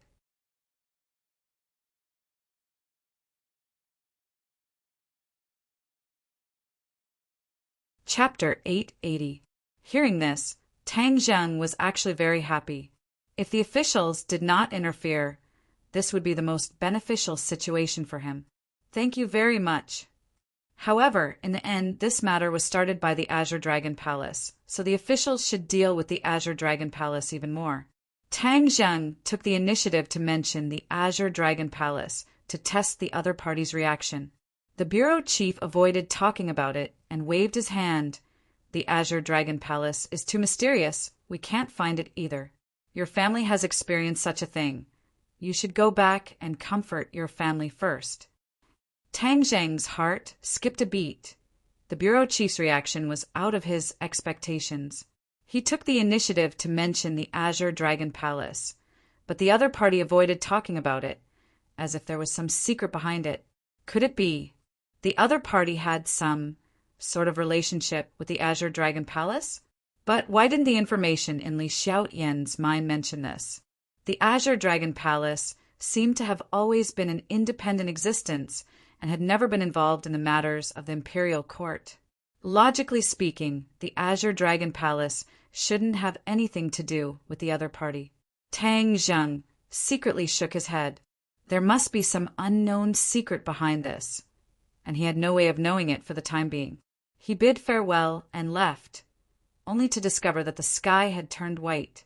After this night of torment, the capital would definitely be very lively today. After Tang Zheng left, Number 1 could not hide his anger as he said, "Bureau Chief, Tang Zheng is too arrogant, challenging authority. This kind of person cannot stay for long." The bureau chief smiled confidently. Although he challenges authority, he is also a useful chess piece. As long as he is used properly, he will be able to unleash a great deal of power. Moreover, he has the Emperorian fairy, Tian Chanzi, and the Yen family behind him. If we touch him, it will affect the whole body, and the gains will not make up for the losses. Bureau Chief is wise. It was my fault for not thinking it through. Bureau Chief, this time Yen Potion's attitude is very unyielding. It seems that he has sworn to stand together with Tang Zheng. This is not a good sign. Number 2 recalled Yen Potion's attitude from before and said thoughtfully. A glint flashed across the bureau chief's eyes as he said, "The Yen family is arrogant. Now that the other 2 families have fallen, the Yen family is in the limelight. However, the tallest tree in the forest will be destroyed by the wind. Isn't there still the Ye family in the capital? We must support the Ye family. We must not let the Yen family dominate the family." Understood. Even in his dreams, Yi Xuanji would never have thought that such a good thing would fall on his head. Originally, he was just hiding like a turtle, waiting for an opportunity to make his move. With the support of the government, it was foreseeable that the Ye family would develop rapidly in the near future. "Chief, do you think Tang Zheng really doesn't know about dragons?" Although his cultivation level is high, he's still a young man after all. He can't keep his cool and is easily impulsive. We've tested him many times, but he didn't show any flaws. It seems like he really doesn't know, the bureau chief said after a moment of silence. If Tang Zheng were to hear this, he would definitely be very happy. He had worked so hard to put on an act and finally managed to deceive everyone. But dragons are legendary existences. Where are we going to find them? That dragon's roar came from the ruins. Even if you have to dig 3 feet into the ground, you must find the dragon for me. Yes. When Tang Zheng returned home, the sky was already bright. However, he suddenly discovered that there were traces of battle in front of the villa. He turned pale with fright. Could it be that this place was also attacked? He hurriedly rushed into the house, only to find that everyone was sitting in the living room, safe and sound. When they saw that he had returned, everyone stood up one after another. "Are you okay?" Faced with all the greetings, Tang Zheng revealed a trace of a warm smile and said, "I'm okay." "That's good. I thought they were really going to do something to you." "Humph! If they really dared to do that, I, Lan Yu, will fight them to the end, even if it means risking my life." Lan Yu was like a tigress, protecting the tiger cub Tang Zheng. "What happened outside?" Tang Zheng pointed outside the house and asked. "Someone came to attack us last night, but we've already beaten them back." Tang Zheng was overwhelmed with shock. Fortunately, he had left the Empyrean ferry behind. Otherwise, it would not have been so easy for others. Rockefeller's people? No, Island Nation's people. Island Nation's people? Tang Zheng was shocked. Weren't the people of the Island Nation close to the Hundred Faces Star Lord? Could it be that the Hundred Faces Star Lord had also come to the capital? However, if there was a Hundred Faces Star Lord in the attack last night, then the battlefield would definitely not be like this. What about the people of the Island Nation? There were a lot of casualties and then they fled. We were worried that there would be an ambush, so we did not chase after them. However, it was a woman who led the team. Fong Shirshir said. "It's Junko." Wu said. She had seen Junko in the Island Nation before, so she was naturally familiar with her. Tang Zheng was shocked. Junko of the Imperial Preceptor's mansion. The Imperial Preceptor was dead, but she was still alive. It seemed that she had inherited the Imperial Preceptor's mansion. This time his enemies were here, the Imperial Preceptor's mansion and the Rockefeller family. Without a doubt, these two groups of unrelated people gathered together because of the Azure Dragon Palace's conspiracy. Moreover, the information obtained from Li Xiaotian also confirmed this point. "Where's Junko? Did you catch her?" "No, this woman is too cunning. She escaped." Tang Zheng looked at the Empyrean ferry and asked, "Did the Hundred Faces Star Lord come?" The Empyrean fairy shook her head. "He didn't come, but the strength of these people last night is not to be underestimated, especially that Junko. She is actually in the Master Realm and knows some strange spells." Master Realm. Tang Zheng was shocked. He still remembered that Junko was only in the innate realm, but she reached the Master Realm in such a short time.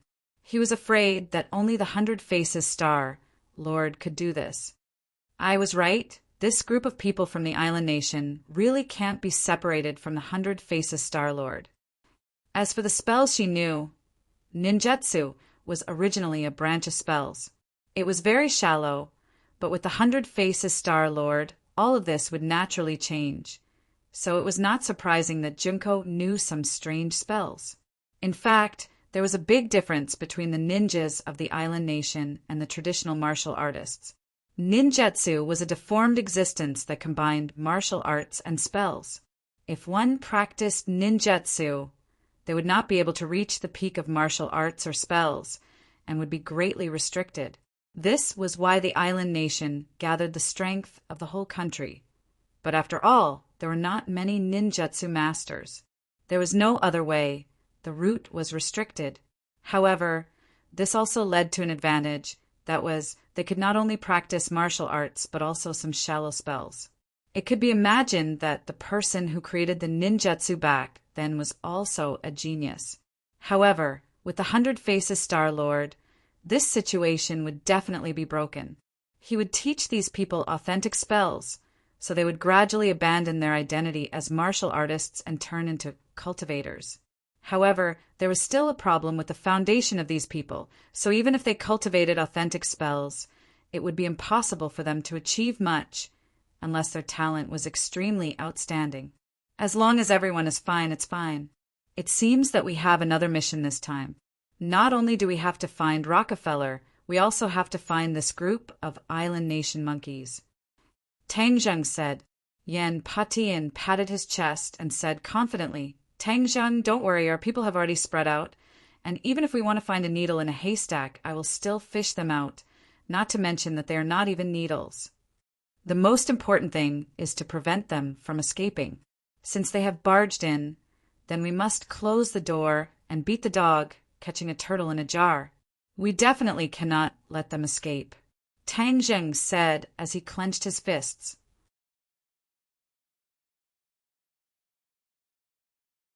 Don't worry, even if I have to risk my life, I won't let them succeed. Although Yen Patian had experienced an entire night of turmoil, his face was flushed red, as if he had regained his youth. He was extremely excited. Obviously, this was the after-effect of seeing the 5-clawed golden dragon. Tang Zheng saw Yan Qingyi in the crowd and was surprised that she was here. He nodded slightly at her. Yan Qingyi nodded in return and asked the question in everyone's heart. Tang Zheng, how did you come back from the dead?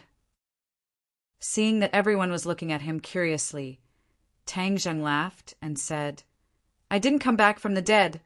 I just entered a state of near death. Fortunately, Xiaobai helped me and gave me a pill, so I was pulled back from the gates of hell and caught them off guard. Only then did everyone pat their chests. So that was how it was. If a person really came back from the dead, that would be too inconceivable. Yan Qingyi's face reddened. She had predicted that Tang Zheng was dead and then came back to life. She was completely wrong. What he saw in his prophecy was only a picture, so he did not know all the information. Naturally, there would be discrepancies in his deductions. But even so, everyone was still afraid. After walking through the gates of hell, if they were the slightest bit careless and made a mistake, then it was really possible for them to step into the gates of hell and never return. When Mu Hongyan thought about it, she felt a lingering fear in her heart, but she was also incomparably moved. Although Tang Zheng did not really commit suicide, such an action still made her extremely grateful. Tang Zheng, thank you. In her excitement, she actually threw herself into Tang Zheng's embrace without hesitation and hugged him tightly. Ugh! Everyone fell into silence as they watched all of this with their mouths agape. Mu Hongyan was not a young girl like Fang Shishir, so such an action was somewhat unexpected and even out of line. But at this time, no one raised any objections. Tang Zheng was suddenly startled and somewhat embarrassed. His mind could not help but recall the bits and pieces of the past with Mu Hongyan. Her mature body was completely different from Fang Shishir and the others. She was like a ripe peach that could drip water with a light pinch. Just a little contact and feeling the amazing elasticity under her clothes could make one's imagination run wild. Mu Hongyan felt the warmth of his embrace, and her heart beat rapidly like a little girl in love for the first time. There was a feeling of butterflies in her stomach. Her face suddenly turned red, and she shyly thought, "Why am I like this? I am not a little girl anymore." Only then did she realize how abrupt her action was. Everyone must be looking at her. However, how good would it be if she could always lean in this warm and broad embrace? To have such a person accompany and protect her, for any woman, it would be the greatest happiness in her life. Why would I think about this? I am a few years older than him, and I am also the mother of his child. How can I let my imagination run wild, shameless? She fiercely criticized herself in her heart and quickly let go of Tang Zheng. She pretended to be calm and said, "Tang Zheng, thank you for risking your life to save me. You're tuning in to the Thunder Spear YouTube channel. Don't forget to subscribe and join us on this journey to catch the most captivating stories."